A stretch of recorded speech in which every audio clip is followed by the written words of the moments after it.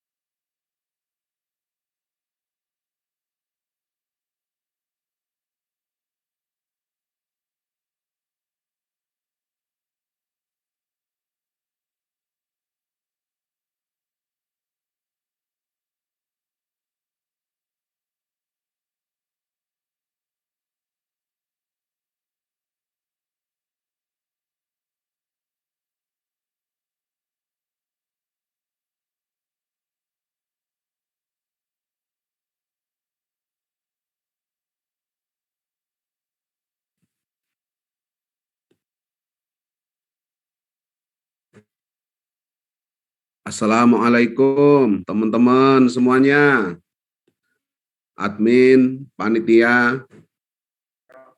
Assalamualaikum teman-teman semuanya.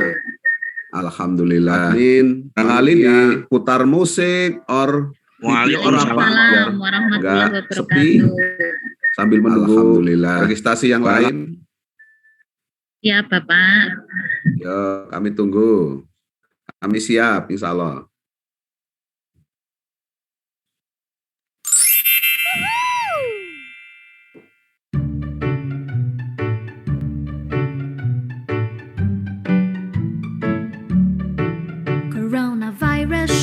Coronavirus, shoot. Let's fight the virus, protect ourselves. Coronavirus, shoot.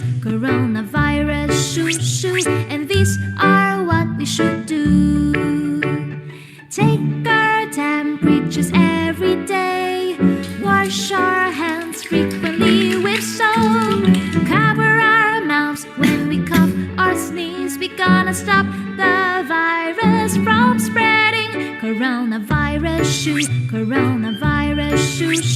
Let's fight the virus, protect ourselves. Coronavirus, shoot.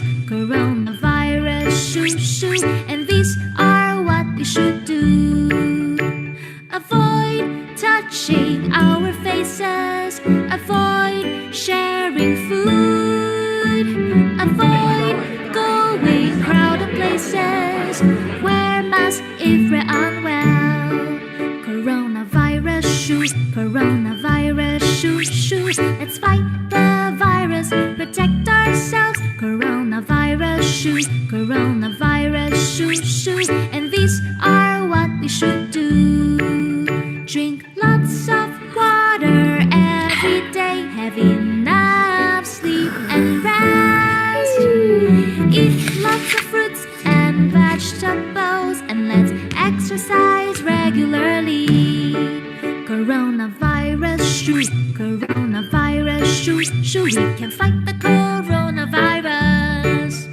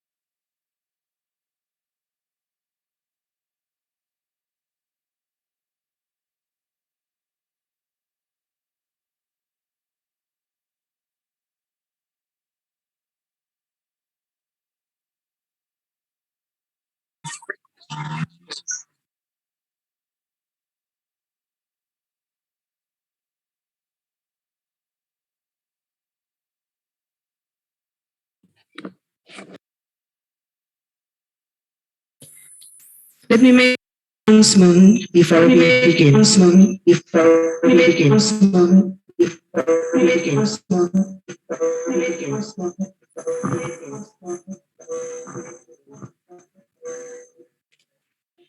The link of the attendance will be distributed through the chat box to the end of for the next 2 days. So please make sure you follow the whole series of activities from start to finish to get a certificate. Thank you very much.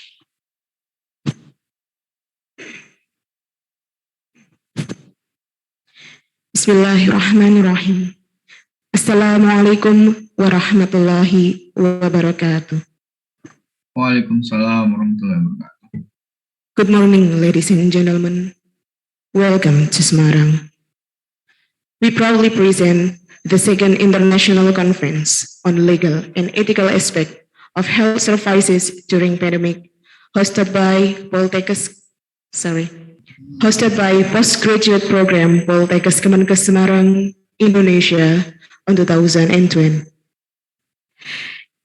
It is a great honor for us to be here and have you to join us. Ladies and gentlemen, for the next 2 days, this meeting will provide you plenty of opportunities to discuss, to share knowledge and insights. Before we proceed the program today, we would like to express our sincere gratitude to the Excellency Director of Poltekkes Kemenkes Semarang, Dr. Marsum BE, SPD MHP. Excellency, Head of Postgraduate Program of Poltekkes Kemenkes Semarang, Professor Dr. Suharyo Hadisaputro, SPBD KPTI. The Honorable, our conference speaker, Professor Dr. Wilmorat Waratupipanit, RN PhD, Professor Kasara Sipriya Jakan, PhD RN, Dr. Emi Nur Jasmi, Master of Health, Professor Nawi NG, MD, MPH, PhD,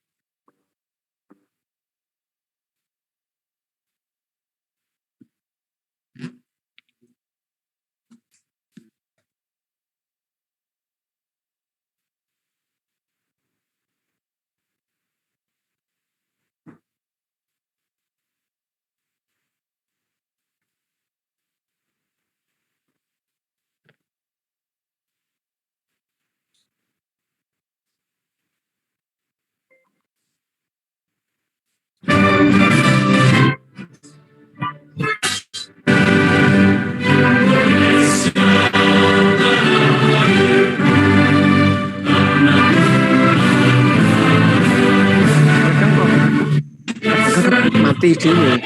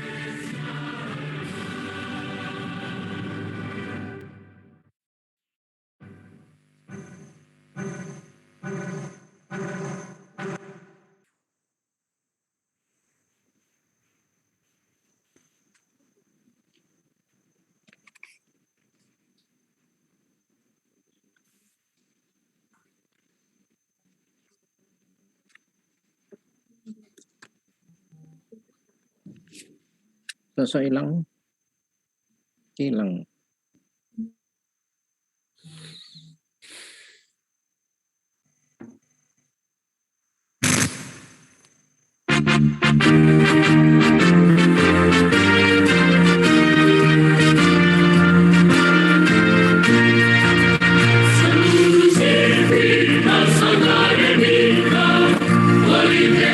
Kesehatan Semarang menjunjung tinggi nilai perguruan tinggi dan berasaskan Pancasila. Mari kawan kita bangun negara, kita wujudkan masyarakat sehat. Dalam tubuh dan jiwa sehat akan tercipta negara yang kuat.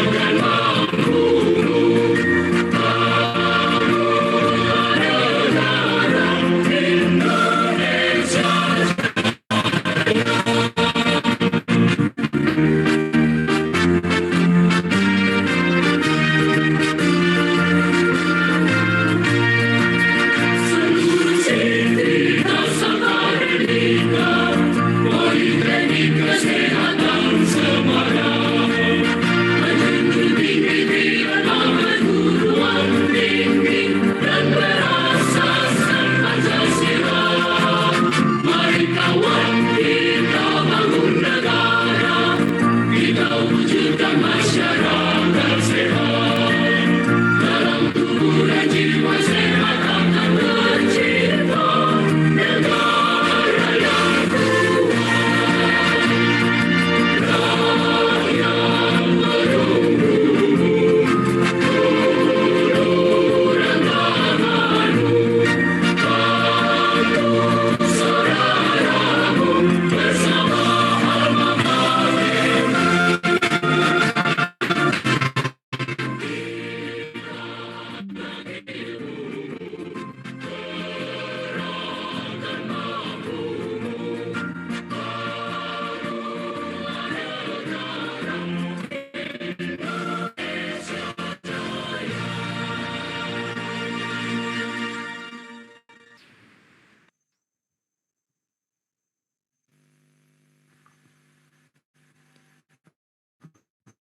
Audience is seated.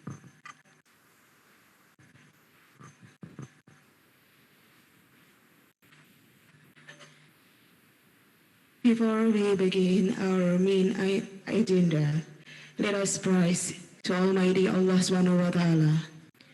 Hopefully we can finish our task for the next 2 days well. For pray, Mr. Ishaq Ibrahim, please kindly lead us. For you, time is yours.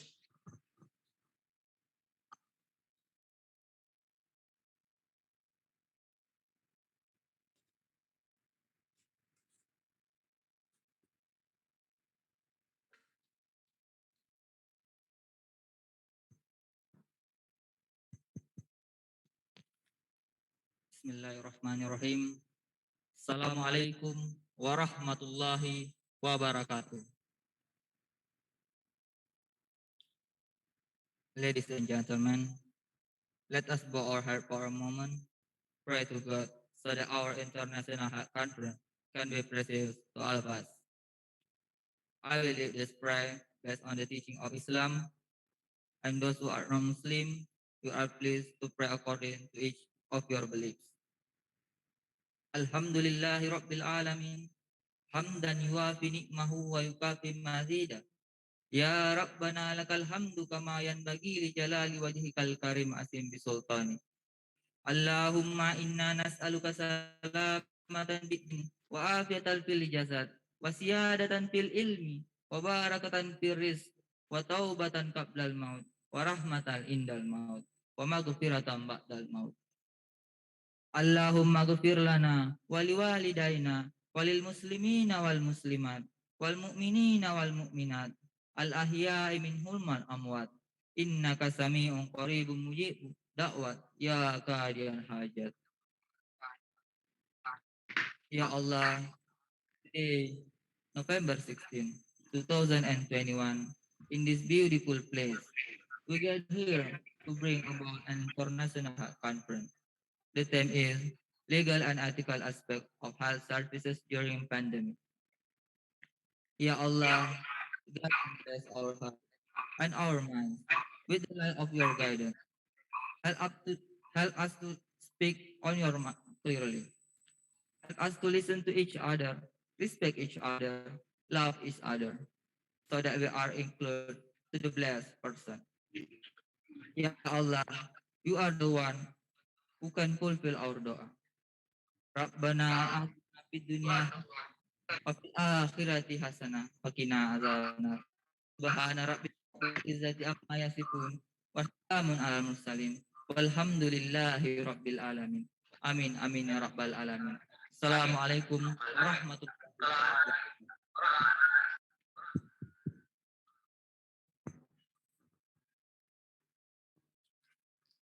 Ladies and gentlemen,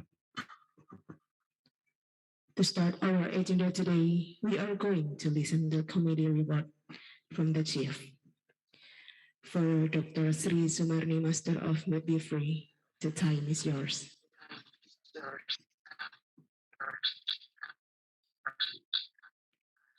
I'm so sorry to put off my mask. Bismillahirrahmanirrahim. Assalamualaikum warahmatullahi wabarakatuh. Good morning, everybody. With all of my respect to Mr.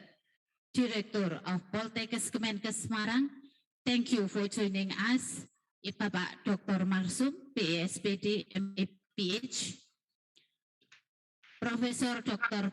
Haryo Hadi Suprat, Profesor Dr. Haryo Hadi Saputro, thank you. The head of department, all of keynote speakers, all invited guests, moderator, and all oral presenters participant of the second International Health Conference activities. First of all, let us offer attitude to Allah Subhanahu wa Ta'ala, the most merciful God.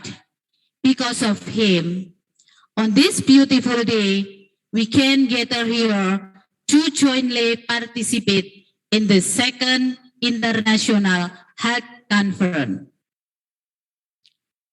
Ladies and gentlemen,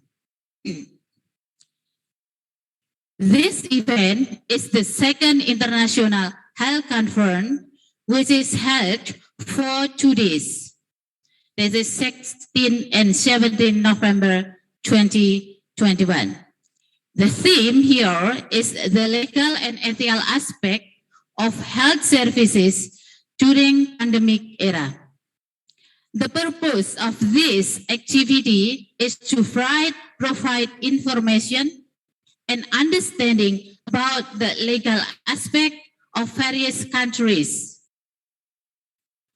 And this event was held in the framework of the peak of National Health Day Celebration atau Hari Kesehatan Nasional tahun 2021.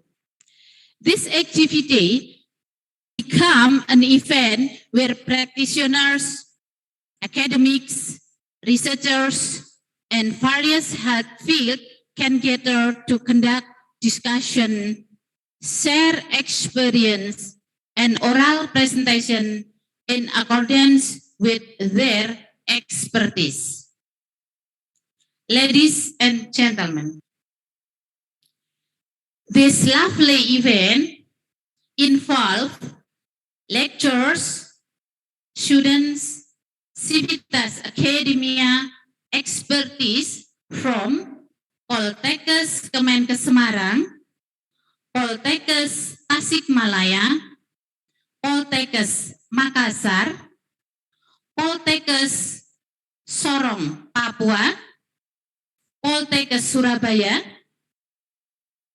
Erlangga University, Sultan Agung University, Indonesia Nursing Training, Puskesmas Rakit, Omni Hospital Pekayon, and all other participants. Total number of these participants involving of this great event is 333 people, consisting of 176 attendants, 93 oral presenters, and 64 invited guests. Ladies and gentlemen, related of this theme, we presented 5 keynote speakers and 4 invited speakers from Thailand, Indonesia, and Sweden. Ladies and gentlemen, this international health conference can be held thanks to the helpful of various parties. Therefore, on this occasion, let us thanks to Director, the Chairman of the Graduate Program, all committees, moderators, reviewers, all parties, as well as sponsors and other parties that we cannot mention one by one. Ladies and gentlemen, and all other happy participants. The highest award we also convey to all the committees who have worked hard to succeed of this activity. We realize that the implementation of this conference still has many shortcomings in this presentation of events, administrative services, and limited facilities. For that, we apologize profusely. Finally, I hope all participants of this attendance who are attend by online and offline get great benefits from this activity. Thank you so much for your attention, and wassalamualaikum warahmatullahi wabarakatuh.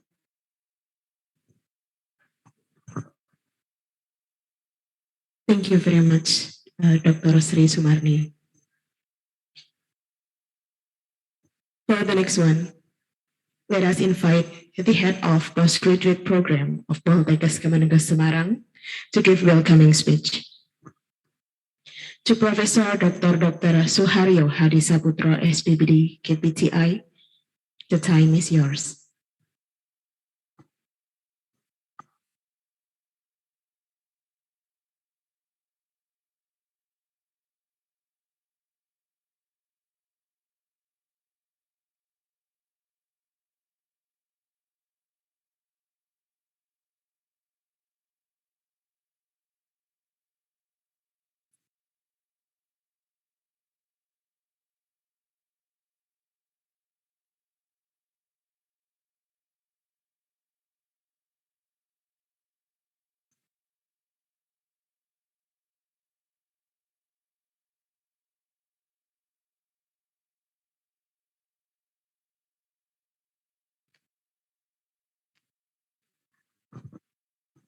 Pardon, Prof.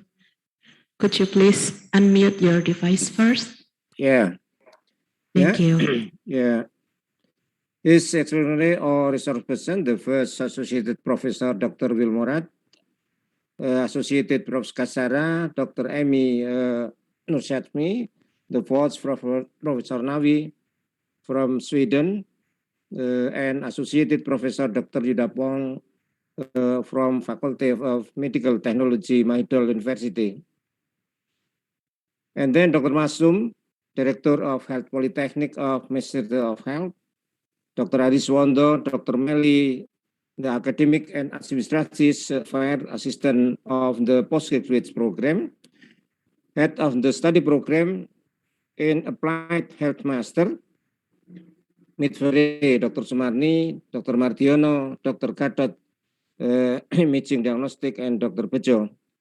All participants in second International Health Conference, legal and ethic aspect of health services during pandemic, and our college lecturer and our student in postgraduate program, Master of Applied Health Science at Poltekkes in Semarang. Welcome all of you at postgraduate program Poltekkes Semarang to join of second international health conference. The topic is legal and ethical aspect of health service during a pandemic. And thank you very much for your coming virtually.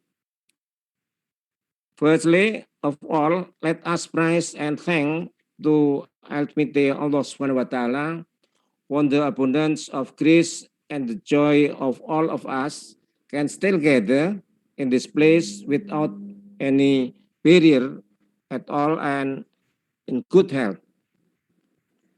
We also thanks for resource person, Associated Professor Dr. Will Morat, PhD, Associated Professor Kasara, PhD, Associated Prof. Dr. Yuda Pong, and Prof. Navi, and Dr. Emi.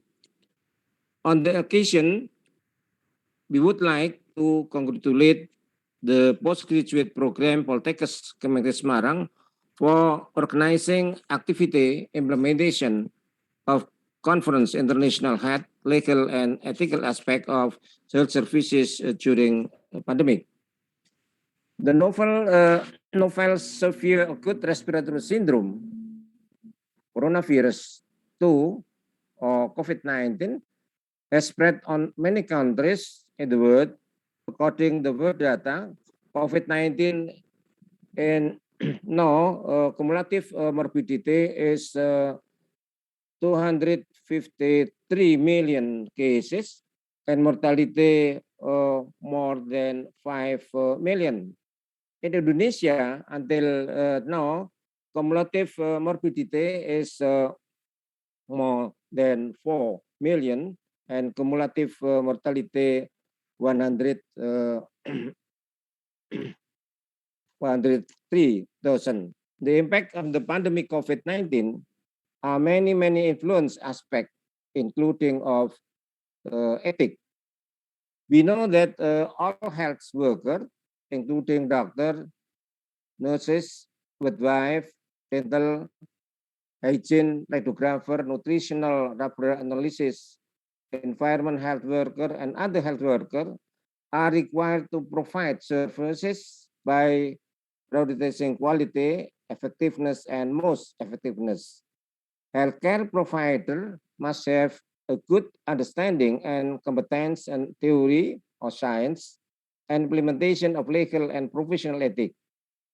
This is the need for combine on both ethical ethics and health law piece become the event where practitioner, academic, and observer in various health will be supported in developing sophisticated international perspective on ethical issue, ethical dilemma, and or code of ethics. The purpose of implementation this activity are providing information and understanding about legal ethics of various countries during COVID-19 pandemic, and providing information and understanding about professional ethics of health worker, and providing information, understanding legal concept to avoid violation and providing health employment practice. The participants of this international and the second international health conference are health worker, practitioners, academic staff, and health students. So I hope the activities will give all participants, student, lecturer, practitioner, a better knowledge, mainly of ethical health aspect. Thank you for attention. Wassalamualaikum warahmatullahi wabarakatuh.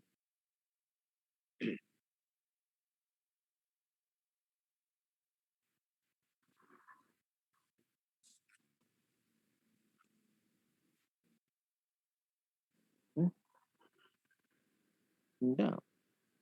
Enggak dimati.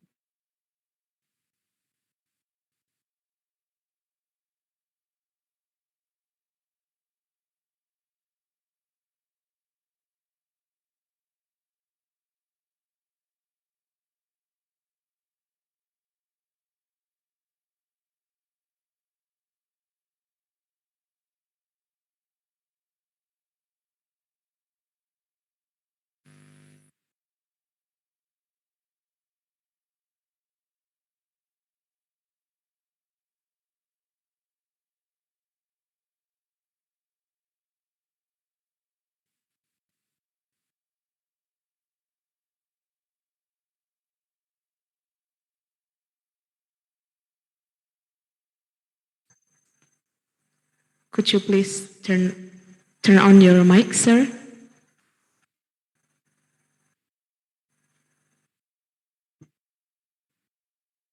Okay, we can see you now. Okay, thank you. Is here? Hello? Hello. Yes. Is okay? Okay. Thank you very much. From MC. Assalamualaikum warahmatullahi wabarakatuh. Selamat pagi dan salam sejahtera untuk kita semuanya. Salam sehat. Sehat Indonesia bersyukur. Good morning everybody. Best regard, best wishes for all of you. The honorable all speaker, both from overseas and from Indonesia, distinguished guests, especially Professor Dr.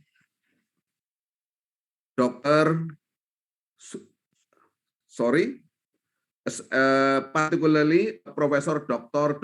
Suharyo Hadisaputro, SPD, PD KPTI, and Miss Dr. Sri Sumarni Emit as Chief of Committee, and wonderful participant. So, ladies and gentlemen, allow me in this opportunity to welcome all of these conference participants by first praying our gratitude and praise to the Almighty God for all His blessing, grace, and mercies that have made us possible to get here in this room in excellent condition and health.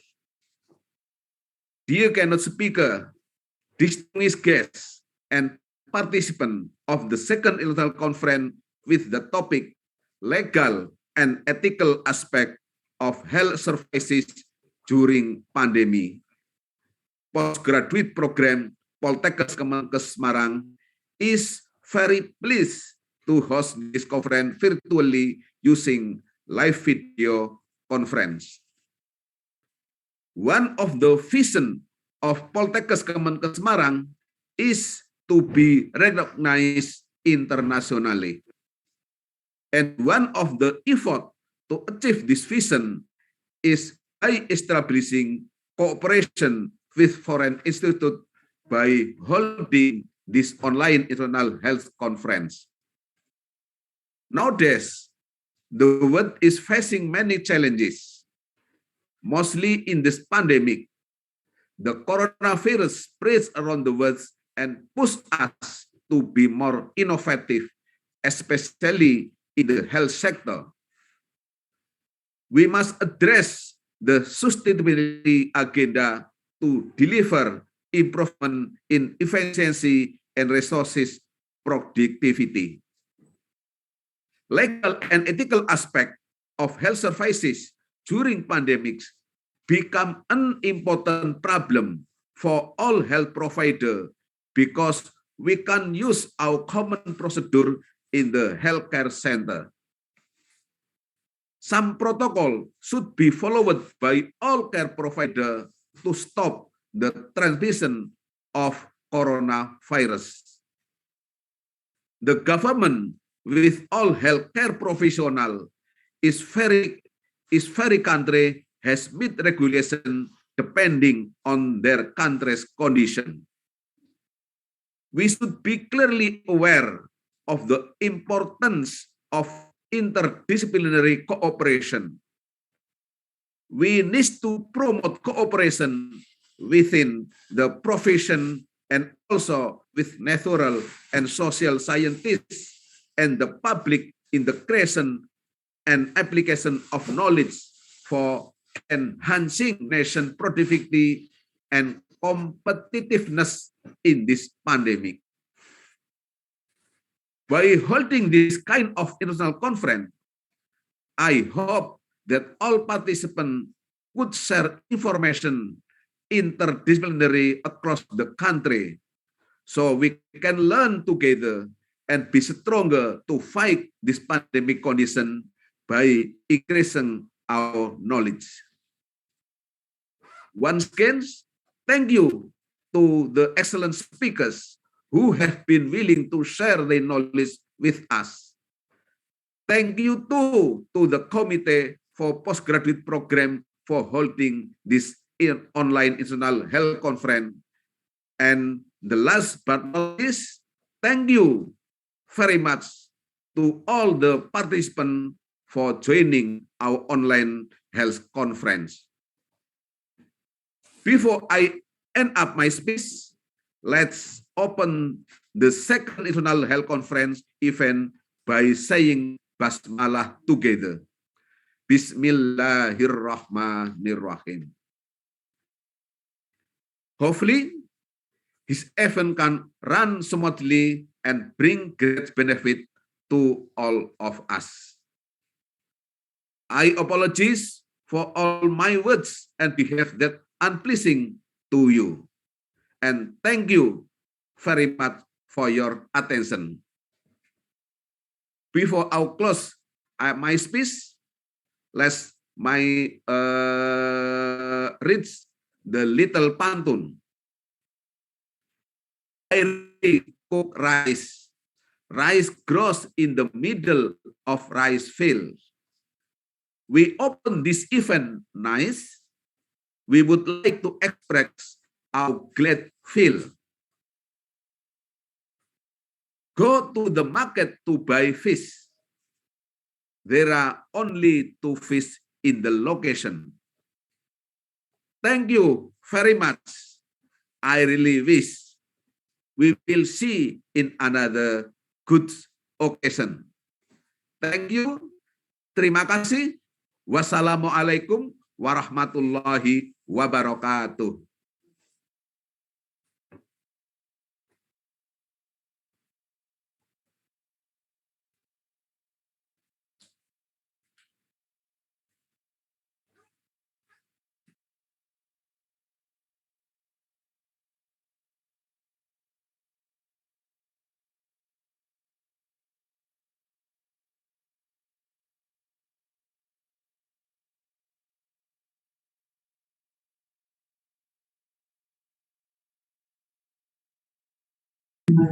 Our SBSC and our SBSC.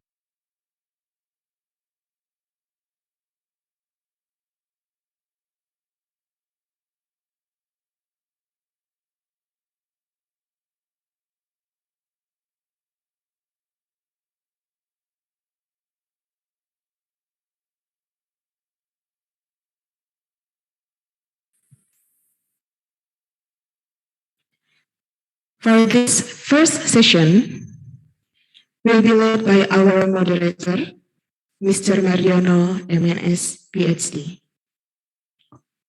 First, please kindly allow me to introduce him.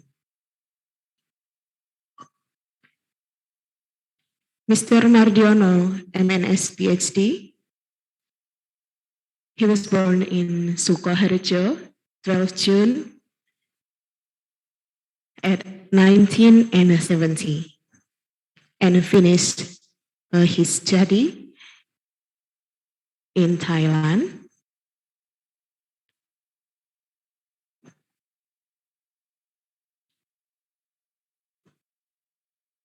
And without further ado, to Mr. Madiono, MNS PhD, the time is yours.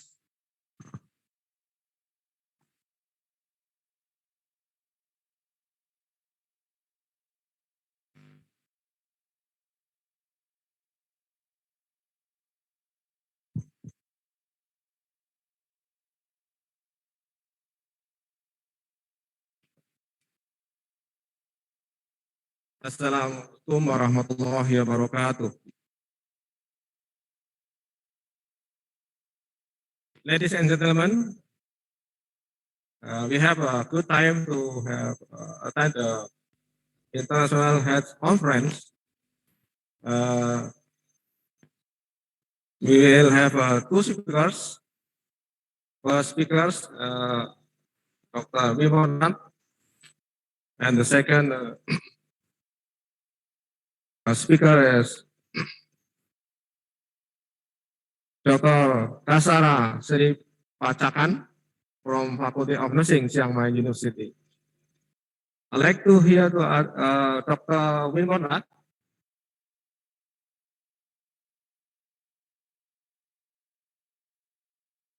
Before starting the report of the speaker, I'd like to introduce you the probability of Dr. Wimon.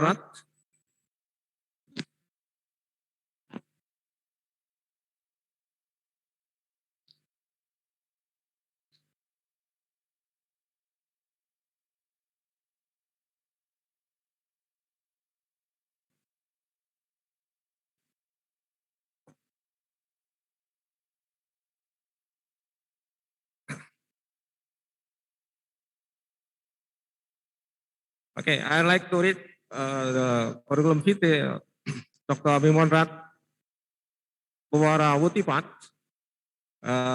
She is Associate Professor, Head of Medical Nursing Department. She graduated from Maidol University in 2004. And her expertise in chronic illness, especially neuroscience nursing and nephrological nursing.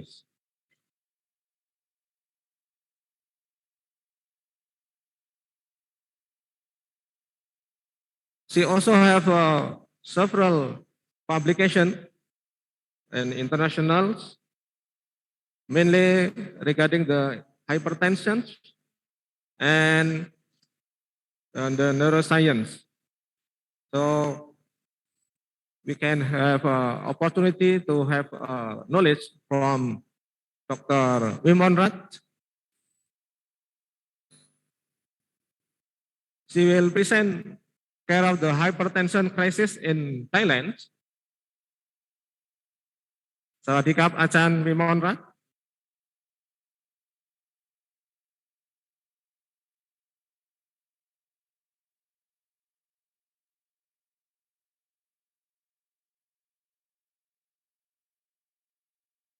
Before Dr. Wimon started the presentation, I'd like to have opportunity to participants. You can raise your question directly, or you send a message from to the WhatsApp. I would like to give some questions to Dr. Wimon to elaborate further. And especially to Dr. Wimon, we allocated time for presentations, approximately 30 minutes. Sertifikat Achan Wimon, can you respond?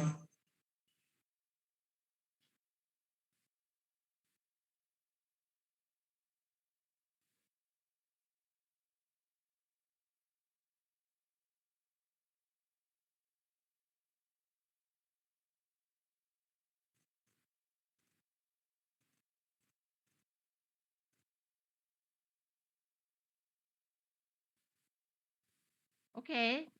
Did you hear my voice? Uh, Did you hear my voice clearly? yes, Azan. Sorry, because the first that I cannot speak and respond you because microphone is not allowed for me. But now it's my turn, right? It's my turn, right? And, and, So 13, I need to share slide by myself. Can I? yeah. Okay. Uh, we can have to operate your slide, Azan. You operated my slide because I would Yes. like to share my slide by myself. It good. Okay. So the first slide that I told you that Madi, would like my to specialize in care of hypertension crisis in Thailand. However, the theme of international conference is legal and ethic aspect of international professional collaboration in caring of non-communicable disease. However, before I start in detail, I can say that interprofessional is like it not it's a model aspect, but it is very important aspect in the 21st century because it will be like a patient-centered caring for non-communicable disease. Not only non-communicable disease is also play important role in the COVID-19 crisis in Thailand also. I can say that legal aspect in Thailand now about the care of non-communicable disease. I think that they still have it a few, but it a few because in Thailand we have like a council in nearly every professional. So the professional have like a society for themselves and clarify the law. However, the ethic aspect, I think that it still have in every country in the world. So that's why when I would like to share the care of hypertension crisis in Thailand, I would like to say to focus on how to the running the process of interprofessional. So the first slide show the campus of our faculty of nursing in Bangkok Noi at Sirirat Hospital and also in Salaya. In the right side of presentation is Salaya campus. The outline of my presentation is interprofessional education. I will speak a little bit for understanding about interprofessional education in Thailand. And also, I would like to show how to running the process of interprofessional. And you can see that if you run on this process, the legal and ethic aspect between interprofessional will be like a maybe reduced by the process. And because we have like a meeting, so the conflict between the professional will be reduced by the process. And I will show some hypertension care in Thailand is the best practice that WHO that mentioned for our country for our campaign, and we can say that hypertension care in Thailand is the best practice for us in non-communicable disease, and it is like a good model for Thailand. Even though we talk about the best practice, but we still have another problem. So I would like to say to you that how to conduct or continuing challenges in hypertension control and interprofessional education will go further for 21st century. About the interprofessional education is a policy of Mahidol University. And also, I think that it education policy in Thailand also, because it is it is a vital and it is a necessary skill for our graduate and undergrad student. And even though after they graduate from our faculty of nursing, it still have the law in the interprofessional practice. This is our paper in our department that we try to running the process in the in the curriculum of bachelor degree of nursing to start with preparation of interprofessional practice that we move from the theory to practice for nursing student in Mahidol University. And I think that last year we have the publication in Silat Medical Journal.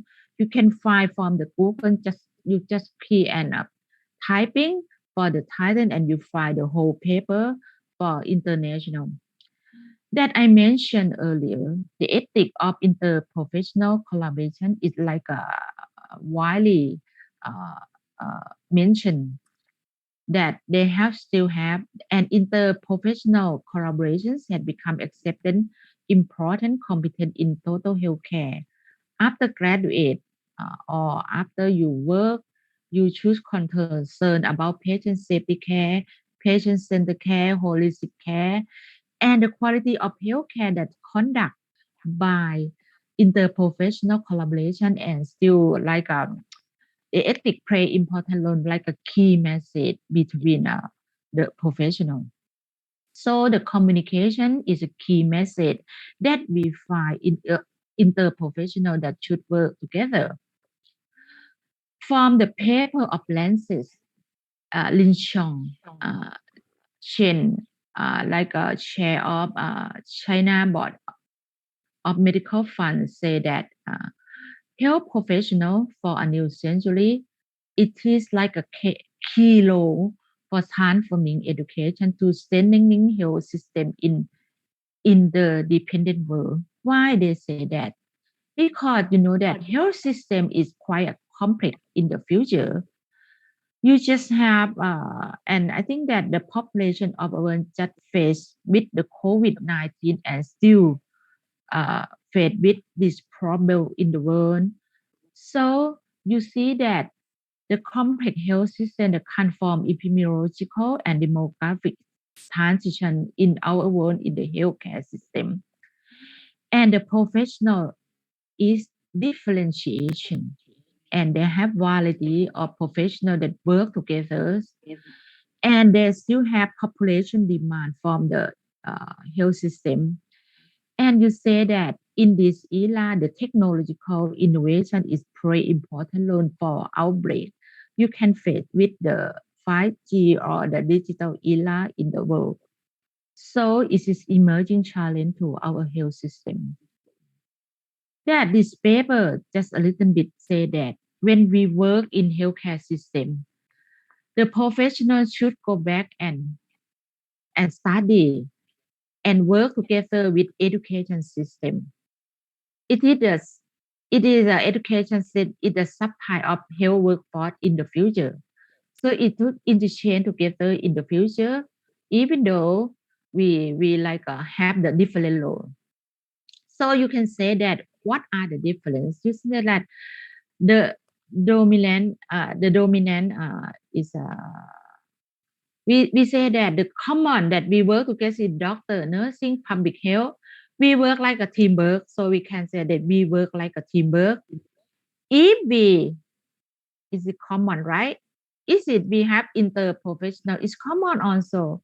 We also call and specific competency together, and we have much more systematic teamwork. So we call say that teamwork and trans professional. We say that is common that we see in our world. If we have like a core and specific competency also in each professional, and we also work like a system. We consult teamwork in the practice also. However, this is we call that is community of health workforce. So they have several models for interprofessional and trans-professional education. So that's why in this era, the transdiscipline teamwork is quite important in the nowadays at the present of our world. So why we can work for interprofessional? It is a vision for new era for professional education because we will would like to build the gap to to cross the equity in the healthcare system. So that's why we can say that the population based and patient care center is really important. So like a holistic care, it important. So WHO also focus on international framework and education also in this era. And this is the framework of WHO for action on interprofessional education. So if we would like the outcome to improve health outcome, you see that interprofessional teamwork should see the goal together, right? If can if we cannot see the goal, the same goal together, the collaboration is difficult and it is impossible. So healthcare system and healthcare education should work together. This is the basic how we work to reduce legal conflict and to reduce ethic issue. So we can design IPE model. You can see the word IPE is come from interprofessional education, and also IPP is interprofessional practice. It means that we apply some education to practice. So that's why the teamwork in the healthcare system should come back to work and to learn together in the education system. We can design intercurricular activity in your subject, in your nursing college, in your nursing school.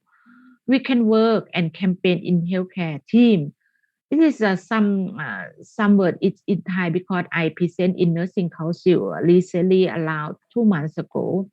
And we can design extracurricular for activity also because so I think that I share experience that in our department we kick off the project of international education come to and move to interprofessional practice with faculty of medicine. You see the right side is the medical doctor and also like a pharmacist.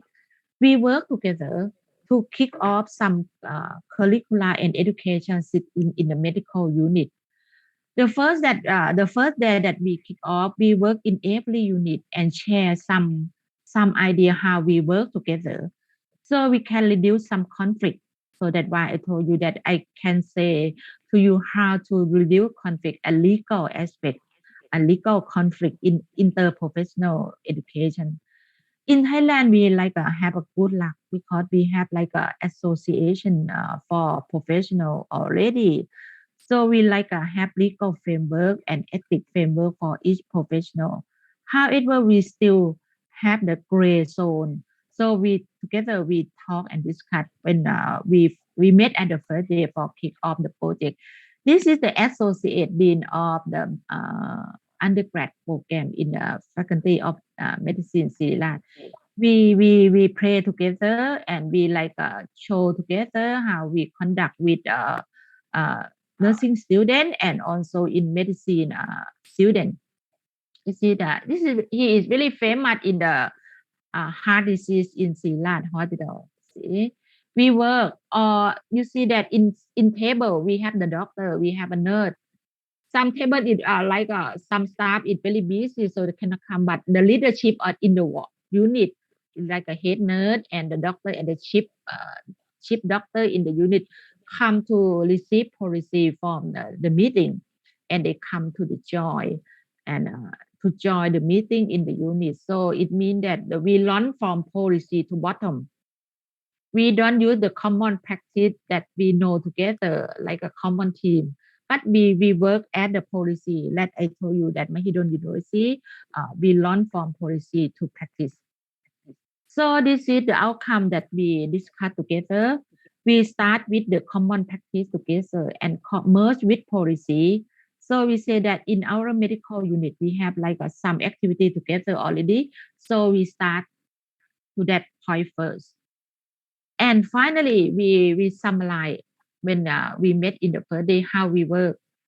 So you see, is it the goal? I told you that if we cannot see the goal together, we cannot achieve the conflict or reduce the conflict, illegal conflict, and to like an ethic conflict. Why interprofessional competency is important? You see, at the first goal of interprofessional, we can share ethics, we can share the legal, we can share the rule together in each professional. We share the value. So it means that in each professional, we have their own value. We share the role. We share responsibility together already. We share the teamwork and leadership in each role. So it means that if we work together, we meeting, we conduct the process together in each project. You can see that in each professional, they still have the leadership by their own in their practice area. We learn and reflection together to have a critical thinking. We have communication between interprofessionals. So that's why I told that ethic issue that I told you in the first slide, in the previous first slide, can show that interprofessional and communication can reduce the ethic conflict and legal conflict in between interprofessional. So I think that in the area that just things start, so the process of interprofessional education is quite important. So if we learning together, we have learning process together and ascent process together, we will know in each other. So the technique that we work together, we use brainstorming in the care team. Okay. So this is the goal of interprofessional in the patient outcome because we need to improve. You see, in each professional in interprofessional practice should know their responsibility, should know their accountability, should know the gap of interprofessional practice, should know how to coordination, should know how to communication and respect together, should know cooperation and assertive. You can say autonomy by their own professionals. So the legal and the ethic issue will be reduced by the process of interprofessional practice or education. So in the medical unit, we work firstly, we work in three professional medical doctor, pharmacist, because in the working area or in the touch point, it means that bedside nursing, we have like mostly of three professional. The meaning of interprofessional education that we work two professional or more. That is the loan. If you have two professional like dentists and nursing, you can work together to interprofessional and we learn and reflect together and we communicate together to leading and move the unit. How we give the skill to the student, we give the soft skill and hard skill. Hard skill is practice. Soft skill is the idea. So we manage and we like put some soft skill, time management, creative, persuasion, collaboration to our student to make in each professional in each student will know how what are their role. Okay, so this is the climate in medical unit that we work together in. This is the ID doctor. He is very famous in COVID-19 because in our department, especially me also, we work in the COVID and we have like a specialized program infection control for 4 months. And nowadays we like a 2 day, 2 years ago, we focus on how to manage a main of COVID-19 in our country. So in each unit, we work together in medical student and also in nursing student. We work like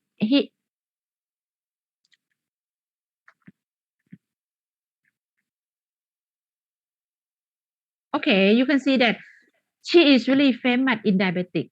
So it means that we work together in medical unit, not only in non-communicable disease, we have diagnostic doctor, we have the variety of expert in our unit already. So we can do in this point.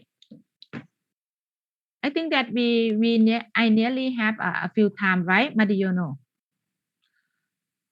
So I think that when you would like to give some situation, like you would like to care in specialty in some disease like COVID or hypertension, you should start to with the situation analysis. You see, we review. You should review. So I give some slide to you already. You can go and review how the trend of one by how the gap of the problem that interprofessional should work together.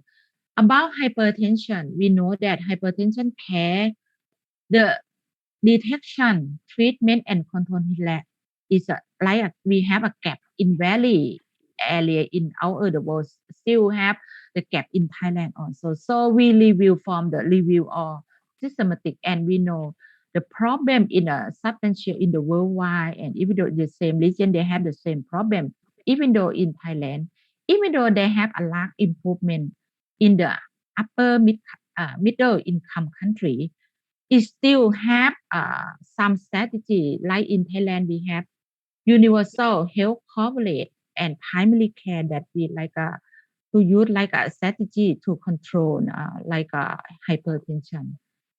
And hypertension care in Thailand, we can say that it's like a best practice in our country. We give like a model, and WHO is can say that hypertension care is a best practice in Thailand.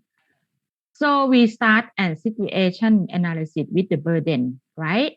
And we go with the situation analysis, and we focus on what can we go further. And we have like collaboration in healthcare system, in interprofessional education. See, okay. So, and I think that another strategy is the facility care in Thailand. We should analyze it also, like the hospital of province, the district, and the university hospital. What are the difference between the healthcare system? And we fill the gap with interprofessional education. See, this is the loan of the healthcare center or healthcare district in Thailand. So this is the work at the primary care that the nurse loan work together. Okay, we like a conduct and support facility for treatment for hypertension. We have a guideline. See, and I told you further, we will also focus on interprofessional. Why? The human resource for hypertension and other NCD service is quite important.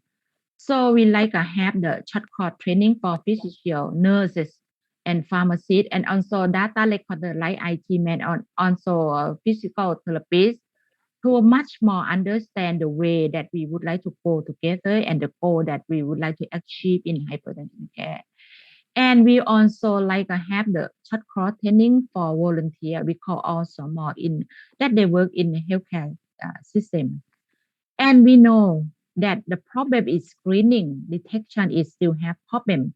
So we launched the program of screening in all over the hospital and community care, you see, and we have also the guideline, and we have the guideline for treatment, and we have the system for monitoring. So we can say that we have also data center for monitoring and indicator for target also. So even though we can say that hypertension is the best practice and success factor for our country, we still go further, because we can say that evidence-based program is still have for us, because if we would like to do better, to do the best, we still have like a program for evidence-based practice for our nursing and also our healthcare provider. I can say that challenging in hypertension control is still going on in Thailand.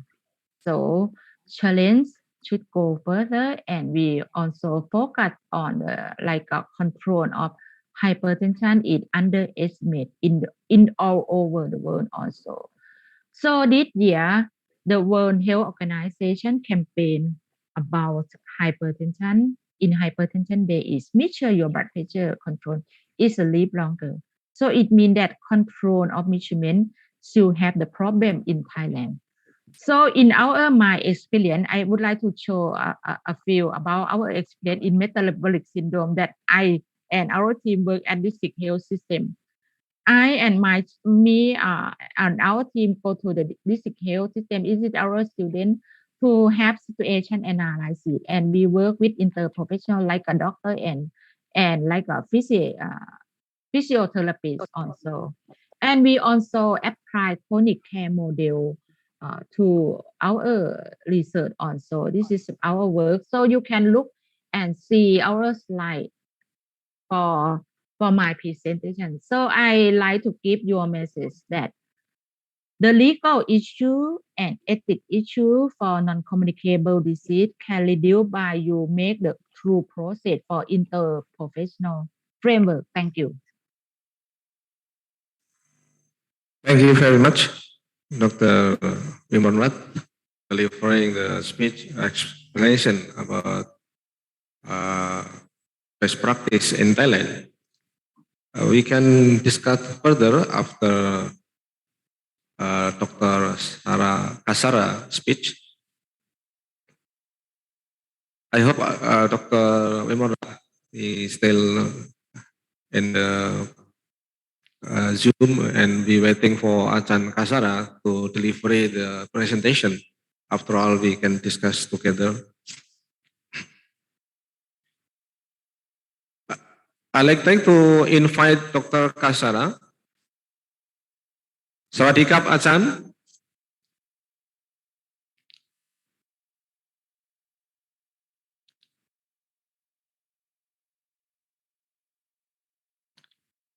Waiting for Dr. Kasara response. I'd like to present her CV. Dr. Kasara Sri Pancakan, Associate Professor and Chairperson of Midwifery Research Center, Faculty of Nursing, Chiang Mai University.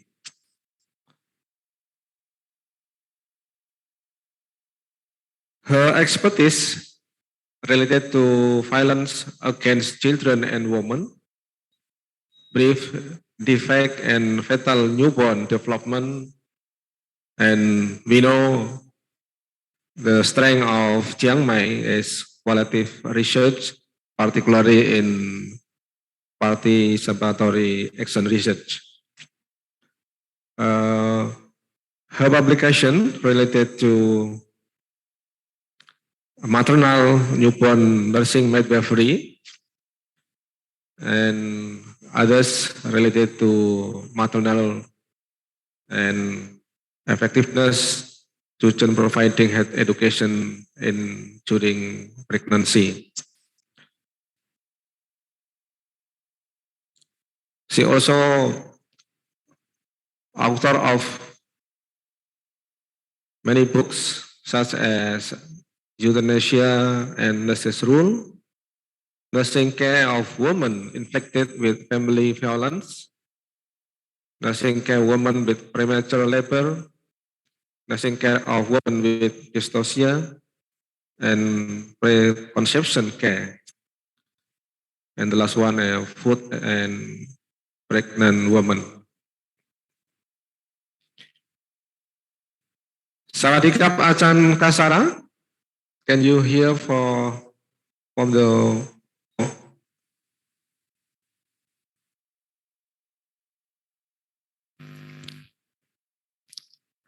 Sawadee-kap, Achan Kasara? Okay, good morning. Good morning, Achan. Yeah. I already summarize your CV, and now I'd like to invite you to deliver your material, approximately 30 minutes. After all, we have discussion together with Dr. Wimon from my university. Yeah. Now, time for yours, Achan. Yeah, okay. Selamat pagi. Good morning, everyone. The organizer, may I share my screen by myself? It would be better. Can you hear me? May I share my screen by myself? Yes, we already.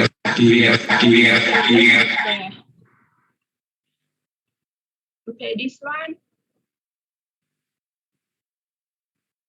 Okay, ready, Achan. Can you see my slide? Yes. Anyone? Oh, okay. So it's honor to be a speaker in this interesting international program.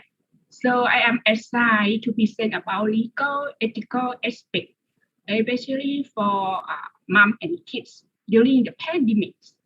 So the main point will be bioethic, okay? And so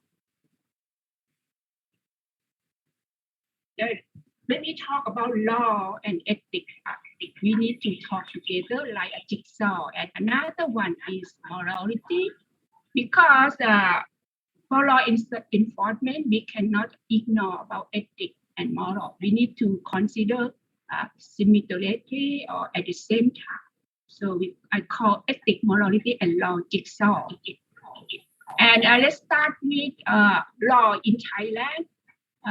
There are three laws. The first one, emergency declared on public administration in year 2005. The second one is communicable disease act, the year 2013. And the last one, child protection act, 2003. So let's start with this one is unofficial data from this website. Is a compare between Thailand and Europe, but I have no idea in Indonesia, so you may discuss or participate. For emergency situation in Thailand, we use this one during the COVID, and many things. We have curfew and no alcohol selling, close the school, close public park, and close department store at the beginning. But now we change because curfew at the beginning we have curfew, but now only in some provinces. But in Europe, in Sweden, there are quite no curfew, no. They don't use much law about emergency law for this one, but in Germany, France also use it. Okay, talk a little bit about the emergency situation in Thailand. This law normally we use when we have political conflict, but during the COVID, we also use this one. And the other committee, the Center for COVID is established. And the committee composed at the national level, Prime Minister and the chairperson, and all ministry to be the committee. And at least to make sure the first one is about public health. The second one, disease prevention and control. The third one, information and public relations. The fourth one about foreign affairs. The fifth one, security. And the last one about supplementary is announced in the government guests. And many guests were announced at the beginning.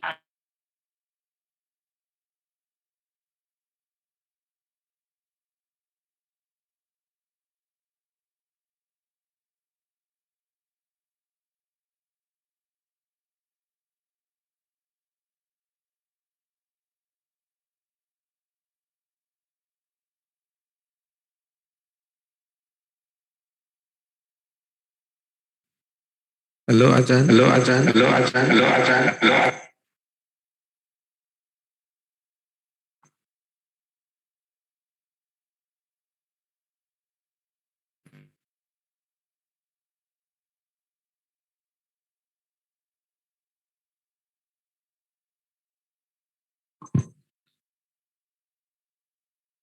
Okay. Please continue, Ajahn Kasara. Can you hear me? Yes, Ajahn. Okay, can I continue? Yes, sure. Okay, thank you. Sorry. This is the example that we use under this kind of law. And move to this one. Thailand still have political protest, but during the COVID, You see, we not allowed to gather more than 5, but now there are more than. But sometimes we cannot prohibit. So you see some So your purpose, put on mask, but some did not. Okay. So move on to the second law, Communicable Disease Act. The first one, healthcare provider is legally mandated to provide emergency care for the COVID case. So we cannot refuse emergency care to everyone, including pregnant women. But in private hospital, they tend to not provide emergency care for pregnant women because it's more complicated. But it is announced that you cannot do that. It's legally mandated. You need to take care emergency case. But here comes the ethical problem. Yeah, these parents and their kids got infected, and they said no hospital admit. Especially, they said they had the right to choose hospital, but they choose the private hospital. So every day we face a lot of problems. So next time we solve this kind of problem by and now that's the patient that get diagnosis, if you got infection, you need to follow that hospital. That hospital will hospitalize you. You cannot choose to other hospital. If you want to choose, you need to pay. But for COVID case, it is free of charge by the government.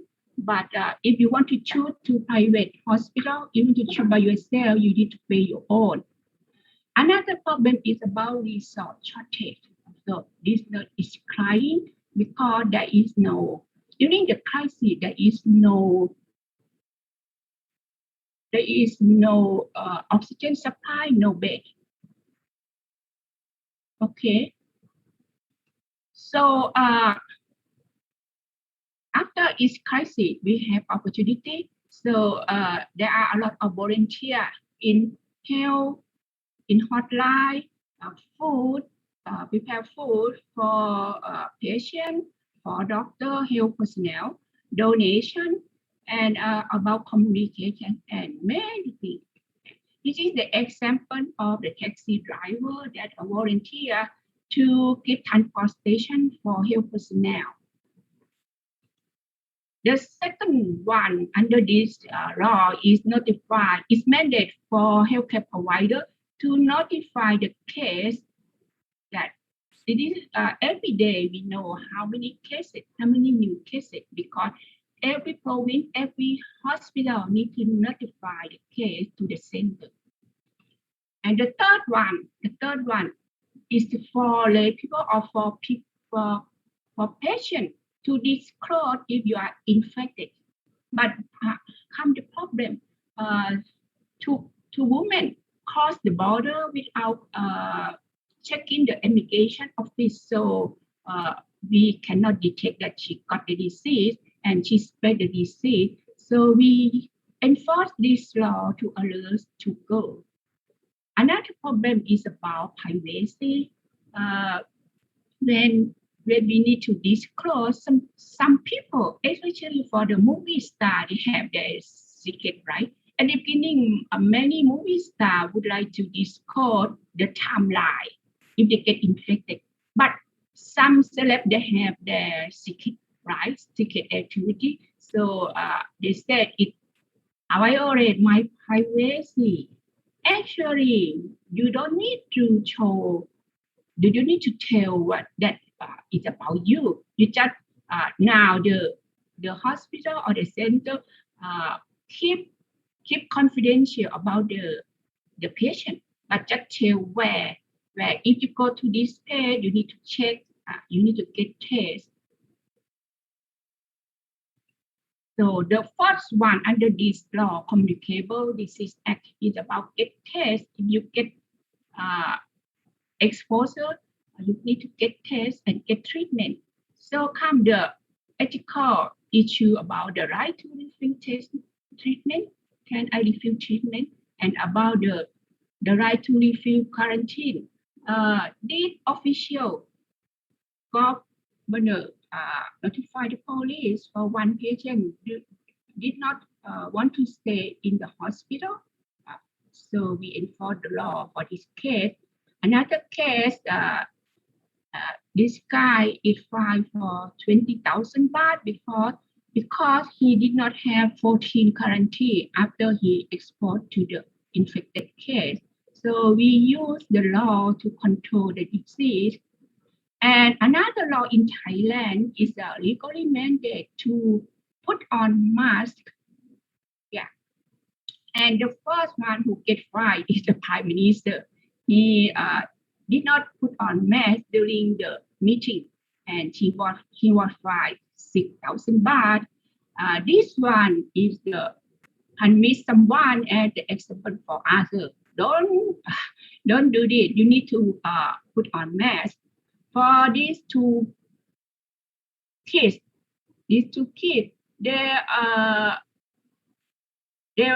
they try to put on mask because teacher told him you need to put on mask all the time and told your parents to put on mask all the time. But he cried a lot. The both cried a lot because he said, I lost my mask.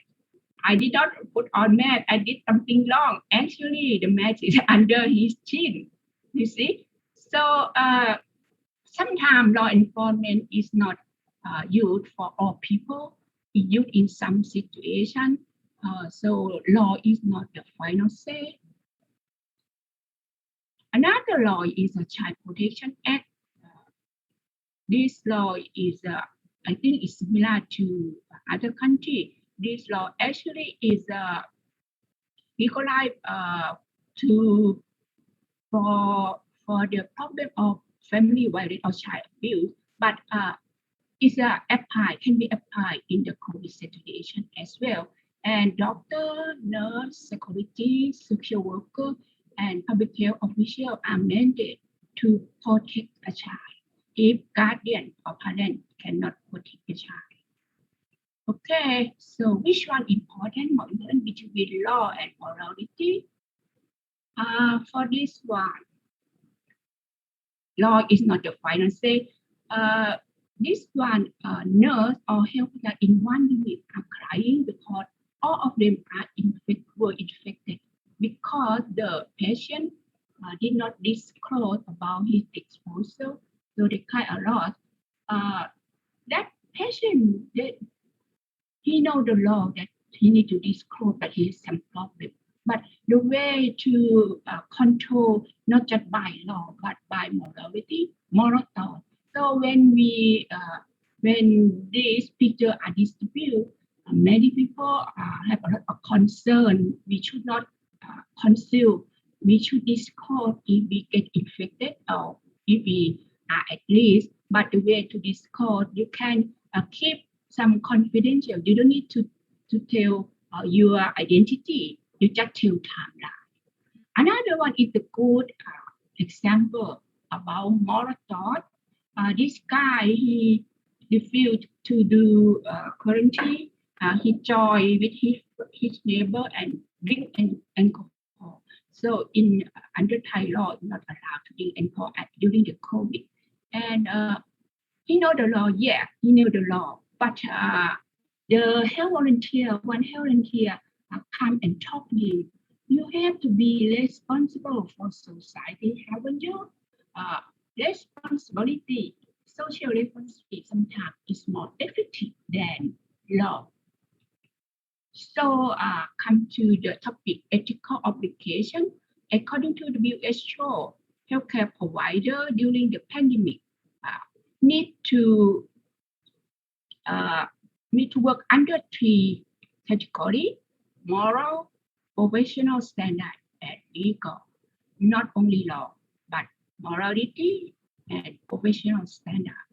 So let's talk about bioethics, morality, and law jigsaw.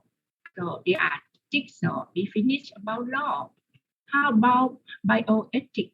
Bioethics, the principle, at least four principles. The first one is beneficence. The second one, non-maleficent. The third one, autonomy, and the last one, justice. How about morality? Culture is related to culture, religion, Muslim or Buddhism, Christian law. Sometimes law under the moral can be regulation or rules, responsibility, ideal, professional standard, and so on. Under law, bioethics and morality, it comes from the at least two philosophy: milk, utilitarian or consequent. The getted good for the getted number. This principle, yeah.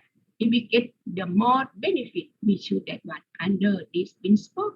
Another principle is about Kant, deontologicism. It's about right or wrong. We do the right thing. We don't do the wrong thing. We need to follow the rule. We need to do our duty. We need to follow our obligation. So we need at least both of them to come up the jigsaw of law, bioethics, and morality. So let's talk a little bit about bioethics for principle. And another jigsaw of bioethics is morality. So if there are conflict among each principle, many principles, sometimes they get conflict. So we need to take all the principle into account, consider all principle, not just benefit, not just about autonomy, not just about justice, or for principle, including morality. And for beneficiaries, is the benefit. So the question is the benefit of whom? Mostly by the benefit of patient and larger to their family, to community, to society, and the benefit of the country. And in terms of health maximization, efficacy, high efficacy.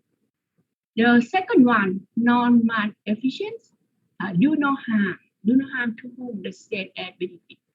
We can do harm to patient, to their family, to their society, and to the nation. The third one about autonomy of thought, intention, and action. It's about informed consent, truth theory, and confidentiality. The concept under autonomy is that the power to make rational decisions and moral choice.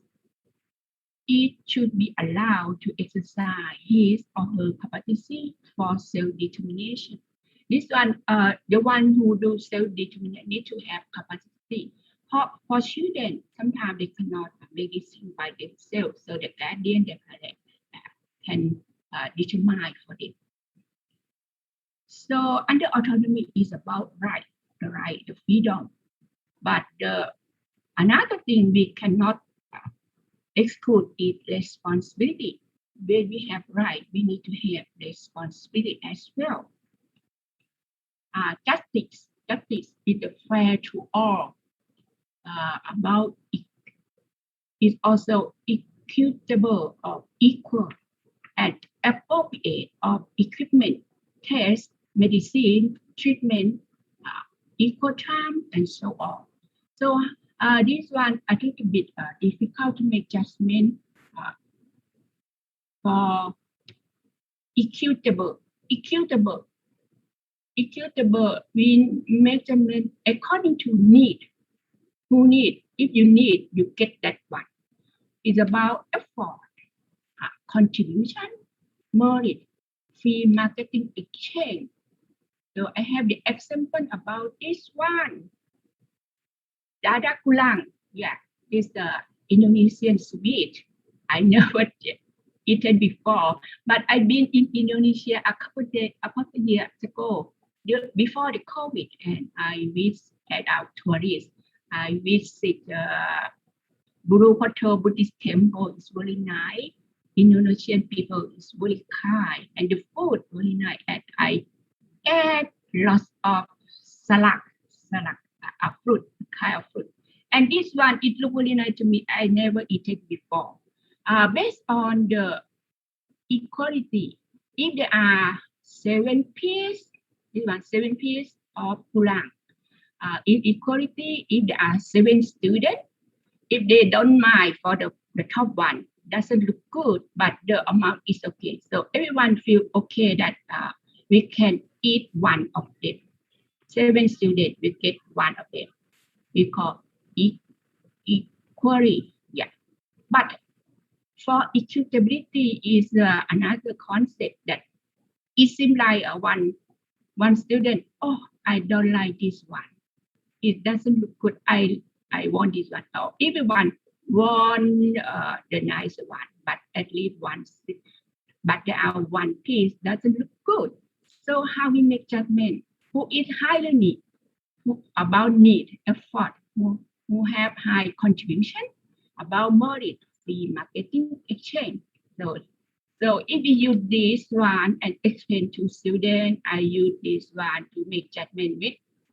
How about this one to go to who we have how to make judgment. So under the justice, there are some topic about distributive justice. It's about the fair, equitable, equal, and appropriate distribution of healthcare resources determined by justified norms that structure the term of social cooperation. Another justice is procedural justice. It means receive the same treatment. Every treatment, everyone need to have the same. Okay, we move on to ethical decision making. It's a process, not linear process. It's the circle process. Start with problem. We need to identify problem and resource. It's about facts. How to get facts when we make ethical decision. We do clinical assessment. We do patient preference, what they prefer, quality of life, which one, what does it mean, quality of life, and the context. And after we decide, we got the fact, we identify the alternative, potential alternative, and then analyze. The analyze step is the most difficult one. We take all results of fact and principle, bioethics, principle and morally into account and identify the conflict between each principle, any conflict, and weighting, balancing which conflict is more important, which principle is more important. And we need to turn to ethics literature, consult the literature, and consult expert opinion. After that, we make decision, choose the solution, and implement it. When we implement it, we need to consider about the side effect of that solution. Every solution have its own side effect. So we need to identify the side effect and prevent it. After we implement and prevent side effect, we monitor the outcome. Is it okay or not? If not okay, we come back to the first step and do it like a circle. Let's talk a little bit about expert. Sarah, Yes. could you give short explanation because we have discussed in advance. The time up slide. Yep. Sorry, I cannot hear. The time up slide. Yes, you can sum up the last part in brief. Okay, I have to finish. Okay. So you can study from my PowerPoint. I have no time to sum up. There are a lot of things to present, so I can end my presentation and we can discuss. Okay. So any question or any thing would you like to ask or comment? It's open now. Open discussion now. Sorry, I cannot finish my PowerPoint. Thank you very much. Dr. Kasara Sripicakayakan. Now we have time for discussion with our speakers. I'd like to have a direct question. If any participant like to ask the question directly. Waiting for the questions. There's question for Dr. Wilman Raj. Hello, Achan Wilman Raj. Yes, I'm here. Yes, you can Okay. ask question. Yes, Yes. question for you. How to balance and optimize the soft skill of nurses in the era 4.0, demand for interaction, technological advance. So we should consider the ethical aspect to run the properly.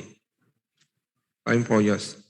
Yes, I think that first that in your curriculum or in your patient-centered care, you know the outcome already, right? You can say that what are the soft skills that do you will see or in the service care would like nurse or would like to healthcare provider to have the manner. For example, in the service care, they would like the soft skill like the nurse or the healthcare provider to pay attention for caring, to concerning, to have the skill of the decision making for by using the evidence-based practice. You know this, and you waiting and you balance what kind of skill is necessary for our professional, for our interprofessional, and the skill we have to like a hard skill we have to pay attention in the law of interprofessional, like a doctor they like a have prescription, they have skill to like to communication the bad news, something like that. And if they would like nurse to have the soft skill or the hard skill, the committee of the curriculum or the committee of the unit can discuss together, and we like a run PDCA, can do check act, right, like you like to do routine to research to routine or routine to research. We know the problem, what kind of balance in our center should have, we can say that. So it depends on the situation and the problem that we need to do. And also I think that the ethic and the legal aspect also, but I think that the aspect of legal in the interprofessional, we have the council. I told you already, we have like the council, we have their own like the act or the law that concern about professional already, right? So if something is not clear, we like a have meeting between professional and clarify together. Yeah.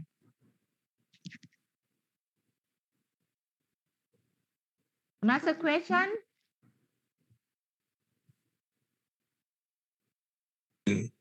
They applying the interprofessional educations Yes, and you can, and practice also. Nowadays, in the professional of practice, you should like a in-service training. So that's why the Lincoln paper in the Lancet say that the healthcare system in complexity. So the healthcare team and healthcare resources, especially in human resource, should have education on time and mix and go and back to study. And then if you have enough knowledge to go to work, both sides should work together in the discipline. So that why in Thai Nursing Council, they try to match between health education staff and match with healthcare practice to running the course of a specialized program, should have both sides together between the committee of both sides, should have like two or three proportion. Next question. or any Okay, Ajahn. discussion to share. You can share in your situation.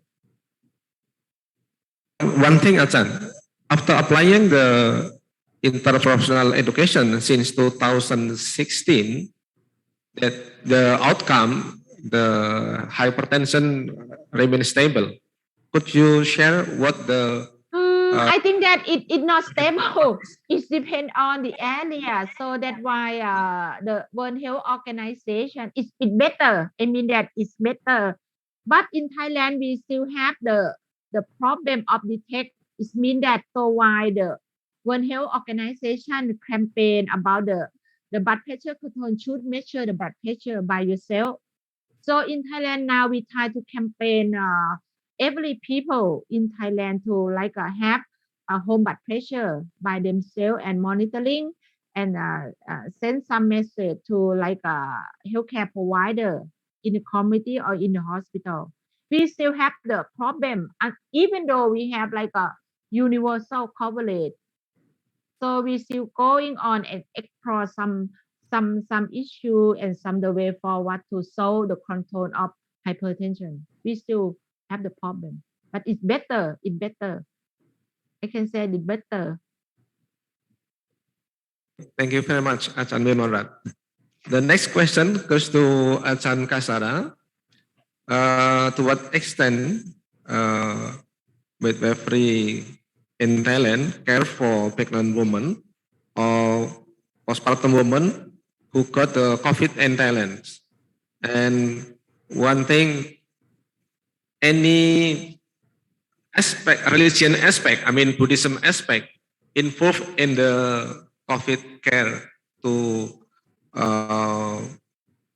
pregnant woman or postpartum woman, Ajahn Kasara? May I share my slide? This one, can you see? Can you see my slide? No, is the Slideshow. Slideshow. The rate of infection among pregnant women is almost 5,000 cases, and the death rate is around 95 cases. So more severe 2.5 to 3 times of non-pregnant women, and the death rate is around 2%, similar to other countries. And for the baby, infection rate 3 to 5%, and the death case in Thailand, infected case around 200 cases, and death around 40 to 50 cases. So for Buddhism, Muslim, the problem is it's not the issue about abortion because it is not. It's not the indication to do abortion. It might get infection during the first trimester, and it's about the religion. Is about the vaccination, not related to mom and kids, but there are some fake news that for Muslim is not allowed to get vaccination, and after that the committee has announced that the producing process of vaccine is not related to some animal not allowed in Muslim, so it's okay to get a vaccine. So after this problem, it come up with among pregnant women, the symptoms are similar to non-pregnant women, but the higher rate is controversial, not inconclusive. Get higher rates about vaccine counseling. So after the WHO announced that it's safe to get vaccine, but should be during the second to third trimester. During the second or third trimester. So every kid will get counseling about vaccine. And for the ATK case, is allowed for women to get priority to get the test. And the infection rate is high due to workplace. So it recommends mom to work from home. So that's all about mom and kids. And next slide is about cesarean section rate. Yeah, it's really high. We tend to do cesarean section 55%. Normally it's around 10 to 20%. And preterm birth is more prevalent, 18%. Normally we got around 10%. And low birth weight, low baby, higher, 16%.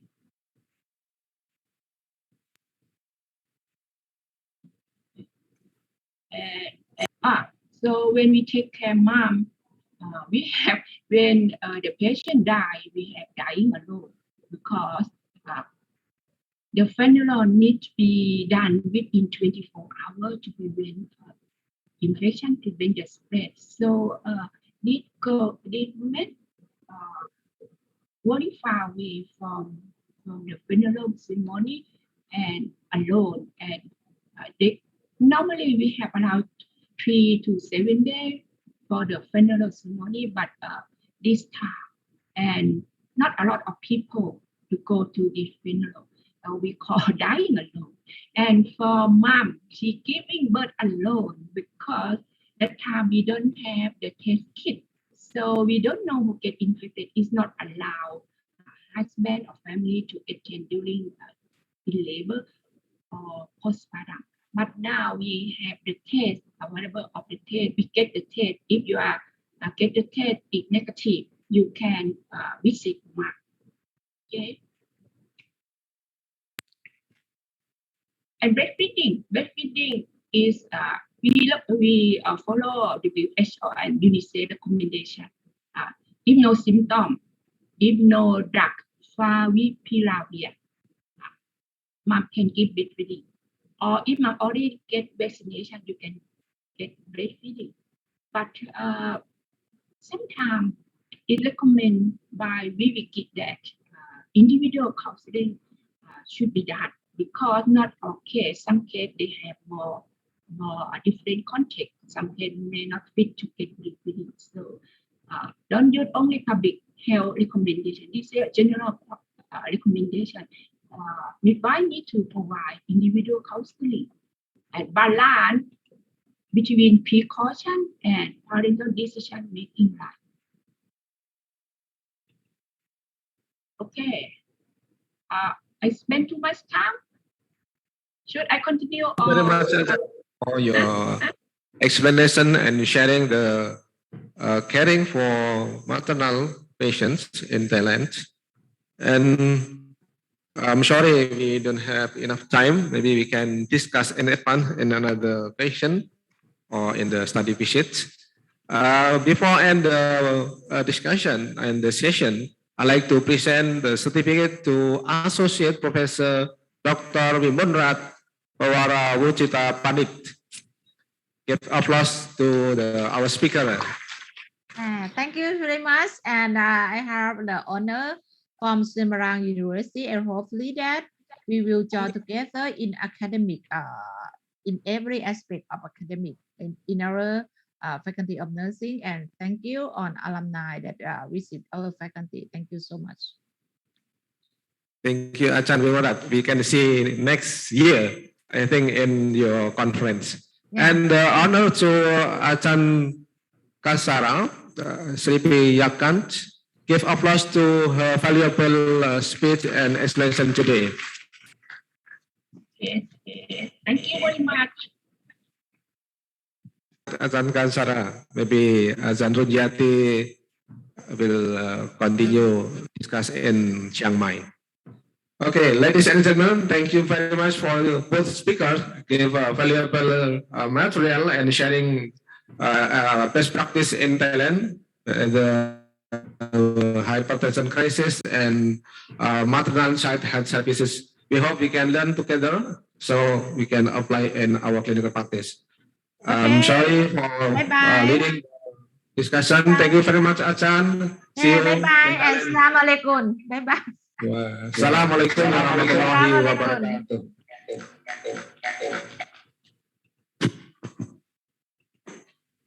Thank you very much, Mr. Mardiono. And we want to thanks to Dr. Marsum that already accompany our event. Thank you very much, Dr. Marsum. Ladies and gentlemen, this is the end of our session. And I want to welcome you to our second plenary session. In this session, we will serve you with 3 speakers. First is Dr. Emi Nurjasmi, Master of Health. Second is Prof. Nawi NG, MD, MPH, PhD. And the third is Professor Dr. Yutapon Vicianin. The session will be led by our second moderator, Mrs. Sri Widati Ningsih, Master Midwifery. First of all, please kindly allow me to introduce our moderator. Mrs. Sri Widati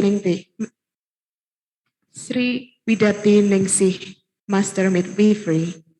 She is one of lecturer of Poltekkes Kemenkes Semarang, and her current position is head of Diploma 3 Midwifery Study Program of Magelang.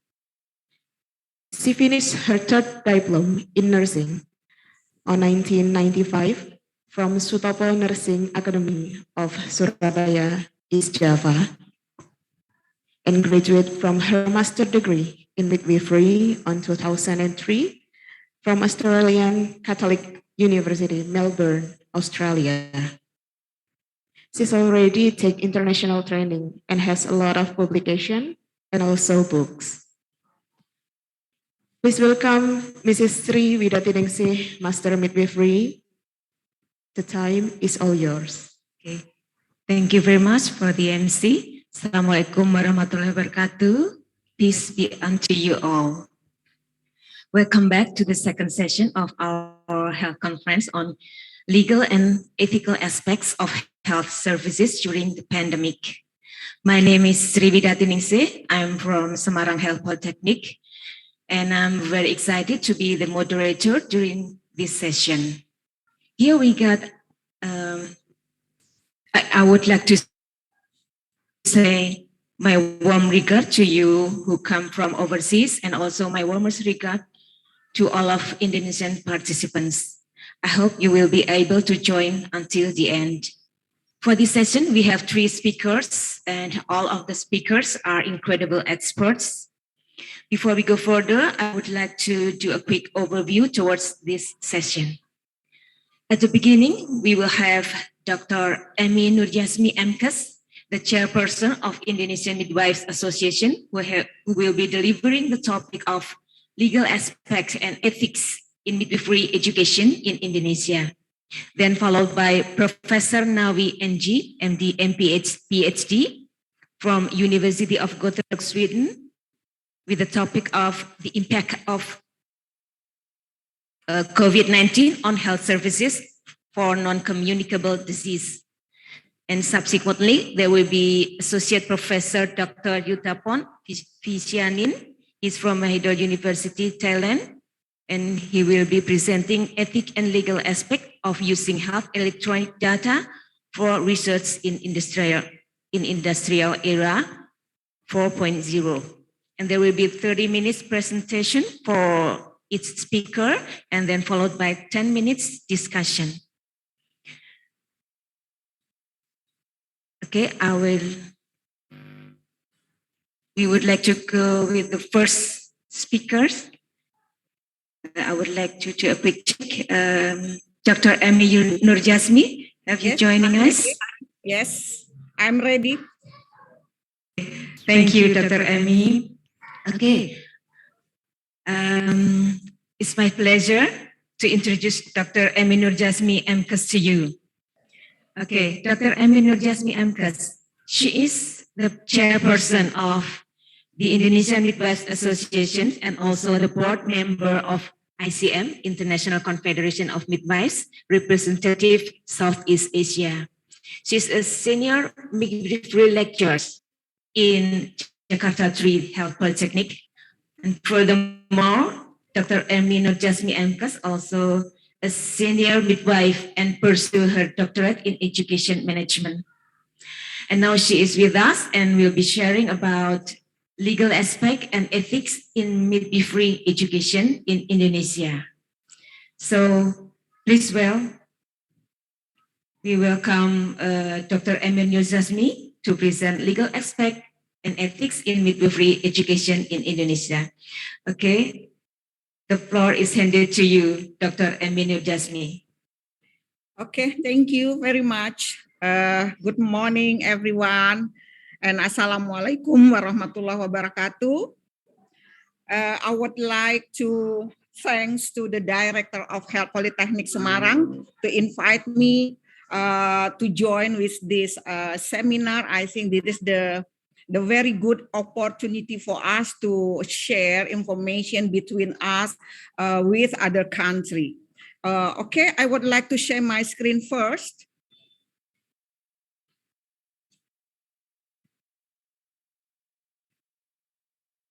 Did you see? Okay. Yes. Yes. Okay. Okay. Thank you very much again, and also for my colleagues from Semarang Health Polytechnic. That all of there are my lovely friends, my colleagues, and who are actively also in improving midwifery association, midwifery education in the country. And also once again for the director or for the dean of the program study for midwifery education in Semarang Health Polytechnic. Also, I would like to share maybe in the general information about legal basis and ethics in midwifery practice and education. And specifically, we are talking about Indonesia, and also in previous, I would like to share the emphasize for the ICM competency standard also.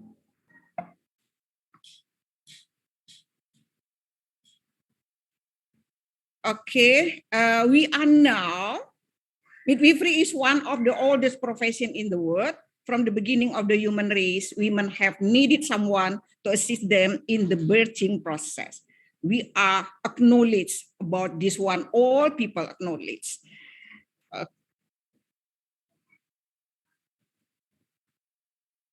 Okay, also that I would like to share also the ICM position statement. I think this statement also still used until now. That talking about midwifery is a profession in its own right, with a unique body of knowledge as well as shared knowledge with other health disciplines. Much of this knowledge is based on evidence. That is the result of research carried out evenly by midwives and others. And as such, it is extended or amended from time to time by the findings from new studies. I think that also we hope from this polytechnic, they can share the result of research could be improved, could be used to improve our profession in the country. How to build the profession, the struggle to be recognized as a true profession. Of course, we have the education. We have how to provide midwife from university base in higher education, a distinct service of practice and discipline, a research-based body of knowledge, autonomy, self-governance, and accountability. And also, we have to have a code of ethics, a list of code of ethics of midwife profession. And the association, our role, how to organize, to serve, and to speak for members and public welfare. From the ICM, we have three pillars, key pillars of midwifery profession. The pillars on strengthening midwifery as a profession. Of course, we have to talk about education, how to provide a midwife, a professional midwife. and also regulation, how to regulate profession in country, and also the association, underpinned by competencies that we can see here. We must demand regulation, of course. We must have the strong education and support of midwife to ensure quality care for women, their newborn and families, and also their communities. The legal basis of midwifery profession, that specifically in Indonesia, that we have, I'm just talking about the regulation really relate with midwife, so many regulation consider about midwife and midwifery, but this is only some of regulation close relate to midwife. We have Health Workforce Law number 36, 2014. In this law, that's divided the some categories of health professional in Indonesia.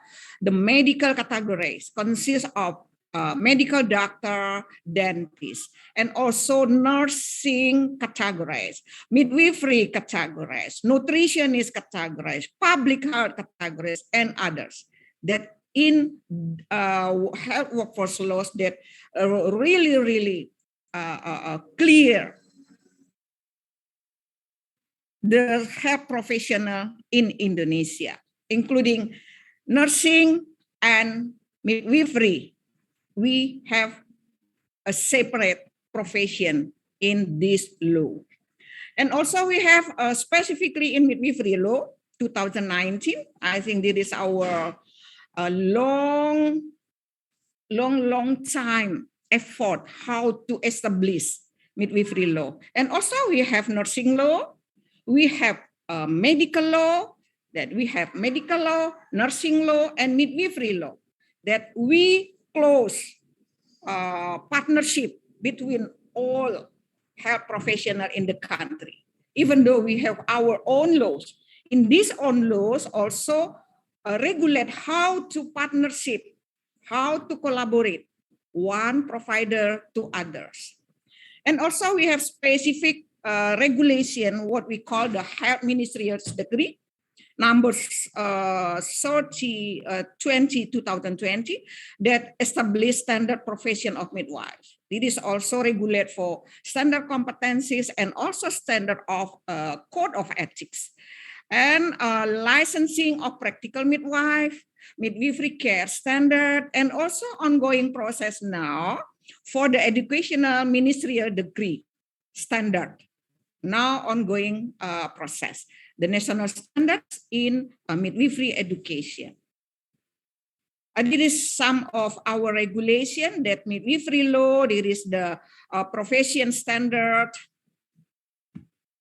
Okay, in midwifery law that regulate for all aspects of midwifery as a profession, starting from education, registration, licensing, midwifery practice, the rights and obligation, midwifery professional organization, utilizing, and also guidance and supervision. All aspects of midwifery as a profession regulate in midwifery law.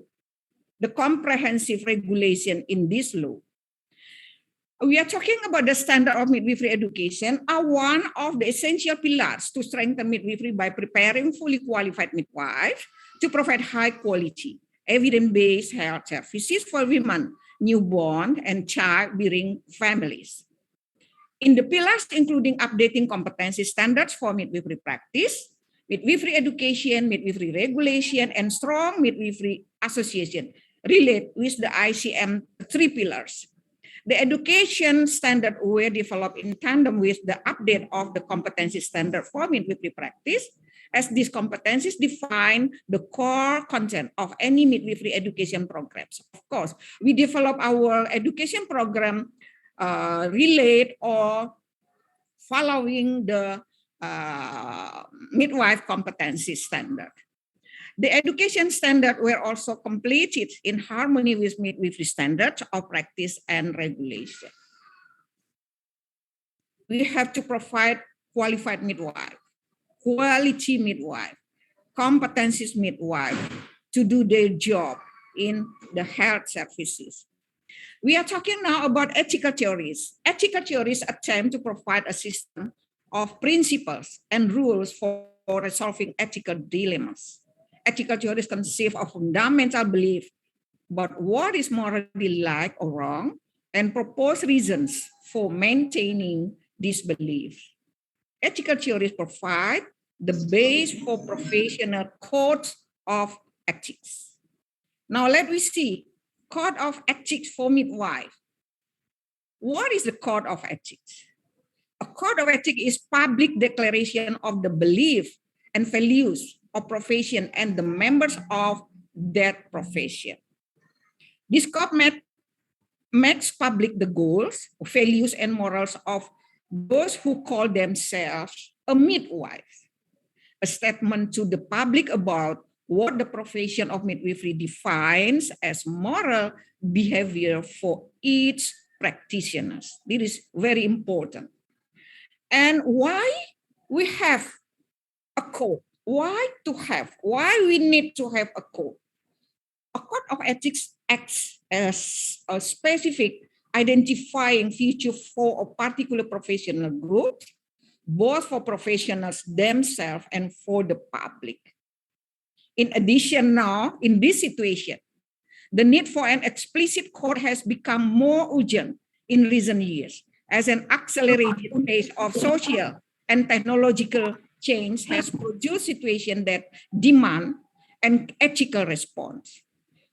The increased speed and frequency of global communication have made the development of a formal statement of shared belief and values vital as an agreed point of departure or common language for the professions worldwide. Now, there is no boundaries between countries. We are one. That's why the communication, the information really very fast come to us. The ICM International Code of Ethics for Midwives aim to improve the standard of care provided to women, babies, and families throughout the world through the development, education, and appropriate utilization of the professional midwife.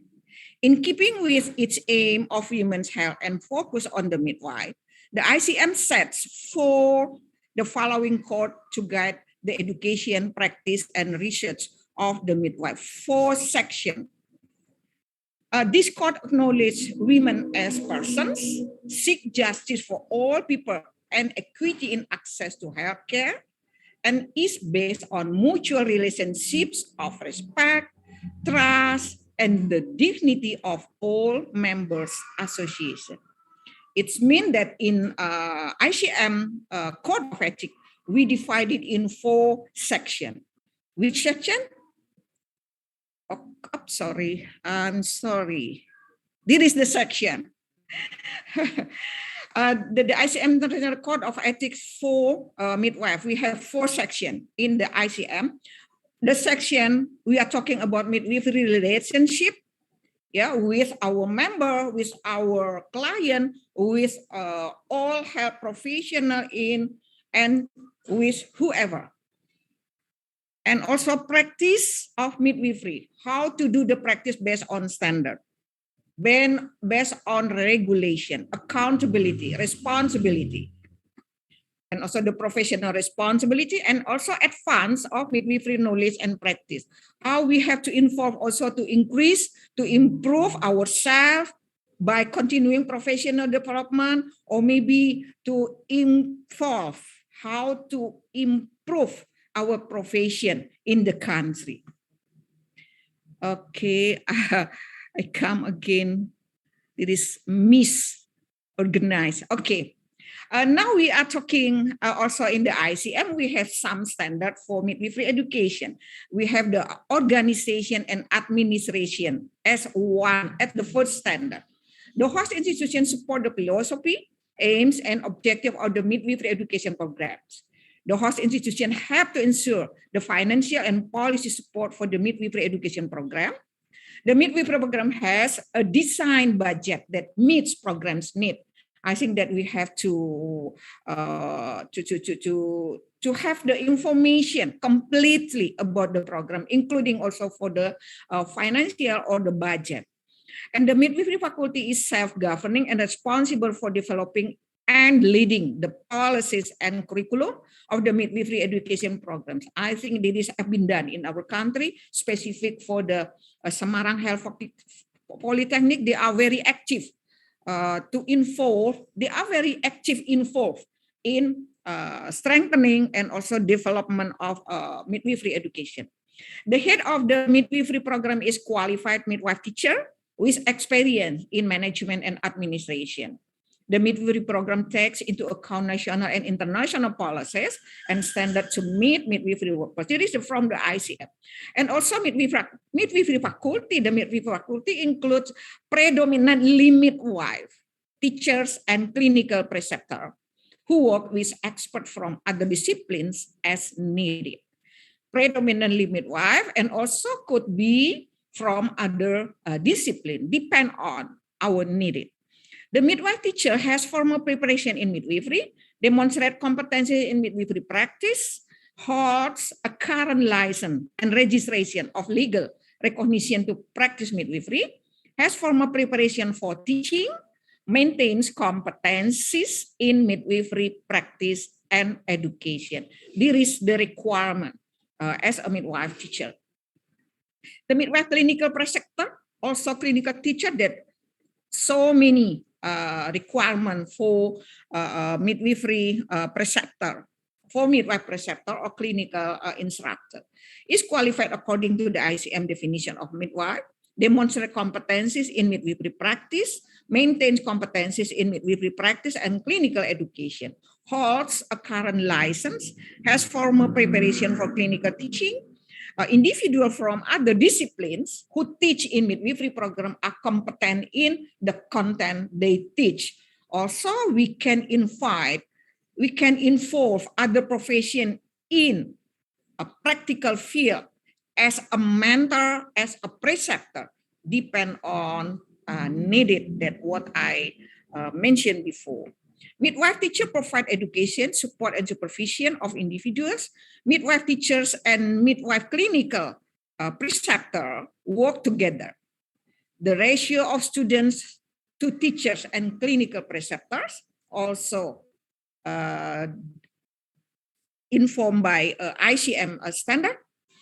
And the effectiveness of midwifery faculty member is assessed on a regular basis following an established process. The qualification and responsibility of midwifery teacher, the major of teacher within a midwifery program should be midwife, the majoring, but also could involve other profession.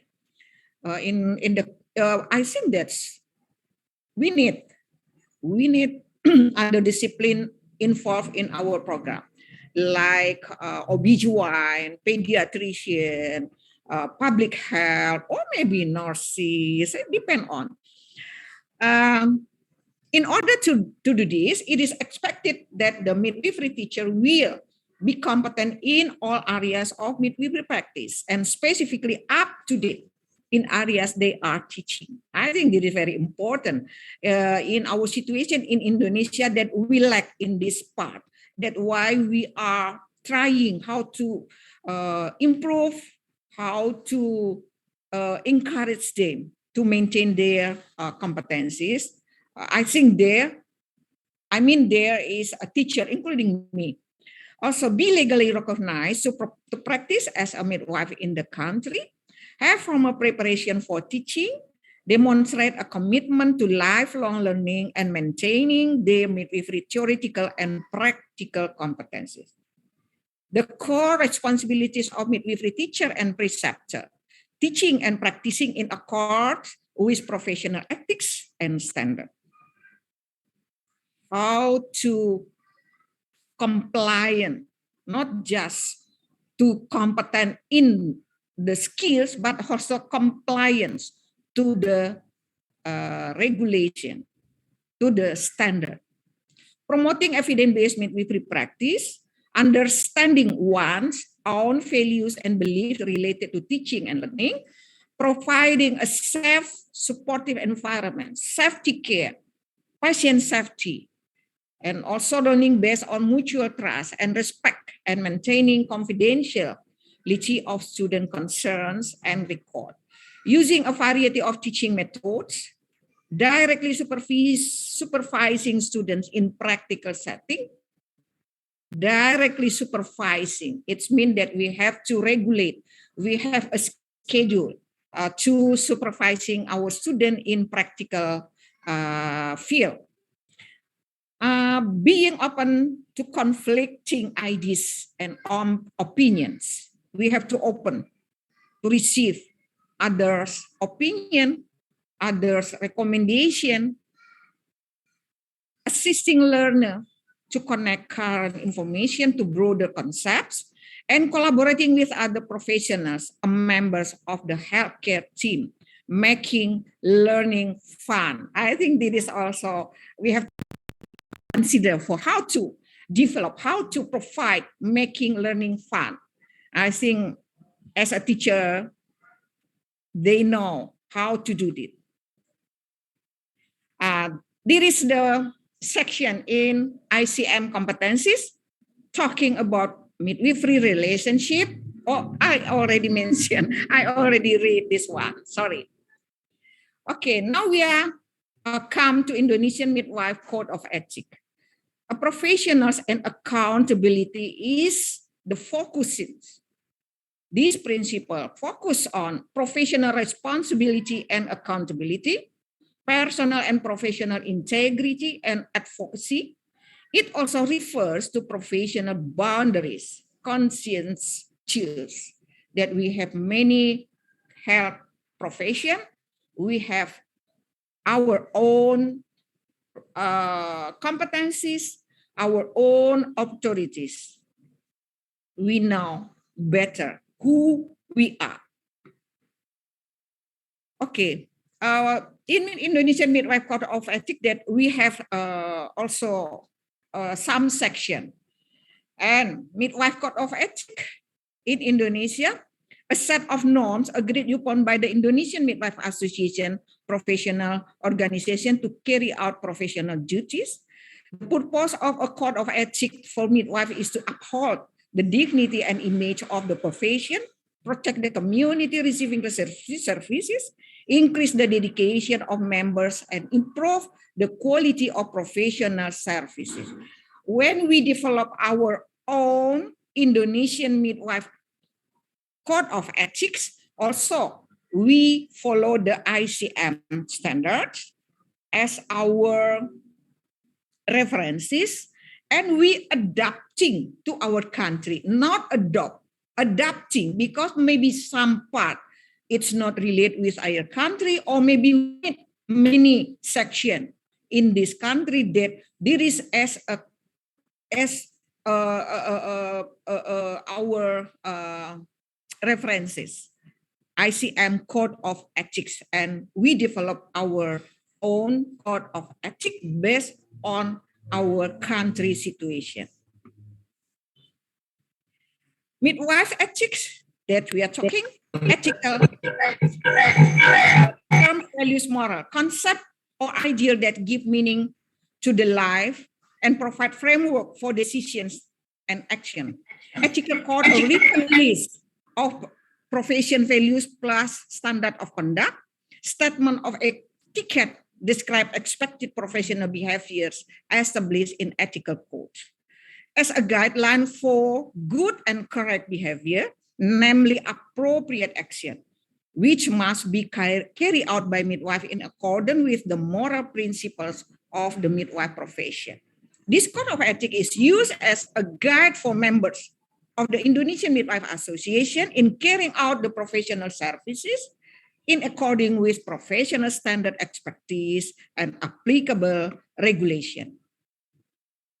Compliant, based on standard, evidence-based. This is very important. Now we have a some section that the first section that we are talking about a general obligation of Indonesian midwife. I think so many statement here. Midwives must uphold, love, and practice the midwife professional. Midwife must carry out their professional duties according to the midwife professional ethical standard. Midwife in carrying out their professional duties uphold human dignity and are not influenced by consideration of personal and group benefits that result in the loss of professional freedom. Midwife in carrying out their duties always put the client interest first. Client-centered care, women-centered care. Midwife always create a conducive atmosphere. Midwives are not allowed to disseminate and apply any new inventions, methods, and or techniques that have not been verified. That should be evidence-based, not trying, but evidence-based and also state as a standard and not trying anything in practical or midwifery care. In carrying out their duties, a midwife must prioritize the interests of the community. Midwife in carrying out their duties can work independently, collaboratively, and or refer. Of course, now we cannot do by ourselves one individual, but could be partnership with other health profession or maybe with other whoever will need it, yeah, in practical midwife. We have to collaborate to others, to whoever we need. Midwife in carrying out their profession duties must be fair, honest, non-discriminatory, and do not judge clients. That we call now, we have to give care by approaching the RCM, respective care in midwifery care. In midwifery, yeah, RMC. Yeah, respective midwifery care. The liability of the midwife to the client, midwife must always understand and carry out their humanitarian obligation, protect the life and human being. Midwife respect human rights from the time they are in the womb, from the womb, and are prohibited from taking action that violate the laws and regulation. Respectful midwifery care. Oh, now I remember. Midwife use multidisciplinary. Knowledge and to support their skill for the benefit of client. Midwives are obligated to respect the right of clients. The midwife is obligated to keep everything she knows confidentially. Midwives are required to provide emergency assistance. That what I would like to mention again, how the approaching of midwifery care is we use the respectful midwifery care. We have to respect to our client, their values, the social cultural values that we have to respect. Obligation of the midwife to the duty, midwife always provide quality care.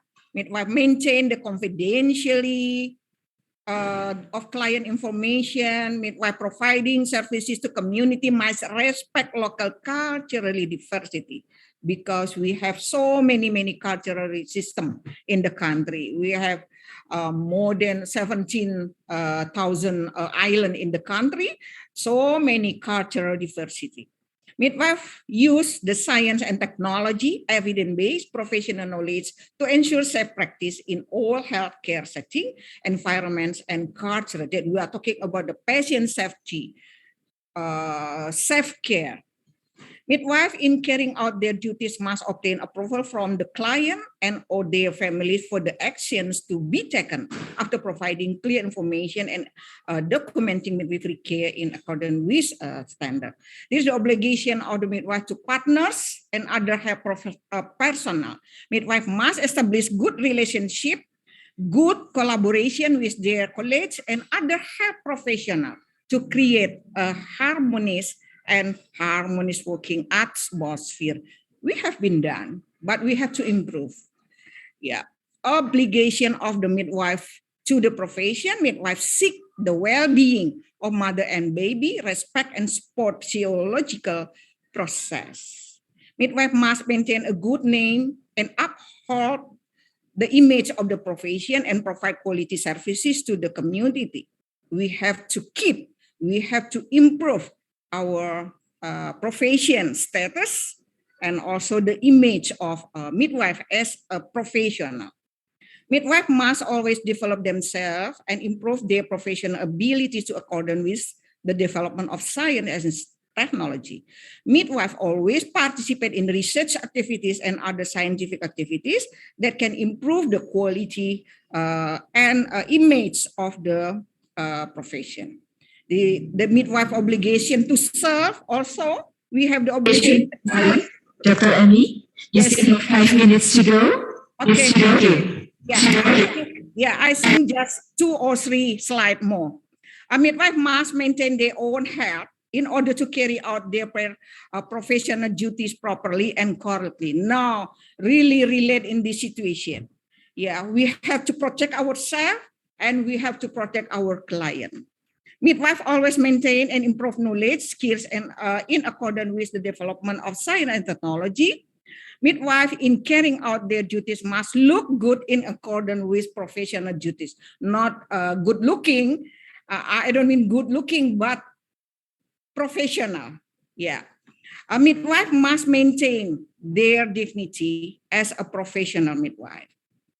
The obligation, this is the last, the obligation of the midwife to the government and the nation. This section, it's not written in the ICM, but in our country that we have one obligation because there is the situation in our country, also other health professional state also for this obligation. A midwife in carrying out their duties always carry out government policies in the health sector, especially in maternal and child health services, reproductive health, and family planning. Midwife participate in the development of government policies to improve the quality of health services, especially maternal and child health services, reproductive health, and family planning. Take-home message, professional values that we have to remember, we have to consider, we have to implement in our care, midwifery care. Midwives are expected to show high standards of professional behavior. Midwives are professionally responsible and accountable for their practice, attitudes, and actions, including inactions and omissions. Not all we can do it. We have to refer to the regulation. Midwife recognize the relationship between professional responsibility and accountability and their professional integrity. Midwife advocate for patients' right, respectful midwifery care. Midwife recognize their role in the appropriate management of healthcare resources. We are, as a professional, we have to recognize who we are, what we can do, what we cannot do. I think that we have to have our understanding how to do our profession in practical services. I think this is the last slide. Thank you so much. Thank you, Amy Nurjasmi Kemenkes.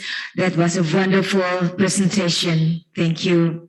Now we have a new insight about legal aspect and ethics in midwifery education in Indonesia that has been compliant with the standards and regulation and also fulfill the ethical aspects internationally. And now is the time for discussion. Let me check the chat room. Okay. Okay, there's one question from Nur. Sorry. Raharni from Raharni Rosdiati. Okay, good morning, Mom and Minu Jasmine. Glad to see you here. Make me more proud as a midwife. First, let me introduce myself. My name is Raharni. I'm a new student from Postgraduate of Midwifery. I want to know about your opinion about the ethics of midwife students nowadays. And as a student of Postgraduate, please give an important message for us to face the profession world, after we graduate. Thank you so much. Okay, Dr. Amy, you can address the question. Yeah. Thank you so much for the good question. I think the first one that the ethic of the student, I think the general ethics, you have to do the general ethics, and as student, how to follow the teaching learning process, how to follow also the requirement of the institution education, and also the general ethics as a profession, as a human. And also you have to starting to understand the professional ethic as a midwife, because you become a midwife and starting from study, you know better who are a midwife, and also not you just only know the definition of midwife. Of course, you have to know completely about midwife, not just definition, but also the scope of work, the competencies, and also the code of ethics as a professional midwife. I think also from the postgraduate student, graduate student, or bachelor degree student, or even the diploma student, we have the same student ethic. We have the same, what we call the student requirement when they are study in the program, whatever the program. Okay.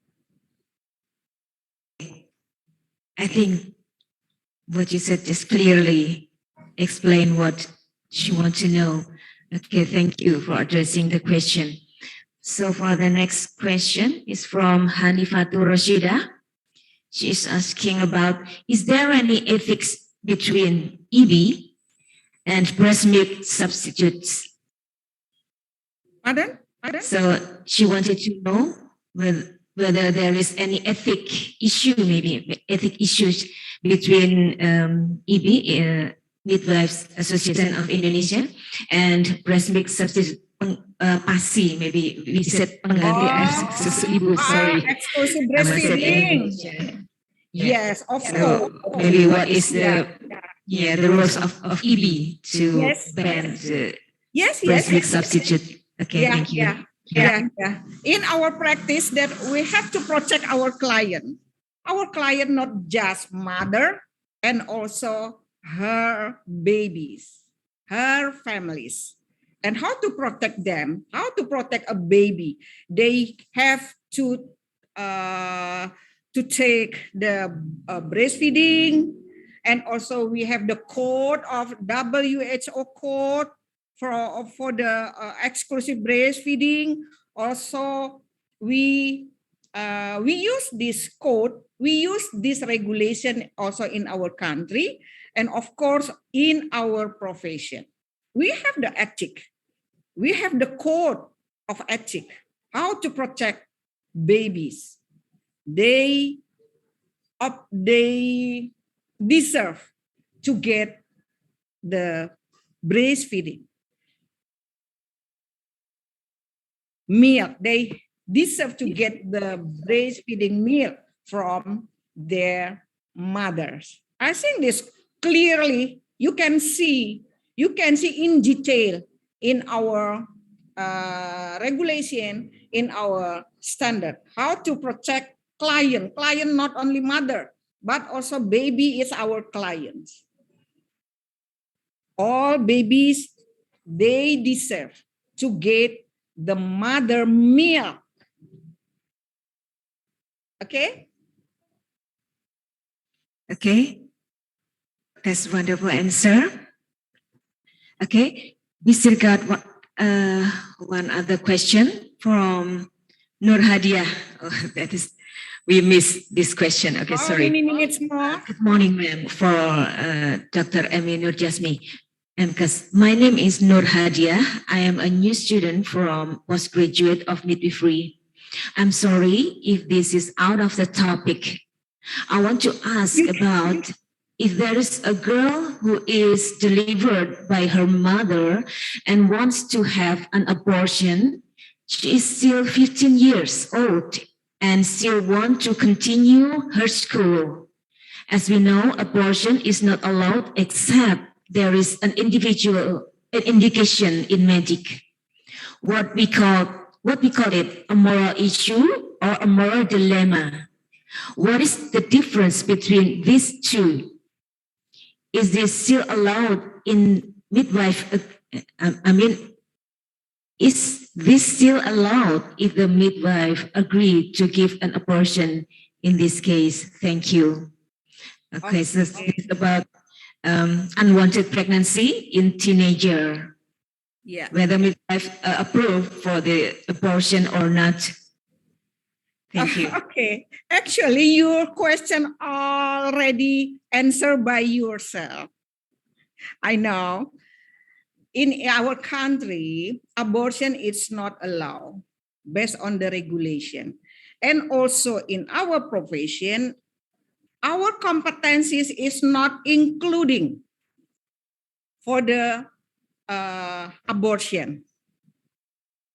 We in our competencies that we have the post-abortion care, not how to pull out the babies from the womb. No, that if we have client, teenager come to us, of course, we have to serve them. We give the information, education, and counseling.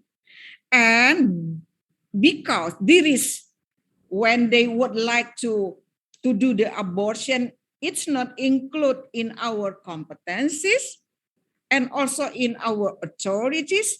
We collaborate to other professions. Even though only for the counseling, maybe we are not experts in counseling itself. We have to collaborate to the clinical psychology, to the counselor, and then also we have to collaborate to other profession. We have to refer to other profession. Could be to the psychology, clinical psychologists, or to the OBGYN, or whatever. Because once again, we are not talking about allow or not allow for the abortion. But we are talking about abortion is not including in midwife competencies. In our competencies, we just keep for the post-abortion care. Yeah, we have to collaborate. Thank you. That's the right answer. Because midwife ban the abortion, yeah? But we give the access for the client to maybe doing the consultation or other things Yes. that can be Correctly. solve the problem. Okay, lovely. So there's another question. Wow. How many minutes more? I am Veronica from Postgraduate Midwifery. Can a midwife do ultrasound to a patient USG as usual? Are this the job of the SPOK, or can we do it about the ultrasound? Okay, thank you. Okay, I think there is a good question. And also I'm understanding for these issues because right now we can see maybe some of midwives use the USGs, ultrasonographies. You have to see midwife competencies. Comprehensive, you have to see. They are completely written in our competencies. For the USG, we cannot do by ourselves alone. In our list of competencies, there is USG activities, but the level of competencies not 4th level. We cannot do independently by ourselves, but I'm not sure. Maybe for the USG in our competency for the professional program, level 3 or level 2. Level 3, we can do it, but in a team under supervision. I'm not sure, level 2 or level 3. If level 3, we can do under supervision in a team. We are together with other health professionals and we can do it, but not by ourselves. Not but our own authority. Yeah, I think in this issue that very clear. Please see in the list of competencies. We cannot do USG by ourselves, but we can do it in a team because in the list of competencies, the achievement of USG's competencies, I think level 3 or level 2. I'm not sure, sorry. You can see. If level 2, we know the USG. We learn about USG, but at the end, we cannot do only by ourselves. It's not our authority, even though also for the general physician, yeah, they have the competencies. I think it's not the 4th level. Yeah, okay, we have to work together to other profession. We cannot do USG by ourselves alone. In our authority, we can do it in a team. Okay. Good answer. Okay. So I think it's clear now for us that yes, we can do the USG. That's why my message, how to solely comply. How to comply. Okay, so still have another question from Amardia. Assalamualaikum Ibu Emino Jasmi. I'm Amardia. I'm currently a midwifery graduate student. I have a question almost the same as the other maybe. In the context of midwifery ethics and morale, there are still private midwives who support the formula milk or baby milk and many others. Is this going to violate the ethics and morale of midwifery, given the fact that we as midwives should support the government program on exclusive breast milk? What is your opinion in that? Thank you. Yeah, I think in the first question also the same. Yeah, the same question. But now in the reality, some of our colleagues, they still promote for the formula, you mean? Yeah? Yes? Yes. Yes. And Formula. how? Yes, so breast milk, Ibu. This formula. This formula. Such as Yes. yes. Yes, formula. I think in our etiquette, in our code of ethics, that already done, already written. Also, WHO code, also the government code, the government regulation. Also, we put also in our profession standard. If some of our colleagues still do this, still promote the formula, milk, I think that is our responsibility. How to inform them, how to encourage them. I think that we have to supervise, we have to evaluate, and we have to,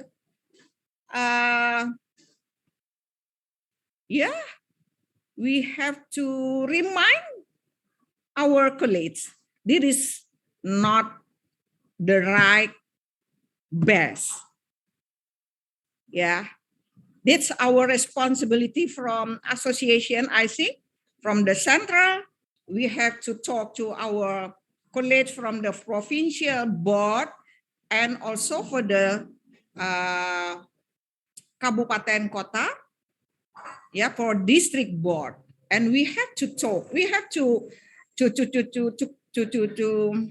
remind our colleagues.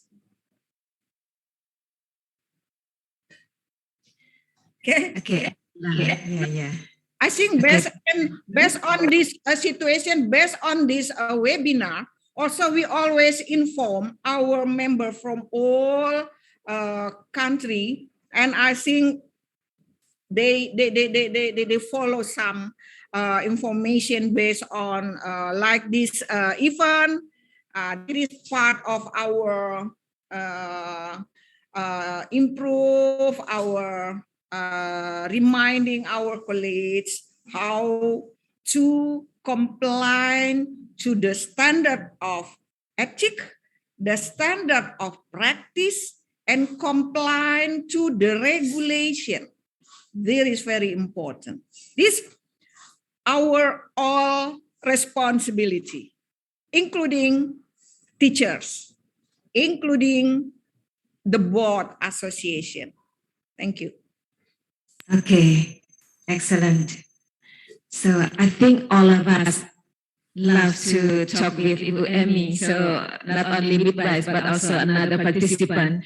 Okay, I will give one chance for the participant to say or to address the question directly to Dr. Emmy by Zoom platform.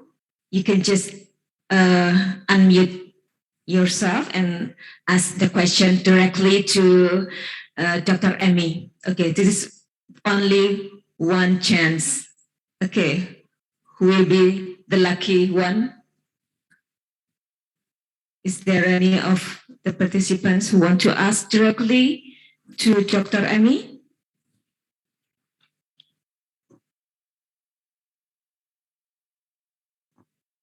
You only got 280 participants. So who want to ask directly to? I'm sorry, I have limited time because I have another webinar. Okay, Yeah, may sorry. I ask?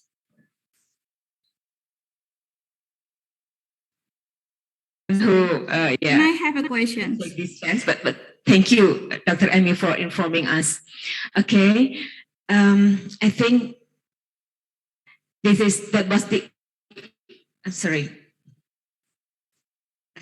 Yeah, I think that was the end of our discussion with Dr. Emmy Nurdiasmi and for Dr. Emmy, could you please hang on a minute? We want to show the certificate of appreciation from the committee to you.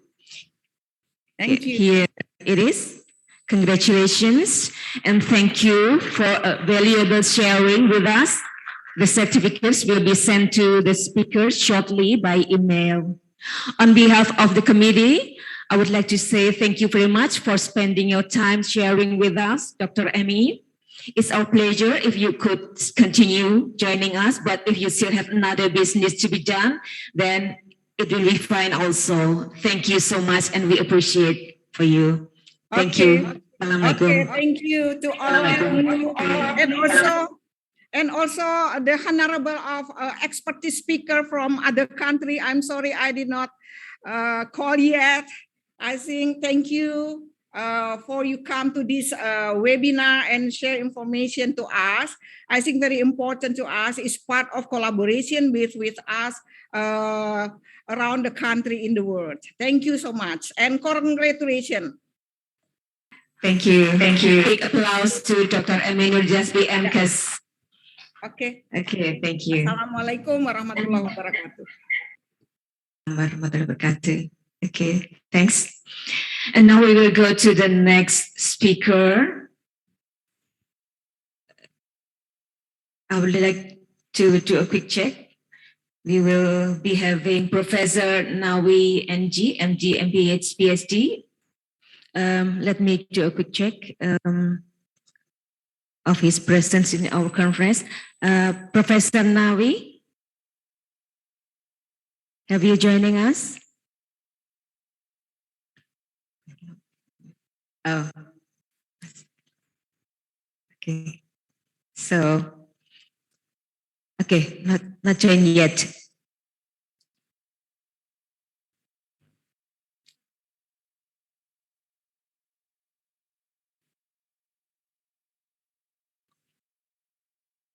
Okay, while we are waiting for the professor to join with us, we will show you the video of the study program of postgraduate study program of Semarang Health Poltekkes di Indonesia.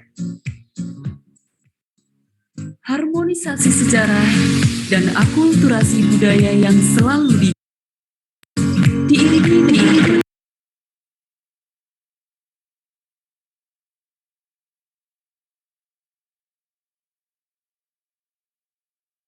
merupakan ibu kota Provinsi Jawa Tengah.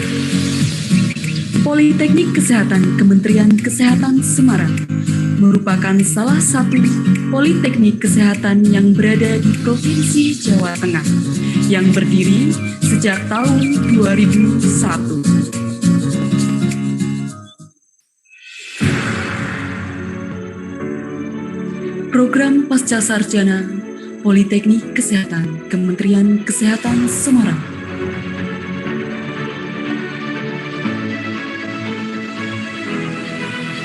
diawali pada tahun 2015. Politeknik Kesehatan Kementerian Kesehatan Semarang dipercaya sebagai satu-satunya politeknik kesehatan di Indonesia yang memiliki program pasca sarjana Magister Drama Kesehatan. Visi program pasca sarjana Poltekkes Kemenkes Semarang adalah menjadi institusi penyelenggara program pasca sarjana Magister Sains Terapan Kesehatan berbasis kearifan lokal dan diakui di tingkat nasional dan internasional pada tahun 2025. Sedangkan misi program pasca sarjana adalah satu, menyelenggarakan pendidikan pasca sarjana yang menghasilkan lulusan kompeten dan berbudi pekerti luhur untuk memenuhi kebutuhan pelayanan kesehatan di tingkat nasional dan internasional. Kedua, menghasilkan karya penelitian kesehatan terapan dan berkontribusi nyata di dalam pembangunan kesehatan. Dan misi ketiga adalah menghasilkan karya pengabdian masyarakat berbasis hasil penelitian dan permasalahan kesehatan. Dan yang misi keempat adalah mengembangkan kemitraan dengan berbagai institusi pemerintah dan swasta di tingkat nasional maupun internasional untuk meningkatkan kapasitas lembaga di dalam pengembangan ilmu pengetahuan dan teknologi.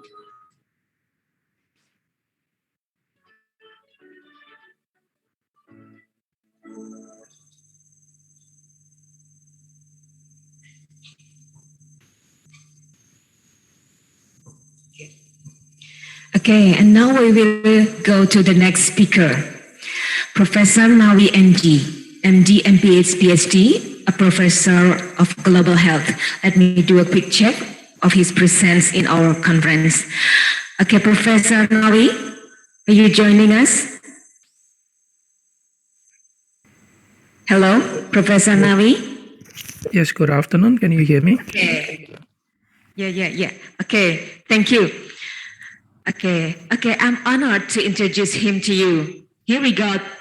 Professor Nawi NG, MD, MPH, PhD. Professor Nawi got his medical doctor from Gajah Mada University. Then he finished his MPH and PhD from Umeå University, Sweden. He is a professor of global health at University of Gothenburg, Sweden. He is also a guest professor of epidemiology and global health at Umeå University, Sweden. His research focuses on epidemiology and of non-communicable diseases and aging, disability, and quality of life among older people in Sweden and in low and middle income countries in collaboration with the WHO and the INTEP network. He's leading several international projects and also published 140 papers in peer-reviewed international journals, which cannot be mentioned one by one. He will be delivering the topic of the impact of COVID-19 on health services for non-communicable disease. So, ladies and gentlemen, here he is, Professor Nawi NG, MD, MPH, PhD. Professor, I hand the floor to you. Thank you very much. Good afternoon, everyone. I would like to thank the Poltekkes Kemenkes Semarang for inviting me to speak in this conference, the second International Health Conference, today on 16th of November. So I'm going to talk a bit about the impact of COVID-19 on health services for non-communicable diseases. I hope you see the full screen of my title page.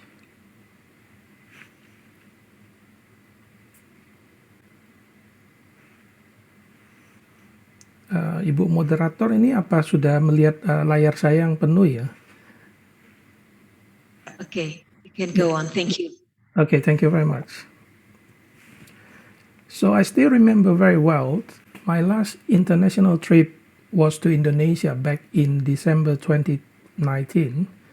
On the flight back to Sweden, I bought this magazine and I read it on the plane. It seems that the outlook of 2020 was quite bright. The economists by then predict that there were a few political events in the world, the development of artificial intelligence, the Tokyo Olympic back in 2020, and the Mars explorations. Of course, climate change as well as recessions was problematic also, but it was not the main problem that was predicted for 2020. And by then, we of course did not see COVID-19. But suddenly, on the 30th of December 2019, we got the news that there were severe pneumonia-like symptoms or syndrome in China. And soon, within a few days, by the 22nd of January, there were already 509 cases spread in several provinces in China. And we are now 615 days into the pandemic since the WHO declared COVID-19 as a pandemic back in 11th of March 2020. The world have seen at least 3 waves of COVID-19 pandemic, and maybe the 4th wave is on its way in some of the countries. We see cases are still quite high in the US, United Kingdom, Russia, Turkey, and Germany. And to date, there are in total 253 million cases until yesterday when I produced these slides. Over 5.1 million deaths already due to COVID-19. But the good side of the news is that we have almost 7.5 billion of COVID-19 vaccines being distributed to the whole population in the world. So when we talk about COVID-19, this is a graph which is widely shown or widely discussed in the beginning of the pandemic. Even before the pandemic, many hospitals, especially hospitals in low-income setting, they had operated close to their capacity lines. When the pandemic occurs, there were increasing number of cases that need treatment. The health systems was overloaded in many settings, and therefore healthcare system collapsed. We still remember the rise of the pandemic in Indonesia a few months back, where almost all of the hospitals in most part of Indonesia were occupied by COVID-19 patients. So the consequences of the collapsed health system is health system deliver poorer quality of care, and which could lead to higher rate of mortality and disability of patients attending the hospital. So what were the responses from health system? So government in many parts of the world try to slow the spread to reduce the burden of COVID-19 pandemic to the health system. So we know this term flattening the curve. So how do we do that? We either try to reduce the number of new cases, at the same time try to increase the healthcare capacity to take care for COVID-19 patients. So we increase the capacity line from the lower parts to the higher parts. So the problem with pandemic of unprecedented scale as such is that many local, national, regional, and global governments, they are lacking of capacity to prepare for the pandemic and to respond to the pandemic. Collapse of health services has significant impact for health of the populations, especially among the vulnerable population. We are talking about children, older people, those with chronic diseases, and minority groups. And the COVID-19 pandemic has revealed the large inequality in health systems. There are so much differences in the capacity of health systems across the world to respond to the COVID-19 pandemic. And the WHO in 2021 conducted a survey to all countries in the world. 94% of the responding countries, a total of 135 countries in the world, mentioned that they had experienced some disruptions of essential health services. 9% of those countries reported up to almost 100%, between 75 to 100% disruption of the services. 25% reported 50 to 74% disruptions. Only in 6% of the countries, the WHO did not observe any disruption of essential health services. So what kind of health services are we talking about? Of course, different areas. For example, program to handle neglected tropical diseases like malaria, dengue, immunization program, non-communicable disease program, or for example, program to handle mental neurological substance use disorder. But also important are programs for reproductive, maternal, and newborn health. But I'd like to pinpoint on two specific programs which were disrupted quite significantly in the world. 37% of all the world countries reported that they had some disruption in non-communicable diseases, essential health services. And 37% also reported that there has disruption in provision of immunizations, particularly for young children. So today we are going to focus on non-communicable diseases. So when we talk about non-communicable diseases, we are mainly talking about 4 different diseases. We are talking about cardiovascular diseases, we are talking about diabetes, stroke, as well as cancer. So those 4 diseases are 4 leading causes of death in the world. So in the same survey, WHO shows that 69% of the countries in the world reported that they had some disruption in NCD or non-communicable diseases diagnosis and treatment. So for example, they had problem to diagnose diabetes patient or to treat diabetes or cancer or stroke patients. And among these 69%, 5% reported that they had severe disruptions. So in 5% of the countries, for example, cancer patient could not get any treatment, hypertensive patient could not get their medications. 61% of the countries in the world reported problems to treat mental health disorder. So about 105 countries in the world. So 3% among of them reported severe disruption. Imagine people with mental health problem could not get their treatments in some of these countries.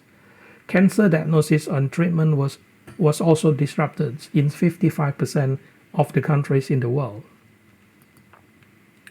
So at the beginning of the pandemic in 2020, WHO conducted an initial survey quite similar to the one which I showed on the previous slides.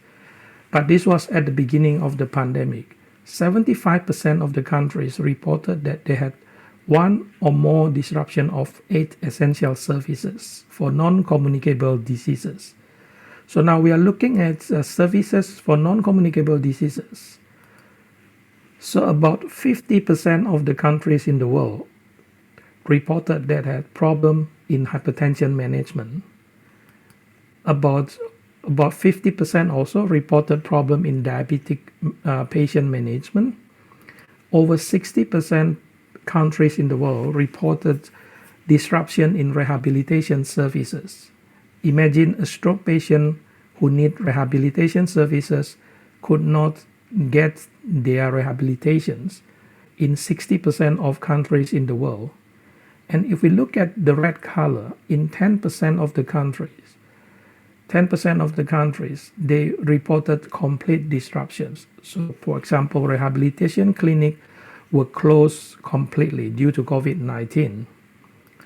So we are also looking at disruption in cancer treatment at the beginning of the pandemic. 40% of the world countries reported some disruptions.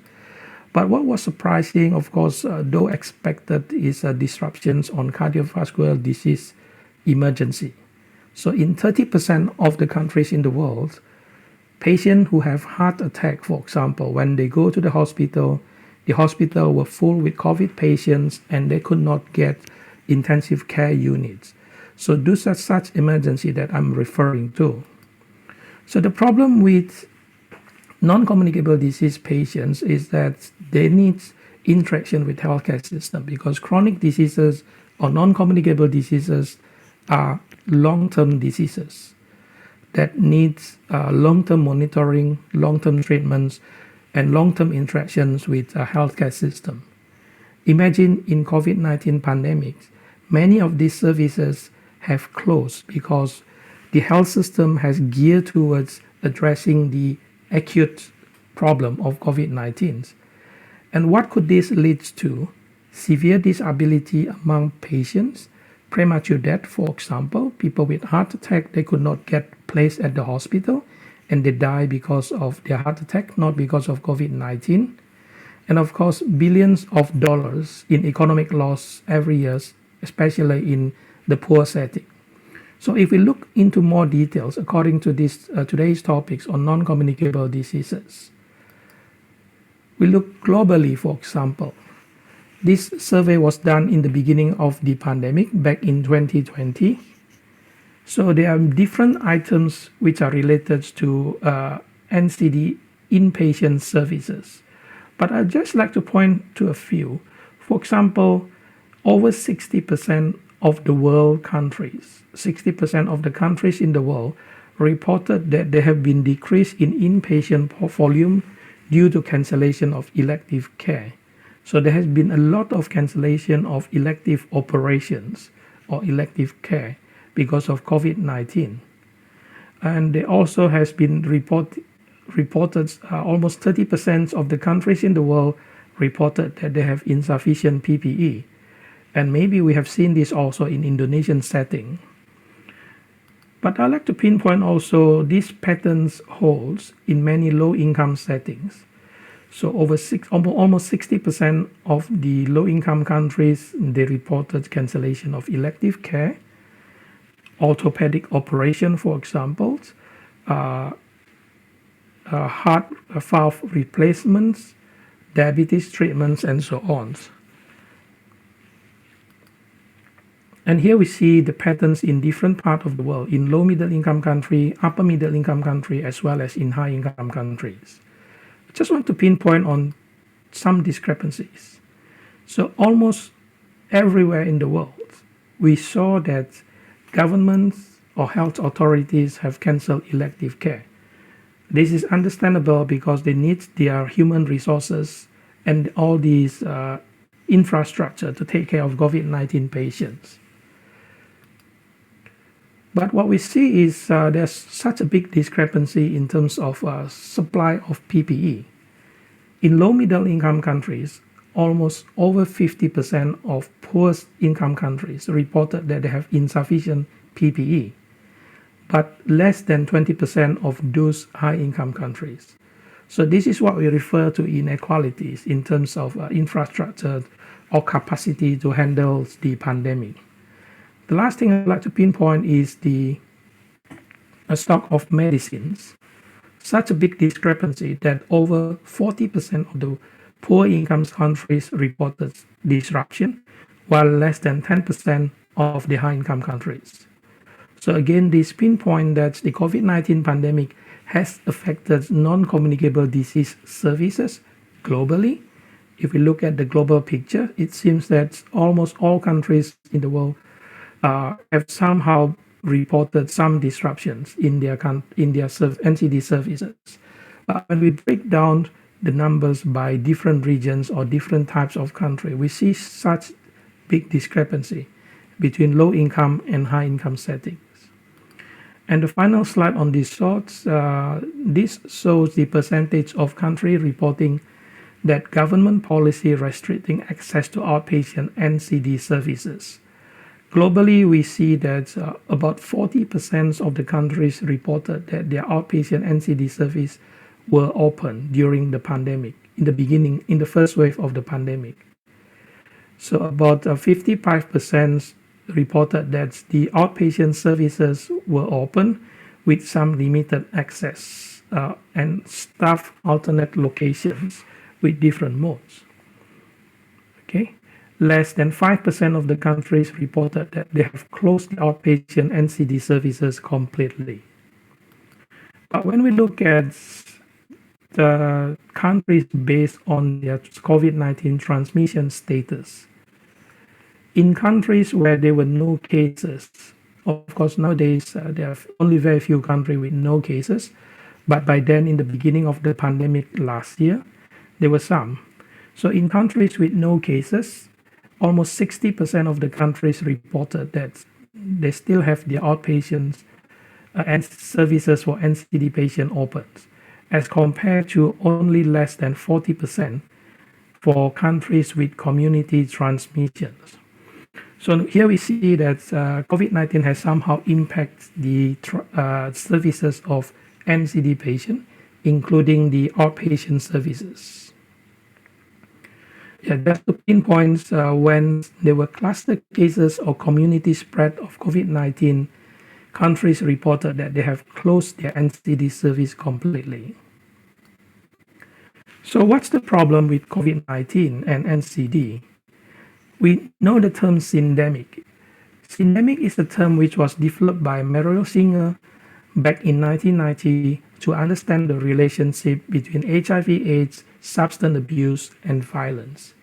So the term syndemic exists, or a syndemic exists, when risk factor or comorbidities are intertwined, interactive, and maybe cumulative, adversely exacerbating the disease burden and additively increasing their negative effect. So we look at, for example, three different problems: COVID-19, chronic non-communicable diseases, and social determinants of health. These three different health problems, they could somehow intertwine. We have heard a lot that people with comorbidities like hypertension and diabetes, they are at higher risk to get COVID-19. Poor people is one part of social determinant of health, also increase the propensity of a person or a population to get COVID-19. So we or the world is facing huge problem now because these three problems somehow intertwine with each other, and as a consequences, the disease burden could be exacerbated. For example, in low-income setting where hygiene could not be ensured, there's no water to wash hands, that's social determinant of health, then we see higher number of COVID-19 cases. So I'll show a few slides which show this syndemic of these three problems. This slide shows racial disparities. On the x-axis, we have different racial groups in the US: Black, Latino, other, and white. And on the y-axis, it shows the proportion of people in each group reporting housing insecurity, food insecurity, financial insecurity, as well as employment insecurity due to COVID-19. So these are only due to COVID-19. They were asked if COVID-19 has somehow affected their housing security, food insecurity, and so on. So we can look at these patterns. It's a very clear trend that there are certain ethnic groups which suffer most due to COVID-19. And I have highlights, for example, the Black people in the United States, they have reported higher proportions of insecurity due to COVID-19. And the results were statistically significant. The asterisk on the top of the dots represents a p-value in statistical analysis. So when we look at educational groups, we also see such discrepancy. People who have the highest education lower than high school, they tend to have or reported higher prevalence of insecurity in any of these dimensions. So COVID-19 has somehow led to deepen health or socioeconomic inequality across different groups, across different race groups, across different educational groups. And we know that COVID-19 impacted non-communicable diseases. And non-communicable diseases is also impacted by socioeconomic. So this is what we call as a Lorentz curve. I'll try to explain this. On the left here, we see the Lorentz curve for urban area, and on the right, we have Lorentz curve for rural area. So how do we interpret this curve? On the x-axis, we have the population ranked by their socioeconomic status. Okay, so if we have, for example, 1,000 households in an area, and we measure their socioeconomic status for each of these 1,000 households, then we rank them based on their socioeconomic status. So those who were at 0 to 20%, this would be the 20% poorest socioeconomic household. The next 20% poor socioeconomic household, a household with the socioeconomic status. And then on the top here, we have the 20% household with the highest socioeconomic status. So on the x-axis, again, these are all the population ranked by their economic status. So the bottom 20% represent the bottom 20% poorest, and the top 20% represent the 20% richest. So on the y-axis here, we also rank the cumulative proportion of the health variable, any health variable. Okay. So if there is equality, okay, if there is equality, then we will see the Lorentz curve will be a straight line like this. So let me take this point. This represents 20% of the poorest population if 20% of the poorest population account for 20% of the disease burden, and if 40% of the poorest population account for 40% of the disease burden, and if 60% of the poorest population account for 60% of the disease burden, then we say that there is no inequality. Okay, the burden is equally distributed across socioeconomic group, because 40% of the poorest will have the 40% of the disease, 80% of the poorest will have 80% of the disease. Okay, so that is what we refer to line of equality in Lorenz curve. But it seems that hypertension, diabetes, and obesity do not follow the line of inequality. They are below the line of equality, right? So these three lines, they are below the line of equality. So how do we interpret these three lines? How do we interpret these three lines? So let me just point on this number, these dots. This is for hypertension. Okay, 80%, let's assume this is 80%, it's a bit to the left. 80% of the poorest population accounted for less than 50% of the disease burden. Okay, here 60% of the poorest population accounted for only 20% of the disease burden. This means that most of the disease burden, they were among the rich people, right? If the lines falls below the line of equality, that means that these diseases concentrate more among the rich people. Why do we say so? Let me try one more time. I will point at obesity. 80% of the world poorest population or maybe here in Bangladesh, 80% of the poorest population in Bangladesh accounted for only 20% of obesity. So if 80% of the poor only has 20% of the disease burden, that means that the remaining 20% of the rich has the remaining 80% of the burden. Therefore, we see quite a steep slope in this line from 80% to 100%. Okay, try to sum this up. Non-communicable diseases in urban area concentrate among the rich. But when we look at in the rural area, we see a different pattern. In Bangladesh, non-communicable diseases concentrate among the poor, particularly hypertension and diabetes, but obesity concentrate among the rich. Okay, so this is what we refer to as socioeconomic inequality of non-communicable diseases. One of my PhD students have done similar study in Vietnam, so quite different patterns also, and also one in Indonesia.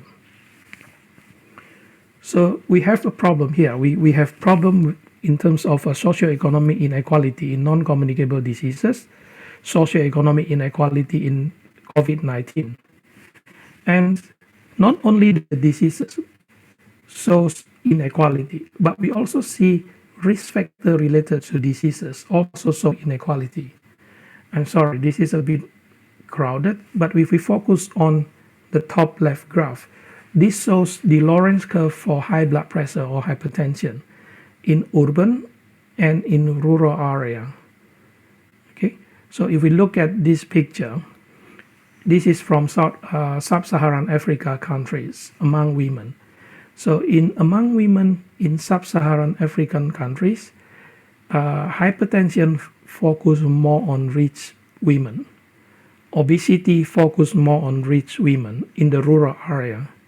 Okay, but tobacco use focus more on poor women.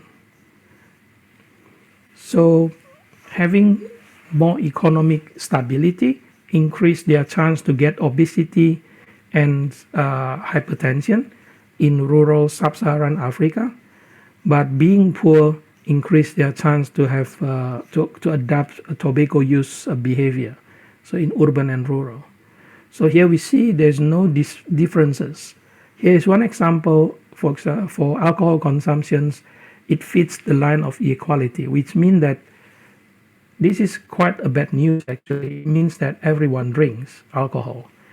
Yeah, okay, so there's no differences in alcohol's drinking patterns. Either they are poor or either they are rich, everyone drinks, and this is quite troublesome, I would say. So the problem with non-communicable diseases, especially now with COVID-19, is non-communicable diseases tend to cluster together.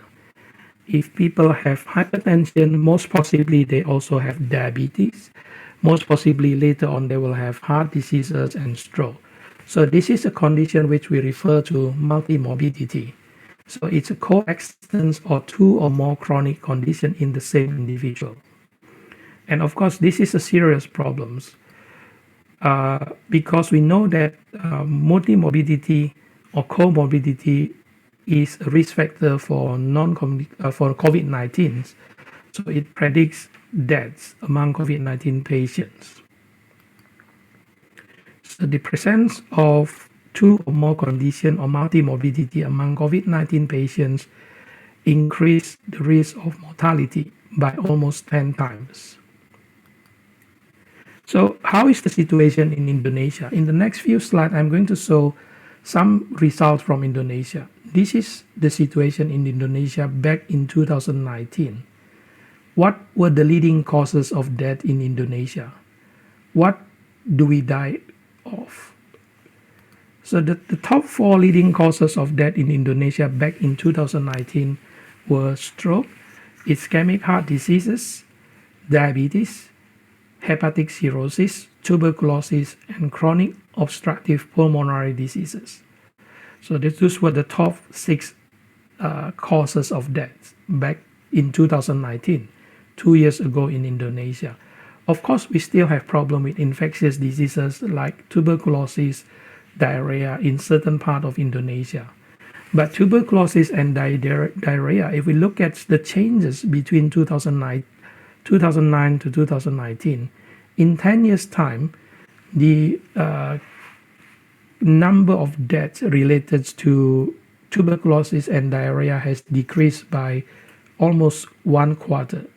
So 26% for tuberculosis, 21% for diarrhea.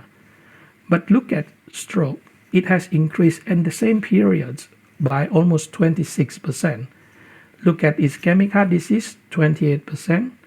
But surprisingly, diabetes has increased by 50%.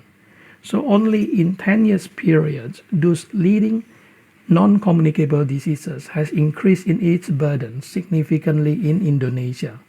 And of course, this should become our concern. So I'll show a few results from a study that we have conducted in Indonesia based on the IFLS analysis. So IFLS stands for Indonesian Family Life Survey.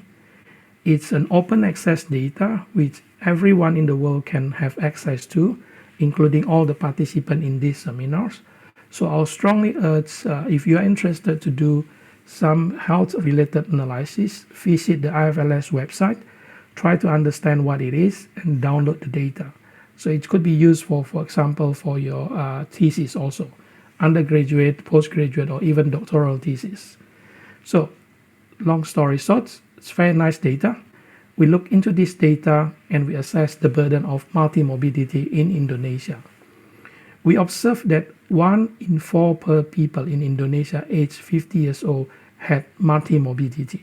So 25% of older population aged 50 plus had multimorbidity. And what did we consider as the condition of multimorbidity? We can see the list of the diseases towards the bottom left of the slides. Among them, 6.5% had 3 or more non-communicable diseases of this nature. I would say that's quite a significant burden.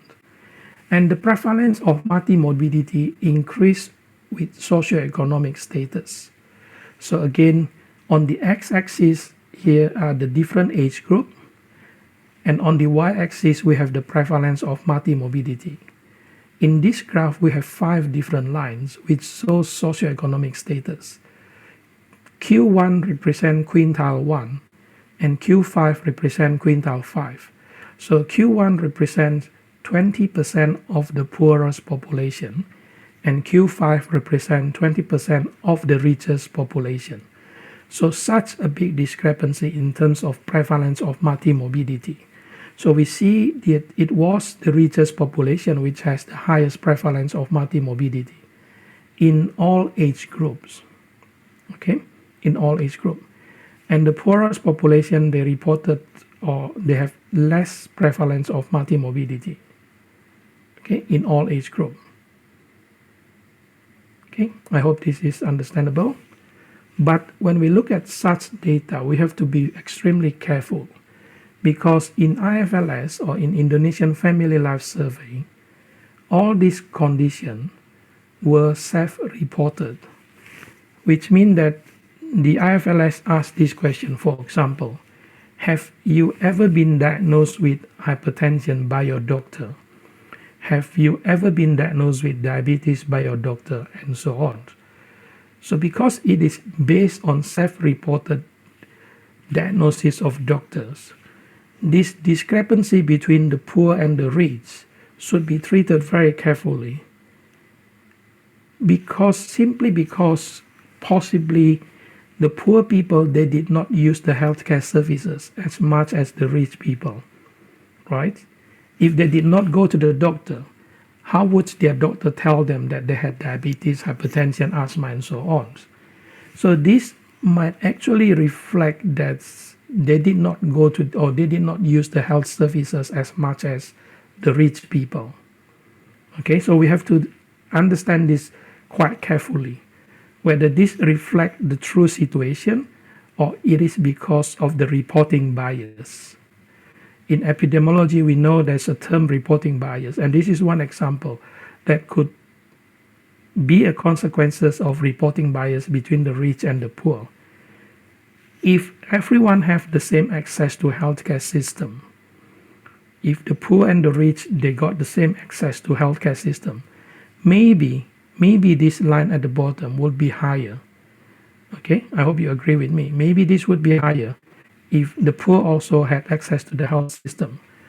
But again, remember, the latest wave of IFLS that we analyzed was back in 2015. And in 2015, the Indonesian government has just launched BPJS. So by then, most of the populations, especially the poor population, they did not have access to insurance system. But since the government launched BPJS, the access to healthcare systems become wider, so more people could access the health system.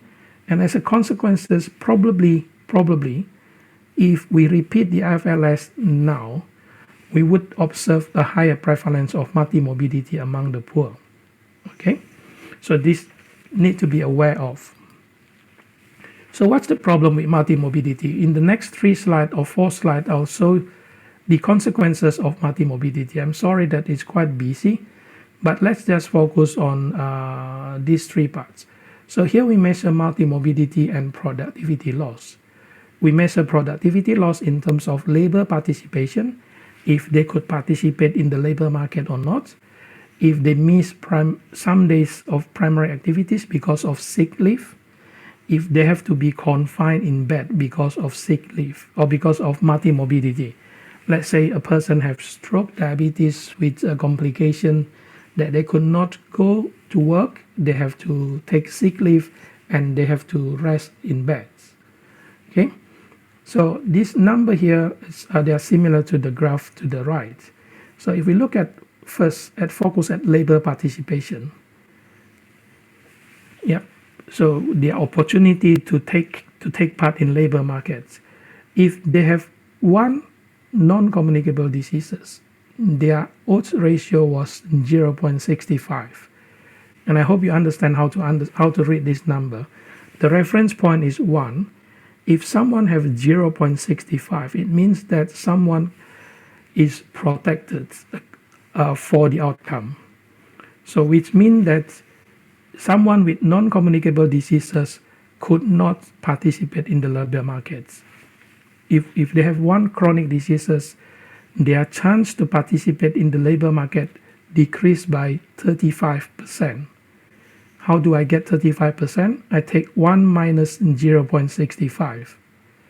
Okay, 1 minus 0.65, that is 0.35. multiplied by 100, that is 35% less chance to participate in labor markets. If they have 2 NCD, they have 55% less chance to participate in labor market. If they have 3 plus NCD, 3 or more, they have 77% less chance. So it's quite clear there's a very nice gradient here. Unfortunately, their chance to participate in labor market decrease as the number of NCD increase. Okay, I hope you follow what I'm saying here. So now if we look at day of primary activity missed, if they have to take sick leave, for example. So now the outcome is being in sick leave. Having 1 NCD increase their chance by 25%. So now we see all this number above 1, therefore I say increase their chance. Over here we say protected, okay? So 2 NCD increase their chance to miss the work by 90%. 3 NCD increase their chance to miss the work by 159%. So 2.59 minus 1, that is 1.59, multiplied by 100, 159%. Having 3 NCD increase their chance to be confined in bed by 164%. So it's very clear, multimorbidity is a serious problem to productivity loss. It decreases the chance to take part in the labor market, increase the chance to be on sick leave, and increase the chance to be confined in bed. So now we look at health services. People with multimorbidity, 3 or more diseases, also has higher chance to visit outpatient care. Polyclinic Jalan, 366%. Okay, 4.66 minus 1 times 100%, 366% higher chance to visit outpatient care, and 325% to use more visits. Same picture we look at here in inpatient care. So on the top here is the outpatient care, and at the bottom here we have the inpatient care, rawat inap. So with multimorbidity, 269% higher chance to have any inpatient care. Okay. So finally, the last 2 slides, I think, on this topic is out-of-pocket expenditure. Again, I have to remind everyone that this data was from the survey in 2013 to 2015. By then, we did not have BPJS yet. So this data might look different if we do the study again now. Okay, so this is again from the IFLS study. It's quite messy over here. So what we see here is out-of-pocket expenditure. What we mean by out-of-pocket expenditure, if you get ill, if you go to the hospital, you have to pay the expenses out of your own pocket, out of our own pockets. Yeah, no insurance. So 15.7% of people in this study reported that they had to pay out their own pockets.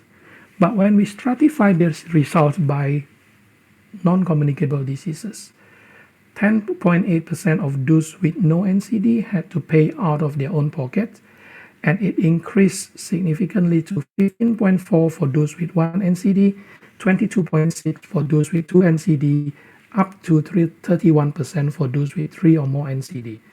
So the more non-communicable diseases people have, we still have 3 minutes to go. Sorry. Okay, thank you very much. I think I'm almost through these slides. The more non-communicable disease people have, the higher the expenditure out of pockets. And in terms of amount of money, we see that I think this is in 1,000 rupiah. I think I have to recall this again. But if we look at the number, it keeps increasing. The people with 3 or more NCD, they have 3 times as much as those with no NCD. So non-communicable diseases increase the expenditure, out-of-pocket expenditure. And we know the term catastrophic health expenditure. This is defined as if we have to expend more than 40% of our non-food expenditure for medical care. Jadi biaya yang dibutuhkan untuk kesehatan pengeluarannya itu lebih dari 40% biaya rumah tangga. That is what we refer to as catastrophic.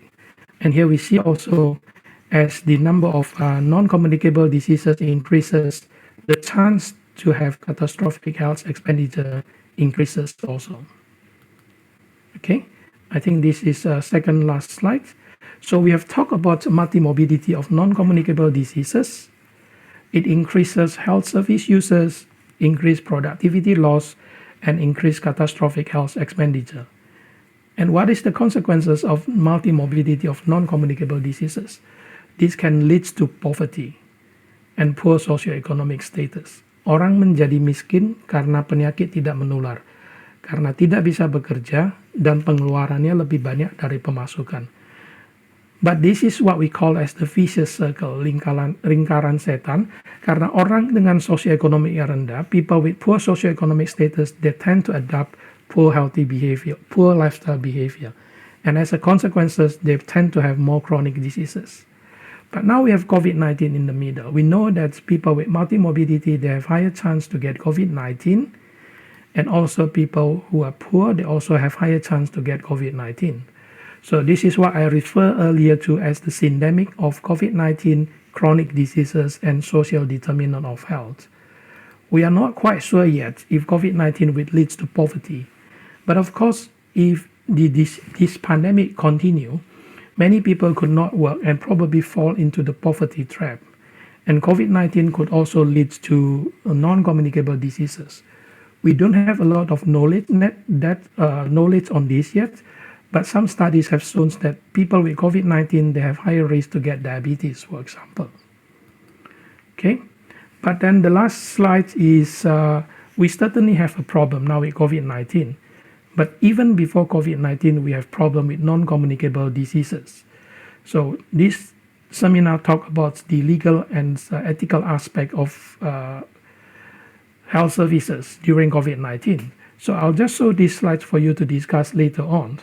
Here on the left, we see the burden of disease in the world.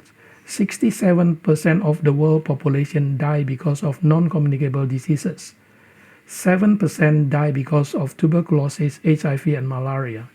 So back in 2015, despite the fact that tuberculosis, HIV, and malaria kill 7% of the world population, they receive up to almost 40% of the global health fundings. A lot of research focus on these three diseases. But on the other hand, if we look at non-communicable diseases, which kill 67% of the world population, they receive then less than 1% of the fundings. So my question, of course, is, was this or is this ethical? Right? Is this ethical to not finance non-communicable diseases? But maybe when we have COVID-19 now, the world will pay more attention to non-communicable diseases. Because now we know people with non-communicable diseases, those with multimorbidity, they're at higher risk to get COVID-19. So the question is, will more attention be paid to non-communicable diseases following the COVID-19 pandemic? I don't know, maybe. Time will tell, I think. I think that will be the last slides, and I thank everyone for listening and stay healthy. Thank you very much. Applause to the professor. Okay, that was excellent, Professor Navi. So we are surprised with the fact raised from the presentation that to the pandemic of COVID-19, there was disruption in services for NCDs for both treatment as well as rehabilitation, including cancellation of elective care, the care that has been planned before.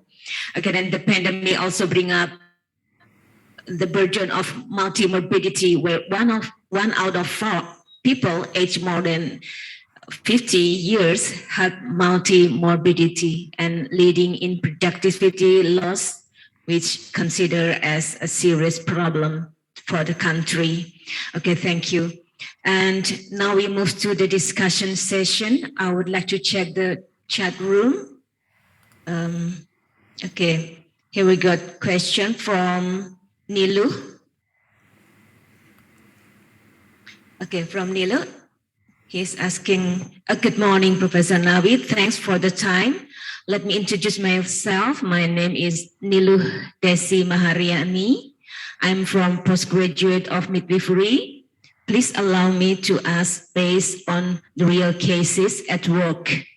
Patients exposed to COVID-19 with comorbidities always accelerate the decline in patients' health so that it can cause death. What did it happen? Why did it happen? Sorry. Why did it happen? What is your opinion about this case? Thank you. Okay, the professor can address the question from Niluh Desi Mahariani. Thank you. Thank you. Yes, terima kasih Bu Nilu. Though I'm a medical doctor, I'm not practicing medicine, so I'll try my best to answer the questions. As many data have and many studies have shown, the comorbidities of non-communicable diseases increase the risk of COVID-19 infections, increase the risk of COVID-19 hospitalization and subsequently deaths. So the biological mechanisms behind this are still under study. I think we still don't know many pathophysiology of COVID-19, why it could lead to, for example, people with COVID-19, will they have higher risk to get diabetes? What is the mechanism behind that? I think these are still yet under study. But what we know is that COVID-19, of course, is an infectious disease. So many of the non-communicable diseases like cardiovascular diseases, they also have inflammation nature. So it could be because of the inflammation nature of COVID-19 increase the risk of people with some comorbidities to have more complications. So I'll stop there, I think. I would say the inflammation nature of COVID-19, that is probably one root cause of the problem.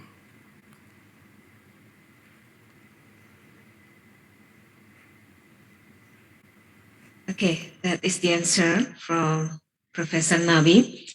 Okay, I would like to check another question. There's no question. Yeah.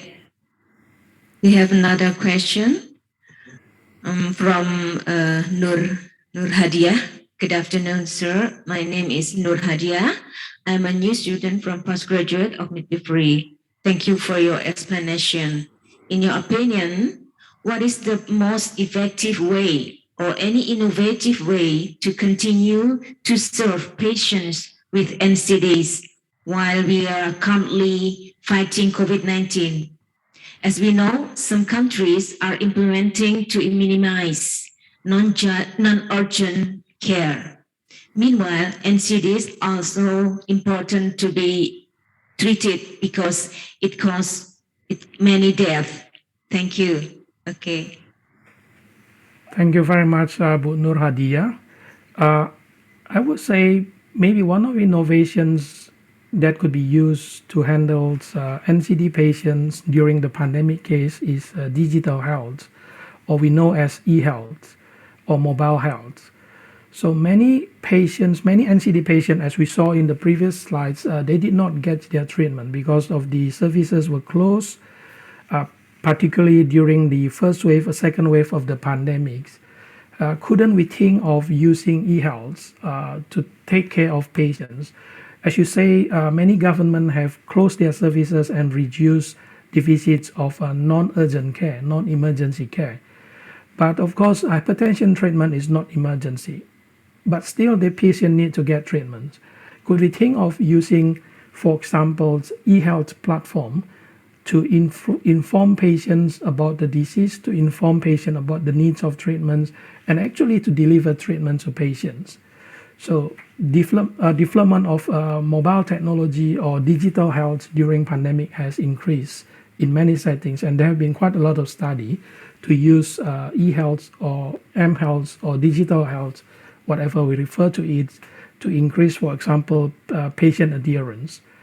And in many places, people also use it for distance consultation between patient and doctors.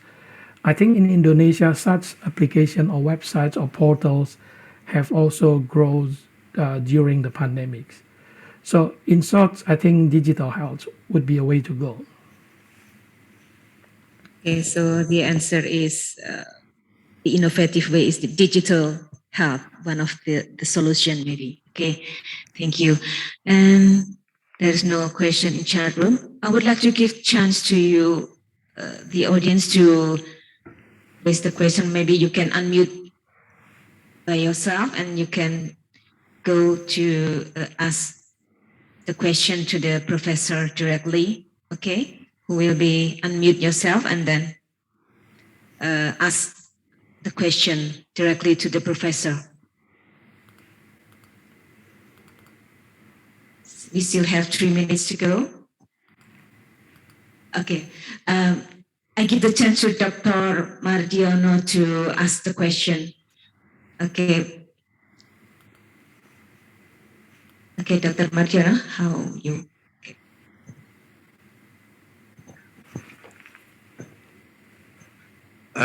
My name is Mardiono. I'm focused on right now. We starting for invest in the vaccinations.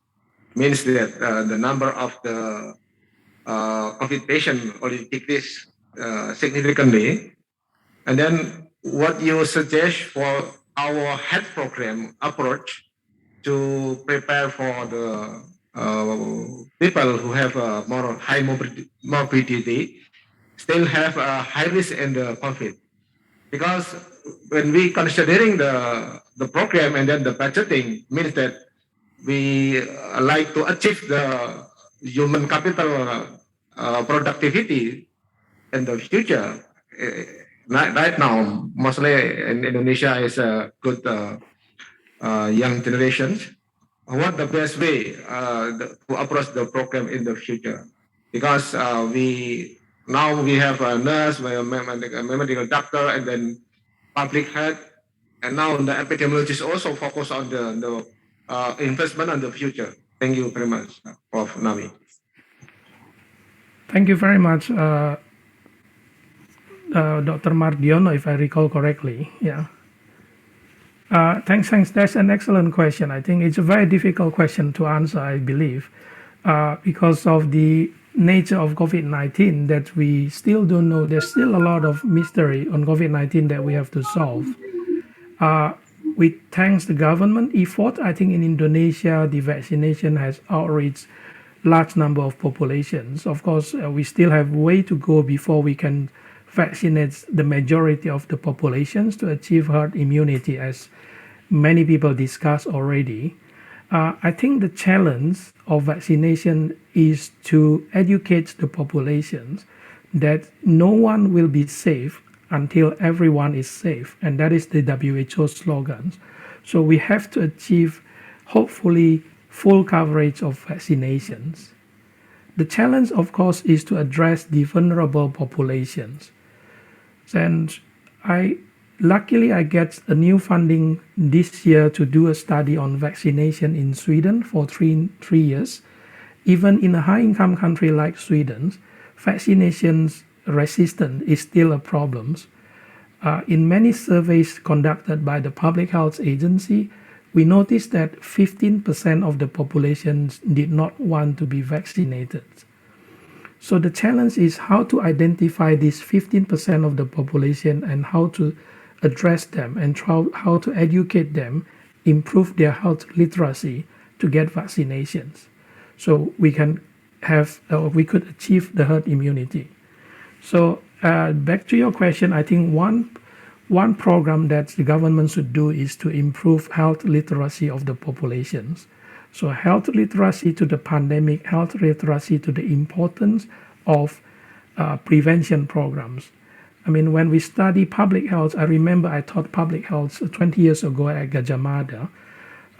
The three basic pillars of preventions, promotive, preventive, secondary, and tertiary preventions. Those are the things that we should strengthen, especially promotive and preventive, primordial and primary preventions for COVID-19 or other pandemic. So health literacies, health promotions, primary prevention, I think those are important. I'm not sure if we could rely on, I'm sorry to say, I'm not sure if we could rely on COVID-19 vaccination. We know that that it works, it protects us from the disease. But the big question, I don't think anyone knows, is for how long, right?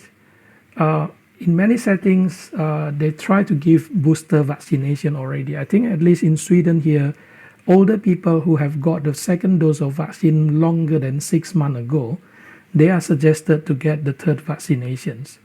So because we still don't know how long the vaccine will work, and if we need to give a booster vaccination for everyone, this will take another few years, at least for Indonesia.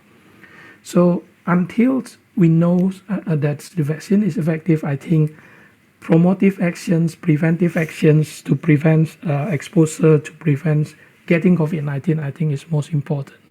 So I would say improving health literacy, improving promotive actions should be the priority of the government. And of course, when the pandemic happened, I think we need to do the 3T, testing, tracing, and treatment as effective as possible. Because if we could contain the cases, then we could control the pandemic more effectively. But of course, it's easier said than done. I'm fully aware of that because we have so many challenges in the field. But I'll stop there. Thank you very much for the question. Okay, that was the excellent answer. Okay, and that was the end of our discussion with Professor Nawi. Professor Nawi, could you please hang on a minute? We want to show the certificate of appreciation from the committee to you. Okay, here it is. Congratulations and thank you for a valuable sharing with us. The certificates will be sent to you shortly by email. Thank you. On behalf of the committee, I would like to say thank you very much for spending your time with us, sharing valuable knowledge with us. Professor Nawi, it's our pleasure if you could continue joining us, but if you still have another business to be done, then it will be fine. Thank you so much. Thank you very much for listening, and thank you very much for the invitations. Okay. Now, let's continue with the next or the last speaker, but we have another platform here. We will have Associate Professor Dr. Yuttapon Vishanin. He's from Mahidol University, Thailand. And the presentation from the professor will be done via video recording. But before we proceed with the video, let me introduce him to you. Associate Professor Dr. Yuttapon Vishanin graduated from Mahidol University with the degree of Bachelor of Sciences in Radiological Technology. He received his Master of Sciences in Information Technology at Mahidol University. He was granted a Royal Thai Government Scholarship to continue his Master of Sciences in Information System from Hawaii Pacific University and a doctoral degree in Communication and Information Sciences from University of Hawaii, Manoa. Currently, he is an Associate Professor at the Department of Radiological Technology, Faculty of Medical Technology, Mahidol University in Bangkok, Thailand. He has focused his professional expertise upon the intersection of ICTs, radiation technology, and education. And the topic which will be delivered by the professor is about ethics and legal aspects of using health electronic data for research in industrial era 4.0. Okay, ladies and gentlemen, should you have any question or query regarding the topic, you can write an email to Professor Yuttapon. The email will be shown. The email will be written in the chat room, and the professor will address your question by email also. Okay, now we will proceed with the video.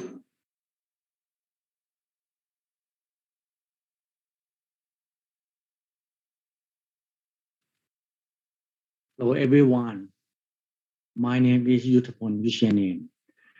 Today, my talk is about the ethics and legal aspect of using health electronic data for research in the industrial era 4.0. I would like to present it in a little bit technical perspective.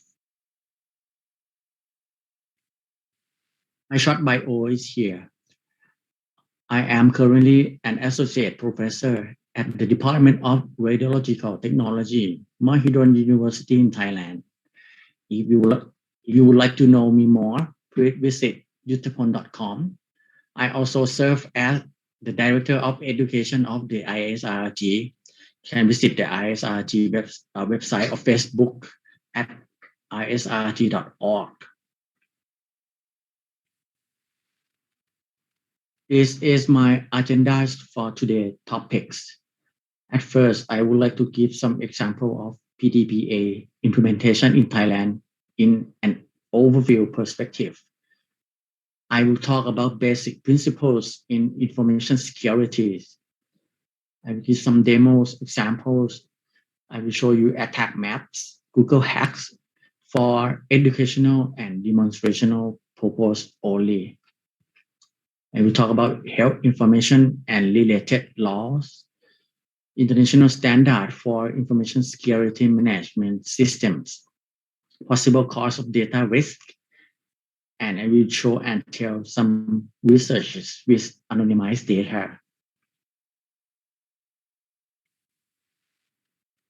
Thailand PDPA. Thailand has implemented the Personal Data Protection Act in the 2019, or in short PDPA. It was published on 27 May 2019 in the Royal Thai government case. The PDPA is the very first consolidated law governing data protection in Thailand. If you want to see more detail, you can visit the website here.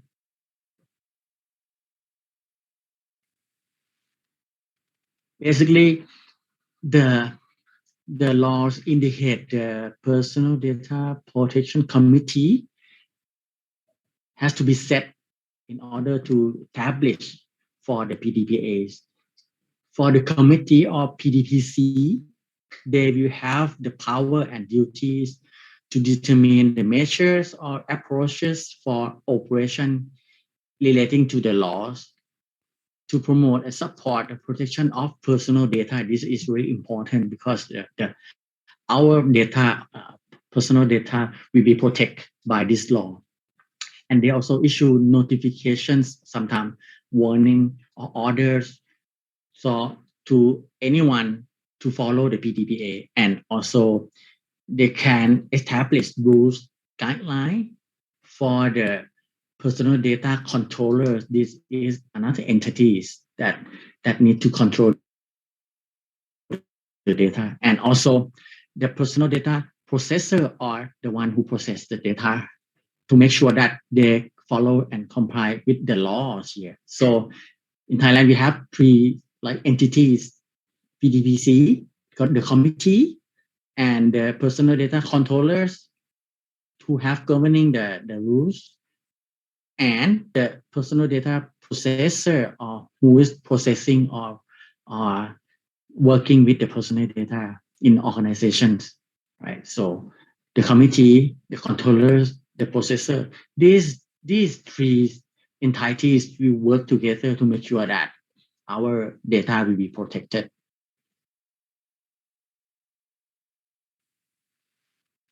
Key definition, right? What does it mean, the data controller? It is a person or legal person who operates, you see, by collecting, use, or disclosures of personal data, right? So basically, they are the one who use or operate the data. Like in our organization, we will have like data collection form or something like that. So these are data controller in Thailand. So if we are a researcher, want to do research, maybe we are in these categories, the data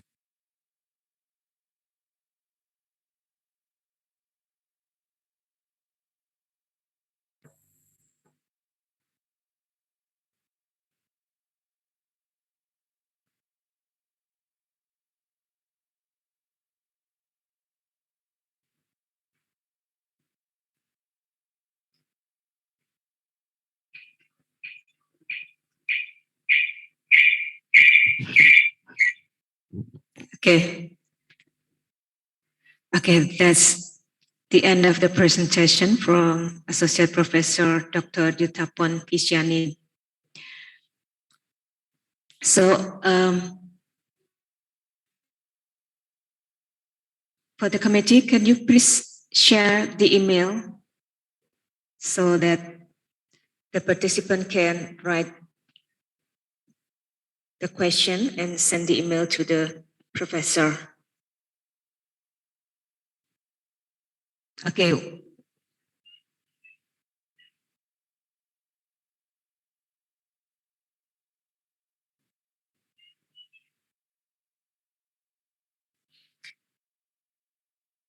Okay, that's the end of the presentation of the Professor Yutapon.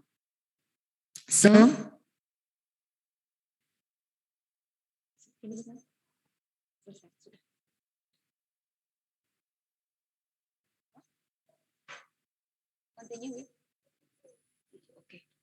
oh, actually, the video is not finished yet.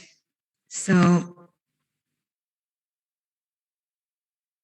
we will continue to play the video.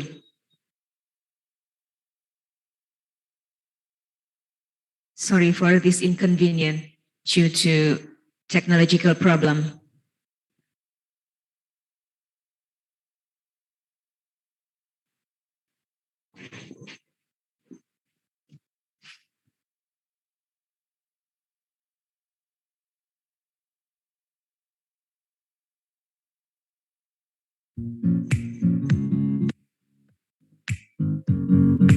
Semarang hebat. Semarang. Okay, while we are fixing the problem, Kota Semarang adalah salah satu kota metropolitan terbesar di Indonesia. The postgraduate study program. Harmonisasi sejarah dan akulturasi budaya yang selalu dijaga, diiringi dengan perkembangan perubahan wajah kota Semarang yang semakin indah, membuat masyarakatnya merasa semakin nyaman di kota yang merupakan ibu kota Provinsi Jawa Tengah. Politeknik Kesehatan Kementerian Kesehatan Semarang merupakan salah satu politeknik kesehatan yang berada di Provinsi Jawa Tengah yang berdiri sejak tahun 2001.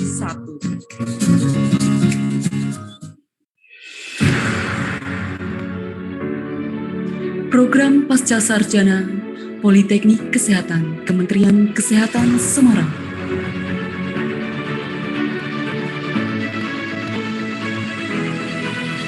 Diawali pada tahun 2015, Politeknik Kesehatan Kementerian Kesehatan Semarang dipercaya sebagai satu-satunya politeknik kesehatan di Indonesia yang memiliki program pasca sarjana Magister Terapan Kesehatan.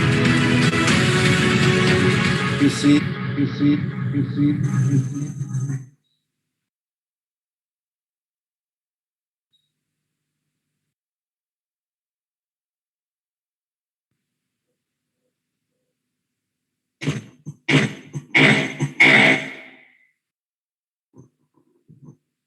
Okay, we will continue playing the video.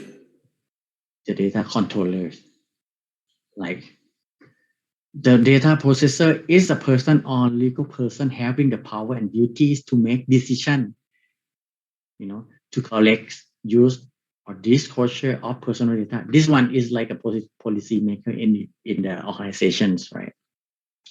So personal data, what it is any information relating to a natural person, right? Not a dead person, just a person who living, with enable identifications, right? Not including the diseased person. So the dead people is not included. So basically, it is any information that can link to the person or identify the person. So basically, a lot of things like national IDs, name, last name, email, whatever that related to us and then can point back to us. So what is the sensitive data? So it means any personal data, right? Including so many things like like the knowledge or information about that people or that person, right? Including, you see, genetic data, biometric data, any data that may affect the data subject in same manner of the prescribed by PDPC. So it means that if PDPC said this kind of data is a sensitive data, it is, right? So basically, it is any data that point out so many aspects of a person, right? Genetic data, right? Biometric data, and I'm sure including imaging data of us, right? So if we are radiographer or and health science that doing the research, so you consider a subject data is a sensitive data. So what is the principles of the PDPA? Basically, PDPA require us to maybe minimize the use of the personal data, make it a little bit difficult to use. I mean, because we need somehow to limit data collection to make it private, right? So the collection of the personal data must be limited to somehow only the necessary information can be collected, right?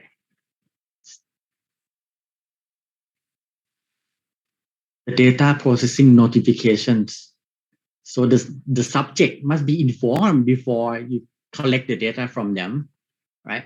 Prior to or at the time of collection of the personal data. It means that if you want to recruit someone into your research, they need to be informed, right? In a required detail. So not just say that you will be included in the research. You need to tell them like the purpose of the data collection for research and how long the data will be kept. How long?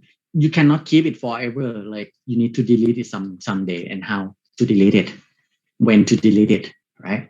And also the right of the data subject is mean that you not own the data, right? The data belong to the subject, right? You just keep it, right? Except in the case where the data subject already knows of such detail. If they know already, someone tell you along the process of the research, the steps, right? Maybe your friend tell the subject, so you don't need to tell it again, right? So if they know, the subject already knows, so you don't need to tell them. But if not, you need to tell them at the point that you collect the data. This is very important. Like if you write a research proposal, the IRB or the research ethics committee will scrutinize your proposal to see if you follow the guideline here. So we have Thai PDPA example, like legal basis for collecting, processing personal data from this YouTube video. So I will play YouTube video for you. So the main principle of the Thai PDPA, right? So you need to tell them objective and collect only necessary data. You not collect everything. You need to collect like very limited set of data that you need to use it. Otherwise, it violates the PDPA, right? So the data collection need to be consent or need to be provided or explained before you do the data collection, right? So it is an ethical way to do it. Do no harm, right? And this one is also a very important aspect, right? Risk and benefit, security, right? Maybe you need to keep it confidential for your research only and not disclose the data to someone else. So this relates to the principle of information security here. So how, I mean, it is security related issue because the data is a sensitive data, right? So you need somehow to manage according to the policies by the controller, right? And by the regulation or the laws here to make it possible for the data privacy, right? So you have a lot of rules and laws internationally and locally, right? For Thailand, we have Thai PDPA, right? And I searched the web and I saw like a webinar on the Indonesia webinar on data protection and privacy in the August, right?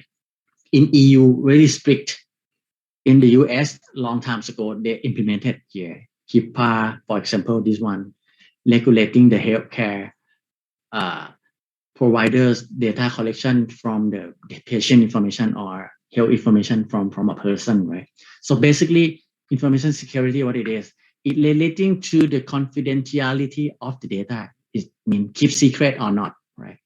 Integrity of the data is mean who get to the data, who modify it, right? You can check integrity is correct or not, is modified or not, right? It is the authentic data or the fake data, right? The next one, availability is mean that the data available when you need it, and with the maybe with the right to access or right to update or right to delete, depends on your role, user role or user right to do what, right? It's like you log into the system and you can have read only permission or just read write permission, or you can have read write and delete permission. So we need to control that. So basically the principle is confidentiality, who can access it, who cannot access it. Integrity, is it authentic, right? Availability, you can access it and it is available for you, right? Very important concept here. So cybersecurity statistic fact for 2021, right? A lot of cybersecurity breaches caused by human error, 85%, a lot, right? The next one, very, very important here, very scary here, malware delivered by email. So 94% is a lot. So if you got email from the one you don't know, please don't open it because you will be infected by a virus. So ransomware attacks every 10 seconds, 71% of the cyber attacks are financially motivated, right? So very scary here. So the damage costs a lot, 6 trillion a year, even to 190,000 a second. Oh, that's a lot. So be careful. You have sensitive data, so maybe the hacker want to have it, or you just unintentional expose the data to someone else, maybe copy and they forget to delete it. Something like this may happen. So we have hackers, and just want to inform or tell you different type of hackers here. Basically, we need to be careful because we have sensitive data, maybe in the hospital, maybe in your research, right? So we have black hat. This is the bad guy, right? Who want to hack it, right? Gain money from hacking, right? White hat, this one ethical hackers who protect the system from black hat, right? Gray hat maybe depends on their mood, right? Maybe curious, right? Maybe they want to test the system without permission, right? But typically don't cause any harm, just want to gain into your system to have knowledge, and that's it. Red hat hackers who use cyber attack to attack black hat hacker. So this one is again the black one, right? Blue hat seek to take personal revenge. Maybe they are fired from the organization and they want to revenge by hacking to the organizations, right, or the company. Green hat, this is maybe sometimes we call it script kiddie. I mean that the one who's just start trying hacking, learn to hack, right? So sometimes you will be this, right? Just want to test the system, and then sometimes unintentional hack to whatever have in the system, right? So basically, the white hat is a good guy. The gray hat is sometimes good, sometimes bad. and then the black hat is the bad guy. Right? So basically, in the organization, including a hospital, need to have the security team, and then they have different roles. Like white team, it means like the green team do what, like prepare, and then yellow team is the coder, right? The designer, right? Orange team, like just for education. The red team, like offensive, is trying to break your own organization in order to prevent it from hacker outside, right? So we have different kind of team to prevent the data in organization. Why I have to tell you this? Because this year in Thailand, so many hospitals, including some part of the Minister of Public Health, has been attacked by ransomware, right? And a virus infected, and then they encrypt or lock the data, and then you cannot even access your data, cannot get it back unless you have backup. Otherwise, you need to pay the money, right? So it's very scary, right? So I already talked about this a lot. So next, let's try to see the real world, the current times that we are talking here. A lot of attack happens. So I will show you the videos. You can see from the screen here, we have digital attack map. It records activity over the internet over the period of time here. So you can slide down here from 2016, what happened, and then you can fast forward here. A large volume of attacking here in December to 2018. Yeah, maybe something happened during this period. China, and then so many countries participating in the hack, Europe, India. See what happened, and you can change the time frame here, right? Maybe latest is the May 17, 2021 here. A lot. Next presentation is the simple Google hacks, just for demonstration and educational purpose only, because this is very dangerous. They are out there. They have the website called exploitdb.com. You just search Google hack and then it pop up, right? Google hacking database. What it is? Actually, it is the way you use example to hack using Google, right? So we try to act as a white hat team, hacking ourselves to make sure that any risk can be protected by informing the IT when we found the part that dangerous in our organization. For example, we do self-testing. I just use this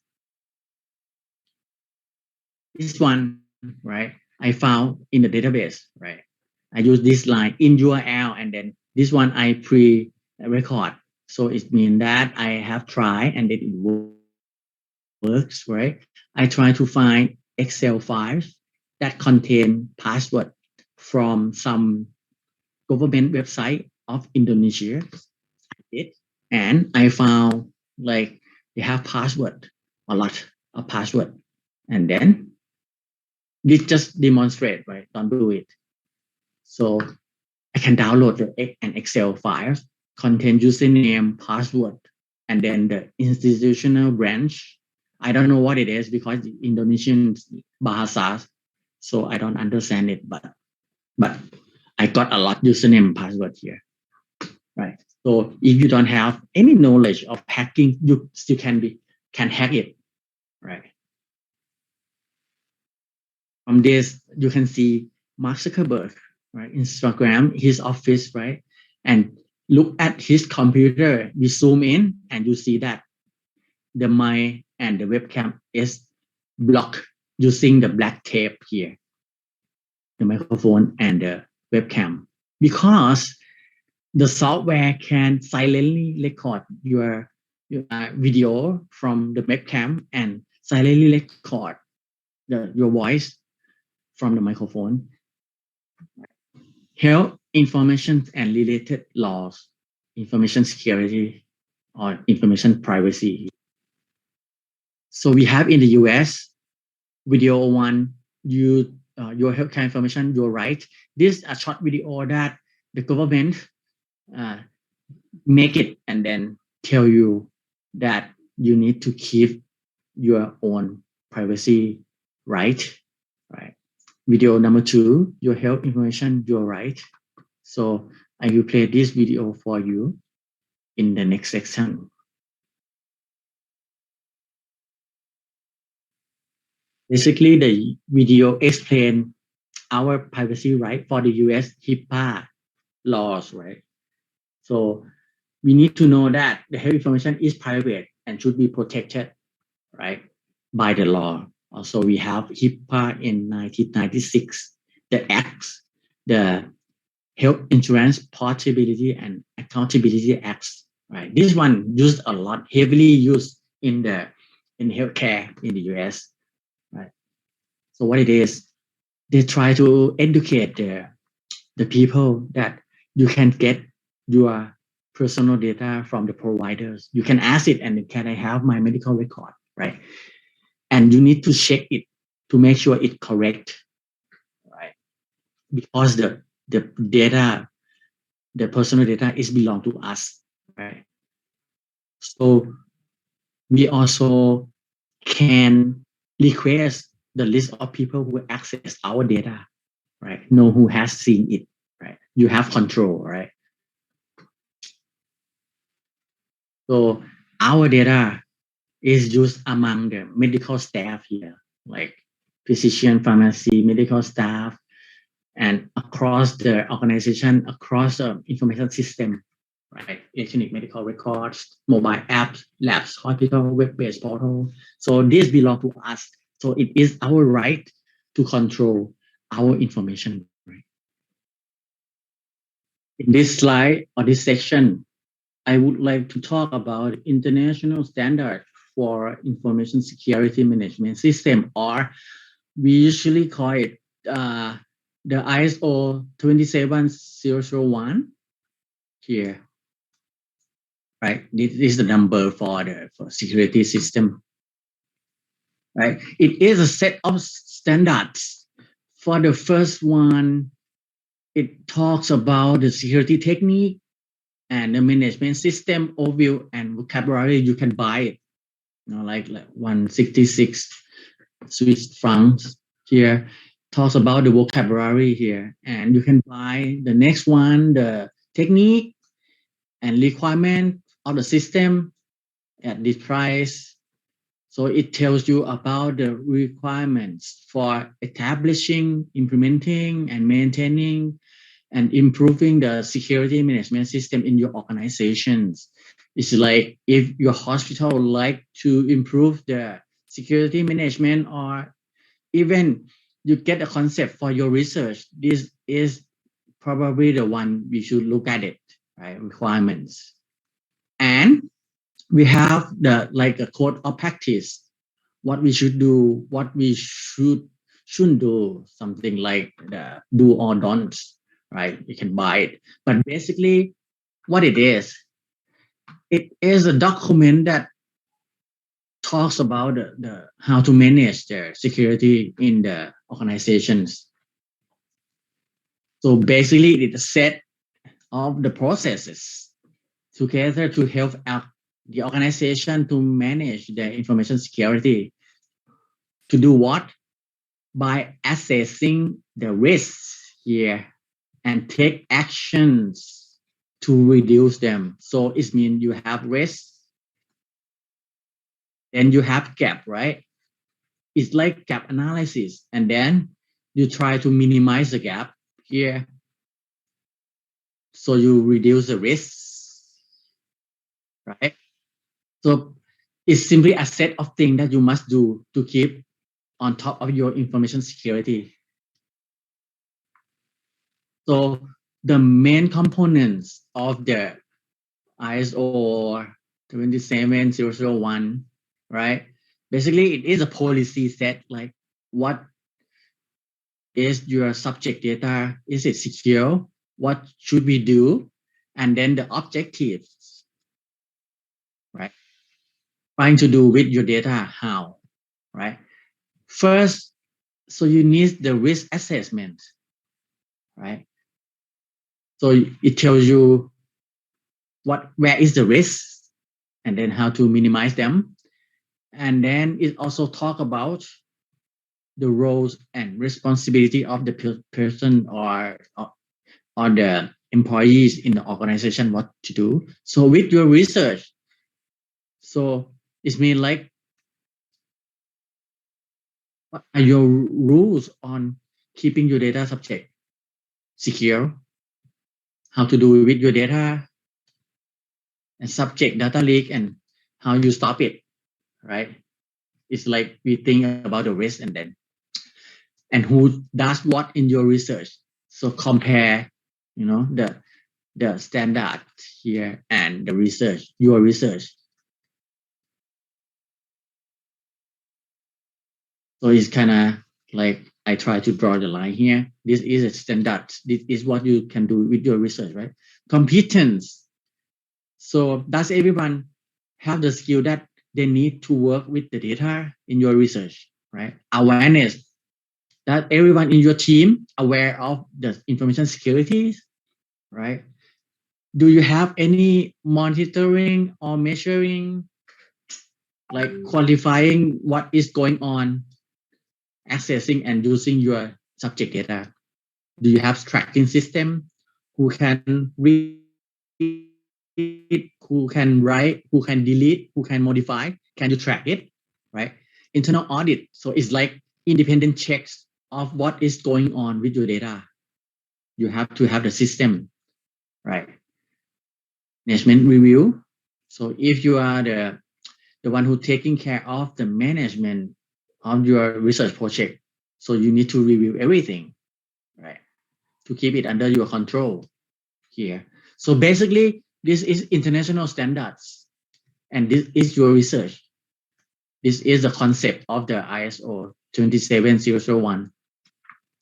So it's not just one shot, right? It's not just one shot measures. It's like ongoing, continuing measure, like you plan and you do, you check, and then you act and you check again. So with the triangle of the information security, right? Confidential, integrity, availability. So this is your data in your research.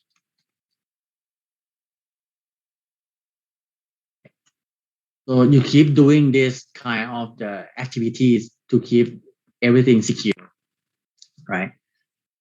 So if you are curious about the standards itself, I take this from Wikipedia, and then the standard is like huge.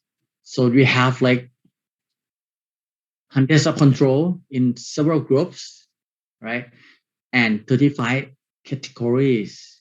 You have the policy here, you have human resource, you have this one interesting, cryptography, right?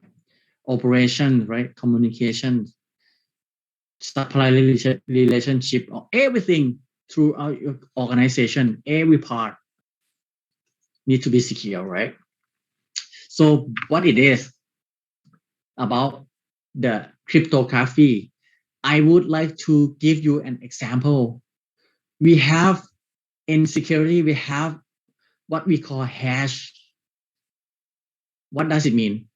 The hash function is like function of X, like this, right? Y. If you give X and you got Y here, right? So hash function, what it is, it convert from, it's like encryption or cryptography that you can use to map data to site of fixed length value here. The value returned back from the hash function we call hash values or codes or digest or simply call hashes here. Let's see the example so you can get more understanding of the hash. It's like we have the word fox, right? And we have hash function here. If this one X, right, you get Y here. And then the hash function will give you like consistency length of the Y. So for example, like hash function A give like 1, 2, 3, 4, 40 bits, 40 character long here, right? So whatever, how long, doesn't matter if X is like 3 characters long or just like a paragraph or just a sentence. It will give you fixed length here of Y. For example, you give X like Fox here and you get this value, you see, start from the FCD and ending with 2D17 here. And next you give X as a sentence, like the red fox jumps over the blue dogs here. The same hash function will give you the same length output of the digest here. So you see that character here is totally different with this. Even you change only one character here, like over from V here to U here, as function, you get totally different digest. You can see different, right? And this one, you change one more character or just switch the character here as an X with the hash functions, totally different output, you see, and not repeat. I mean, if, you know, like even you change just one character is totally different here. Or you cut one character here, gone. The hash function also provide totally different 40 character in length here, right? This is a hash. So basically, this kind of hash function we use to keep password, something that we don't want anyone to know, right? For example, we have different kind of cryptographic hash algorithm, right? The thing is that when you get X and then you get Y, right? We don't have the way to convert Y back to X. No way. It's one way. It's only one way from X to Y. No way to get back X. If you got Y and then you want to convert back to X, no. It's just one way functions. So this is the name of the hash algorithms we have. Basically, this one obsolete, no use. MD5 you give you like 16 characters in length, right? SHA-1, maybe you get 20 characters. SHA-2, it varies. Sometimes you get 28. Sometimes depends on how many length. Here we get 48. We get 64 characters. Sometimes we get the even improvement of the SHA-2 here. So you get the corresponding length here. Maybe start from 28 bytes to 64 bytes, same thing, right? Currently, normally we use this SHA-2, right? We recommend not to use MD5 SHA-1 anymore. We start from here. What we can do? Let's see here. This is the back end of a web database. You have username here and password, right? Don't keep the plain passwords. Normally we do the hash and then we keep the hash value. So even the owner of the system doesn't know the password of the user because you get the X, right? User password. And then you convert using the hash and then nowhere you can get back to the X. You just know the hash, that's it. So you don't know the actual password. What we can use here, for example, you sign up for our website to collect the data, right? Basically, the front end on the web, this one, the back end, web server here. When you get the password will be converted using hash and keep these hash values into the system. So the administrator doesn't know the password. They just know the hash, right? And the user log in, they retrieve the hash. For example, this one, MD5, but not recommend anymore, right? And when you type in the password, it will be ****, right? And the software we convert to MD5 and we try to match if this digest equal to this digest, because it's one-to-one mapping from X to Y. It's one-to-one, right? And no way to convert back. So basically, if it is matched, then the password that user input here and the password that saved as a hash in the system is match. So you confirm that it matched. And how? If you forget the password, usually you have the link to set the new password. You cannot recover the old password because the system and the admin doesn't know your password. They just know only the hash here. You can use this kind of the hash to keep sensitive data of the patient, and you can map like this, and what it is in the files and what it is in the hidden files that you keep the subject. The hash. Basically, we can do what with HN, something like this, or ID, something like this, right? So I will give you example how to keep your subject data in your research to be secure. Basically, what we can do, first, it is physical security. It means you lock the door, you lock the box, right? Physical. And with the technique, separation technique, what does it mean? We have two files, A and B. Here, Excels maybe. Unidentifiable data, shareable, you keep in the B. And identifiable subject data, you keep in the A here. Let's see the example. In my research, I have sensitive data here.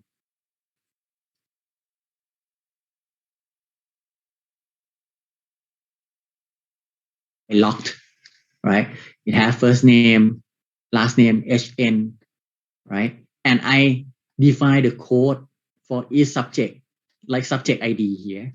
And then I separate the subject data into different files that I can share because cannot link back to the patients.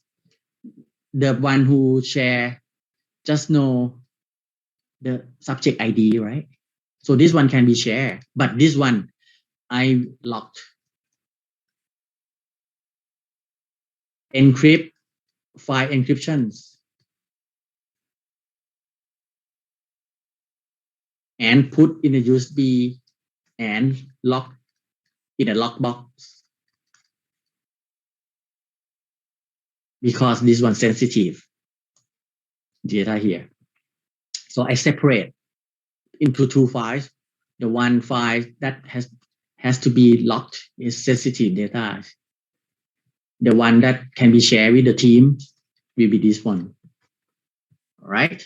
So please do this kind of technique in your research to keep the sensitive data apart from the shareable data. Right. So I would recommend you the 7-zip software is like WinZip that you can compress the files. It is a free software that you can download. It's open source, no cost, at no cost. You can download. It's like if you use the Windows 64-bit, you download this one. If you use the Windows 32-bit, you download this one. I'm not sure if we have the Mac. I think we have the Mac version of 7-zip. This one, right? What you can do, basically, for example, I have subject data here. When you install it in your system, you will have the context menu here. When you right click,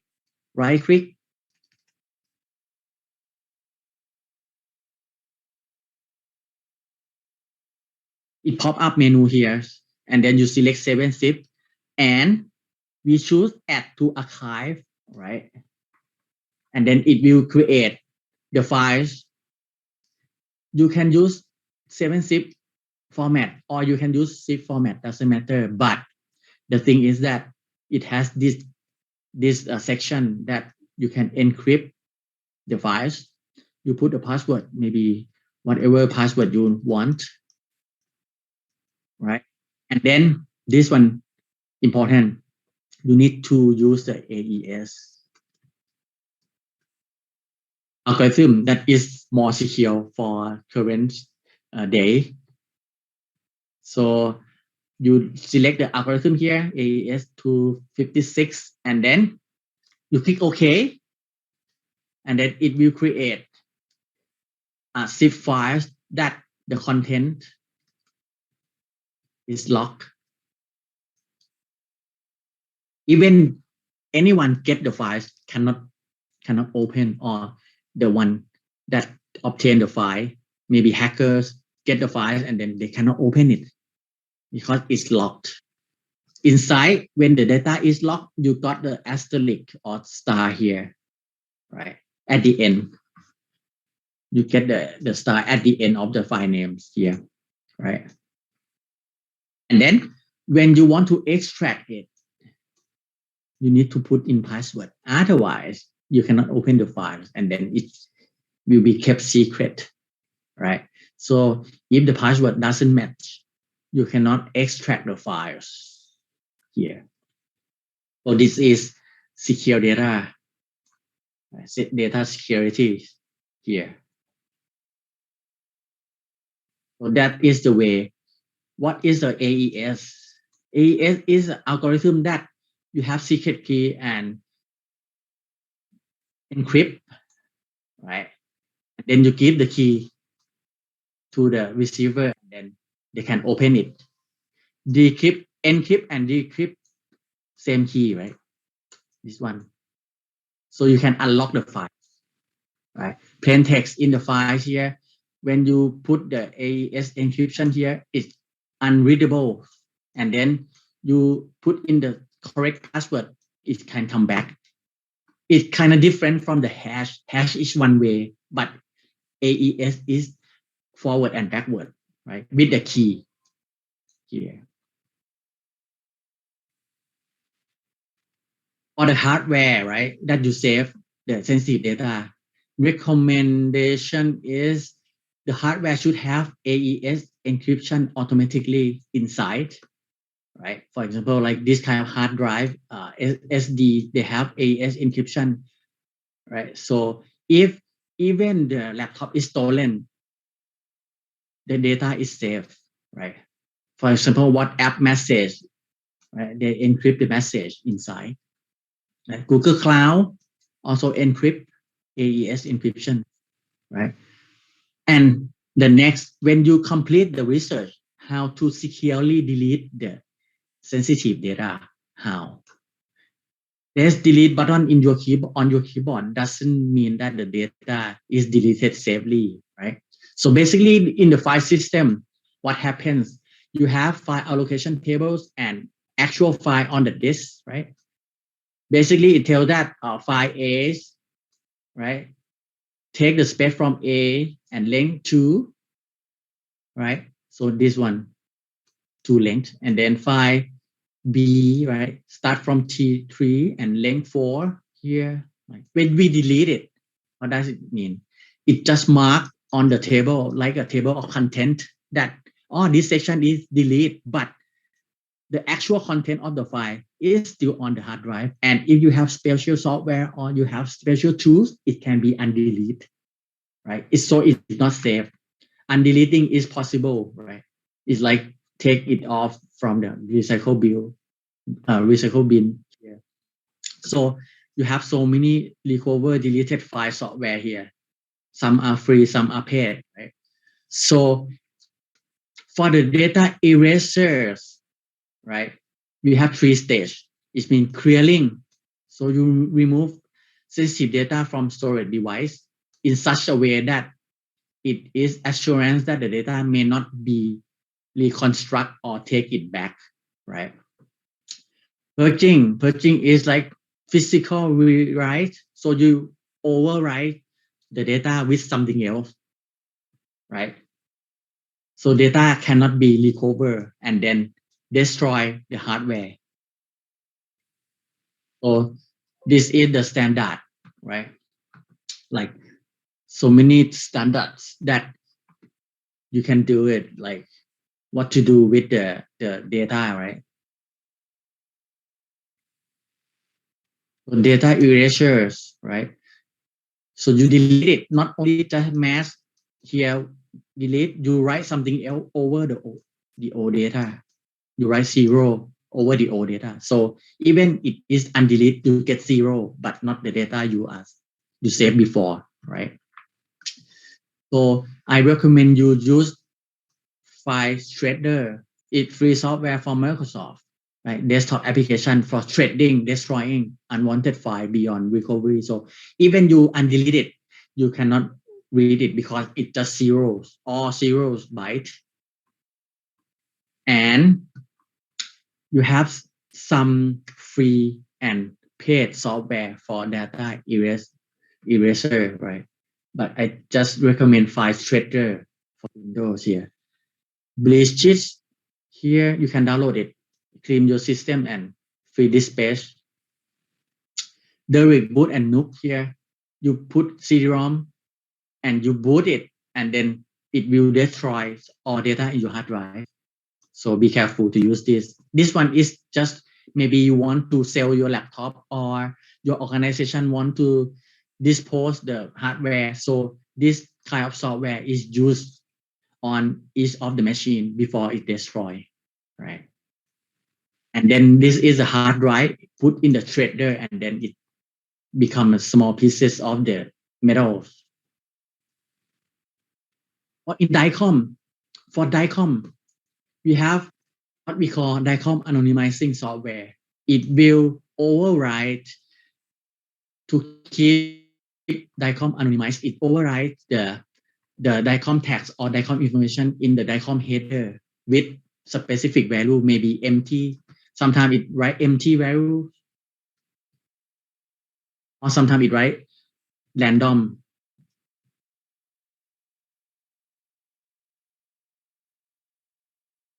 Hence, right? Basically, this patient anonymization, you have to go through everything text here. A lot, you see. So many information, so much information inside the DICOM files that has to be deleted or removed before you can share the DICOM file. So be careful when you want to share the DICOM file. Make sure that you do the anonymizations using the software. So I can recommend DICOM anonymizer that you can freely available over the internet, and you can freely download it from the internet, right? It can anonymize one single file or anonymize the whole folders, right? So the next one is SNA, clinical trial processor. So it has the function DICOM de-identification to local storage. It means that you take the DICOM and then you anonymize it and save on your local computer, right? Basically, if it is an image, some software just put the black color over the image here, right? Blackening features, right? Not only the header, but image too, right? So blackening it, maybe here, blackening it, right? Possible cause of data risk. So basically, cybersecurity incidents happen from what, right? Human errors, a lot. Be careful. From where? Viruses, worms, spyware, Trojan, ransomware, right? Virus, what it is? It is the software that try to infect your computer and then destroy your files.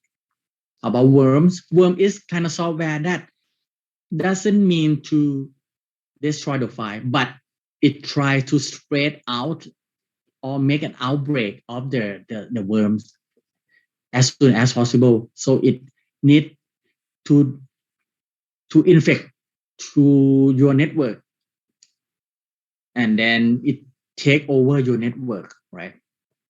So it will infect entire network quickly, right? Spyware, sometimes you go to the website and then the website silently install some suspicious software in your computer and then maybe taking your credit card or personal data, right? Spyware.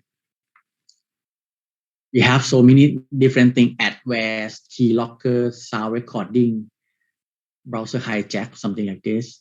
So maybe this one keep recording what you type, and then this one keep recording whatever you talk through your microphone, right? Like this. Can you remember? Disable it or put the black tape over microphone and cameras. Right? Trojan is the software that look like it's okay. Legitimate software is seem that it's legitimate, but it is not. It silently infect your system and then take your personal data. And this one is popular right now here. It try to get into your PC and lock your files, and then you need to pay it back through Bitcoin, and then they will raise the price and then ask you for money again and again. So basically, we are recommend not to pay them, but you should restore from your backup. So this is why backup is important, because if you pay, it will ask for more. It will ask for more, and then because it's got your money, right? The hacker get your money, and then he knows that you are willing to pay, so he raised the price and then ask you for money again and again. So don't pay, just restore from backup. That's it, right? So what to do? I want to open the file from unknown contacts from email. SMS link, avoid it. No, right? Install antivirus, right? Backup, encrypt sensitive data, keep it in safe place, anonymize sensitive data, work offline if possible, avoid sharing password. So example of research based on anonymous data here. So what I did, I download from the database, ADNI, right? To make to use as my data in my research. So basically, the data inside the database is anonymized, so I don't know the identity of the subject, right? But I can still have the image to train my AI model, right? Basically, we can use the open database here, like ADNI data for doing machine learning or something. So anonymized data can be used in the research for sure, right? So you get the data to do your work, but not identity sensitive data.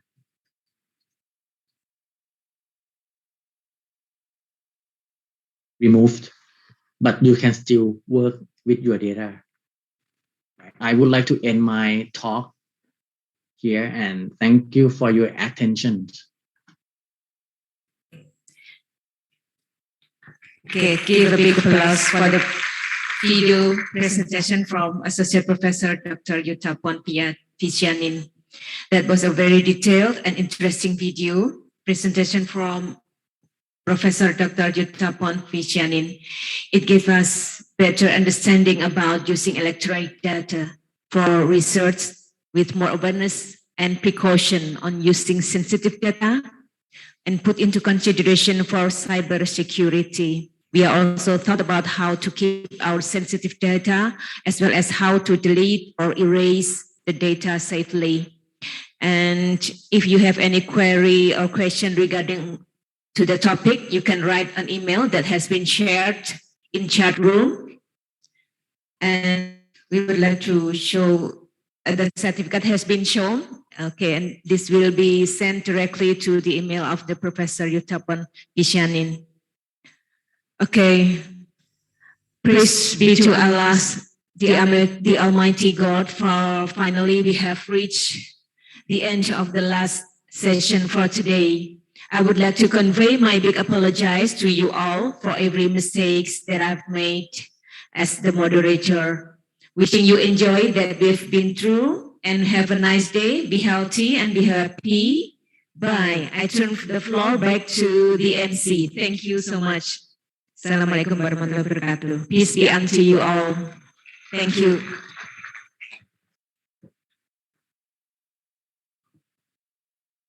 Thank you very much, Mrs. Sri Widatinengse, Master of Midwifery, for an amazing session. Ladies and gentlemen, those are the agendas we had from the amazing speakers and moderators for the first day of the second International Health Conference with the topic Legal and Ethical Aspects of Health Services During Pandemic. For the next agenda, we would have it tomorrow at 8 a.m. sharp to begin, with some amazing speakers and other new knowledge. Tomorrow we will have two main sessions. The first is invited speaker session, and the second is oral presenter session. We believe that our agendas for tomorrow can be more amazing, so please don't be late. This is all for today. Please have a good rest, and thank you very much for your attention. See you all tomorrow at 8 a.m. in the same link with a new bright smile. Let me finish with say Hamdalah. Alhamdulillahirabbil alamin. That's all. Assalamualaikum warahmatullahi wabarakatuh. The COVID-19 virus spreads mainly between people in close contact with each other. It spreads most easily in crowded settings, closed spaces with poor ventilation, or through prolonged contact with an infected person. This is because, as a person infected with the COVID-19 virus breathes, talks, coughs, or sneezes, liquid particles of various sizes are expelled into the air. Larger particles are called droplets. Smaller particles are called aerosols. You can contract the virus if infected particles come into contact with your eyes, nose, or mouth. Whether you are inside or outside, always maintain a physical distance of at least 1 meter from others. When you are in an enclosed or poorly ventilated space, the virus can spread more easily. In these conditions, aerosols can remain suspended in the air or travel farther than 1 meter. When you are inside, make sure to stay at least 1 meter from others. Wear a mask. Open a window to improve ventilation. And limit your time spent in these settings. To protect yourself and others, always follow these 6 precautions.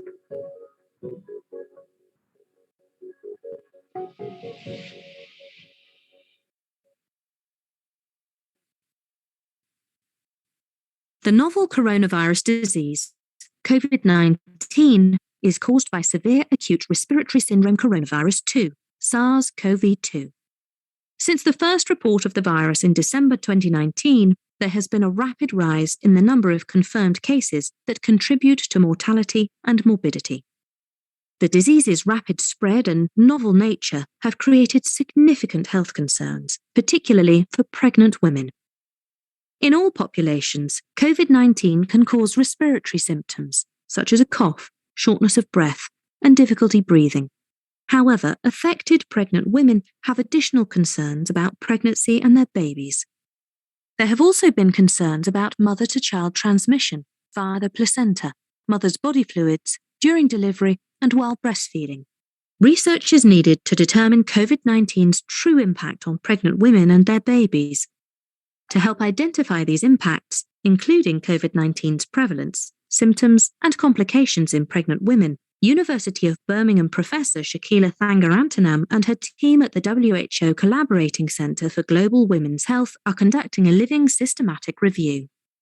Here, the team is sorting through COVID-19 research to find the most robust and up-to-date information that can be used to inform and improve care for pregnant women and their babies.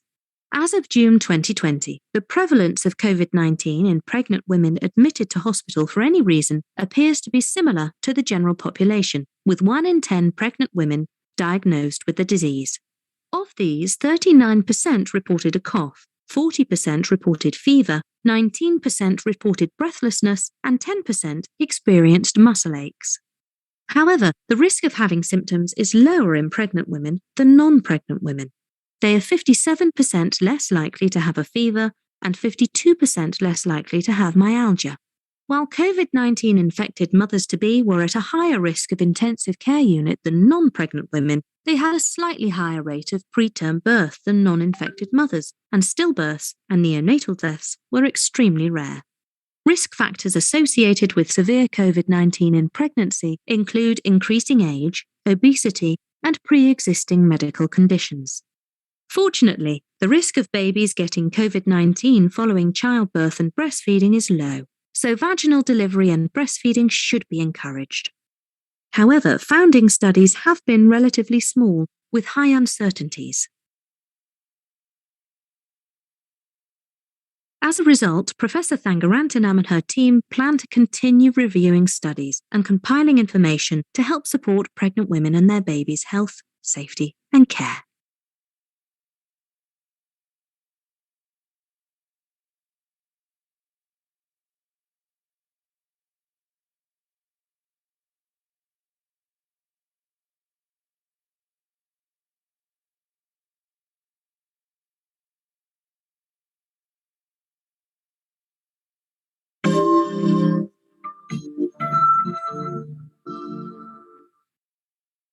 The current challenges brought about by COVID-19 for people all around the globe are unparalleled and have caused fear, anxiety, and uncertainty for so many of us.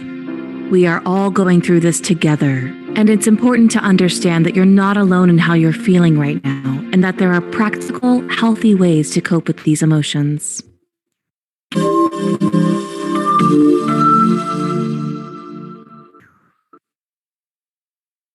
The COVID-19 pandemic has created unprecedented change and a need for a response from everyone around the globe.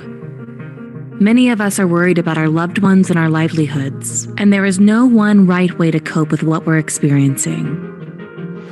Remember, however you're feeling, there are others that feel the same. You are not alone. Here are a few voices of people struggling to cope during this time. Some days I'm okay. I'm doing my best to adjust. But yesterday, I couldn't stop crying. This all just seems so unfair, and I feel so angry that this is happening to us. I'm struggling to care for my kids and work from home at the same time, and I'm worried about my parents' health. I watch the news and it just seems so hopeless. I don't know how to keep it together. I feel so lost and sad. So much has changed. I used to have dinner every week with my family, but now I can't be in the same room with them. I really miss them. I'm missing out on my prom and my graduation. I've literally been looking forward to these things my whole life, and I'm heartbroken. With everything going on now, I just can't stop my thoughts. And physically, my chest hurts, and I can't breathe. I get nauseous thinking about what could happen to my family and my friends. Before this happened, I used to worry all the time about getting sick. Now that worry has turned into absolute terror. My heart races every time I have to go to the store. What if I bring germs home with me? I can't stop washing my hands. No matter how exhausted I am, my sleep is still terrible. I just keep picturing all the things that could possibly happen. Will I ever get a good night's sleep again? I've been through so much already. I don't know how I'm going to deal with this too. My flashbacks are getting worse and worse. Honestly, I feel like I'm more comfortable in times of crisis. I'm not sure why I don't feel as upset as everyone else does right now. I don't know when or if everything is going to get back to normal. I feel like the weight of the world is on my shoulders. How many people are going to be affected? What does this mean for me and my family? We've just heard some of the ways people are being affected by the COVID-19 situation. Here are some things that are helpful in building resilience during times of crisis and intense stress. There are a lot of things outside of our control right now, which can be scary. By focusing on the things we can control, we can refuel ourselves and become more grounded and able to focus and cope with all of the things we can't control. One of the most important actions within your control is to follow CDC guidelines to reduce your chance of being exposed or passing the virus on to others. Use social support. No one should go through this alone. There is absolutely no shame in talking about what you're going through with your friends and family, and it's important to be there for others too. Video chat and phone calls are a great way to stay connected. Prioritize self-care. Staying on a regular schedule, exercising, eating a healthy diet, keeping a sleep routine, and taking time to meditate or pray are all important, now more than ever. Be gentle with yourself. During times like this, you will have good days and bad days. Your emotions are most likely heightened at this time. Try not to compare your life to what you see on your friends' social media feeds. There is always more going on behind screens. Helping others can bring joy and gratification. Do what you can to help others, even if it's something as simple as lending an ear or making someone smile. Be kind to the people around you, especially the folks who are still out working, to ensure we all have what we need. If each day feels like an uphill battle, it may help to seek out professional support. To continue helping during this time of social distancing, many mental health providers are using telemental health in their practice. If you can't afford therapy or need to talk to someone right away, you can call the Suicide Prevention Lifeline 24 hours a day at 1-800-273-8255. You are not alone in how you are feeling. There are things you can do and resources you can use to cope during this challenging time. Check out our library for more videos to learn more about mental health, dealing with isolation, and ways to cope. We're all in this together.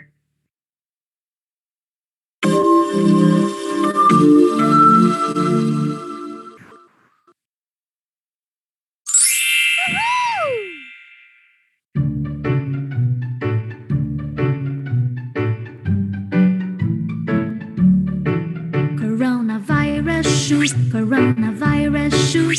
Let's fight the virus, protect ourselves. Coronavirus, shoot. And these are what we should do. Take our temperatures every day. Wash our hands frequently with soap. Cover our mouths when we cough or sneeze. We gotta stop the virus from spreading. Coronavirus, shoot. Let's fight the virus, protect ourselves. Coronavirus, shoot. And these are what we should do. Avoid touching our faces. Avoid sharing food. Avoid going crowded places. Wear masks if we're unwell. Coronavirus, shoot. Let's fight the virus, protect ourselves. Coronavirus, shoot.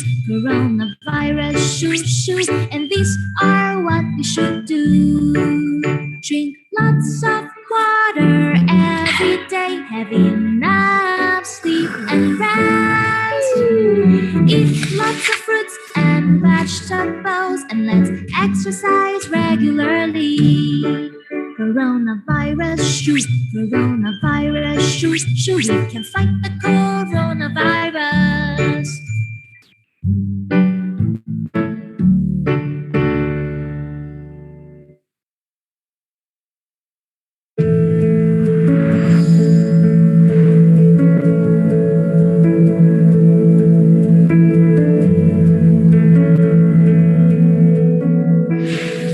During the COVID-19 pandemic, it's important that oral healthcare staff responsible for providing treatment take careful steps to protect themselves and their patients from infection.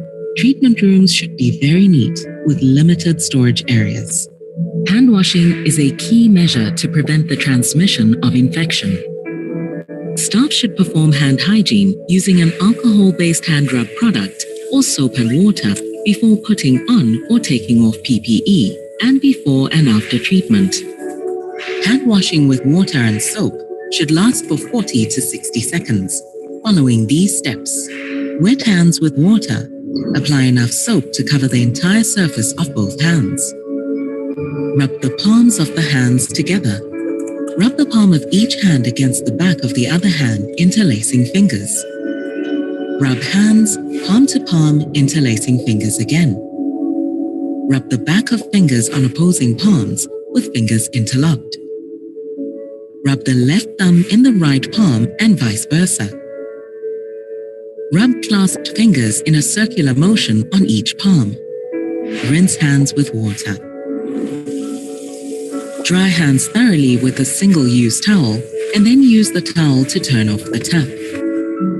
Oral healthcare personnel must be trained to use appropriate personal protective equipment, or PPE, ensuring they understand how to put on, use, and remove PPE to prevent self-contamination.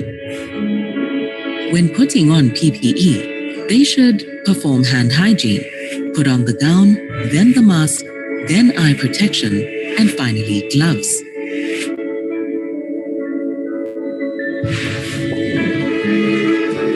Next patient, please. Hi.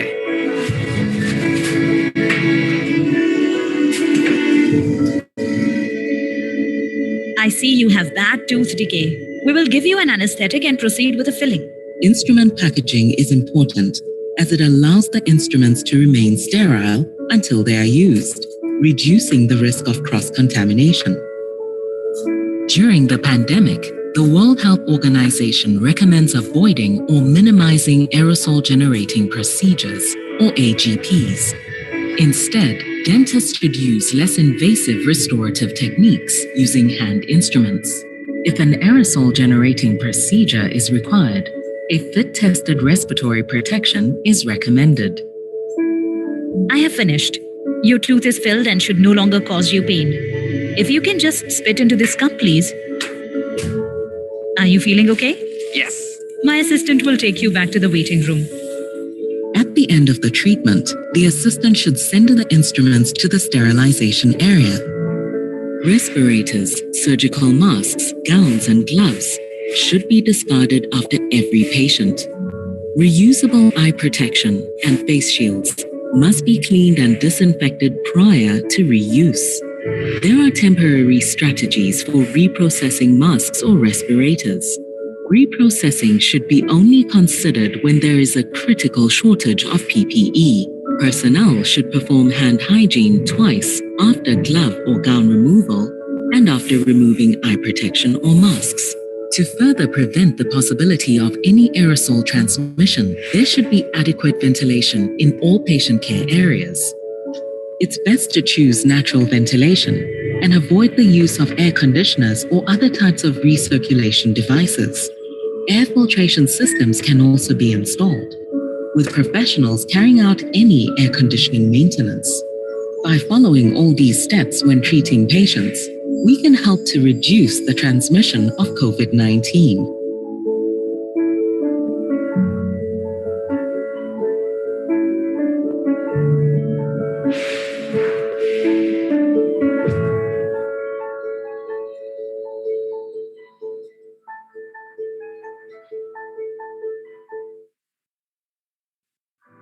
The Global Action Plan for Healthy Lives and Wellbeing for All, SDG 3 GAP, aims to improve the collaboration of 13 agencies across the multilateral system to support an equitable and resilient recovery from the pandemic and drive progress towards the health-related SDGs.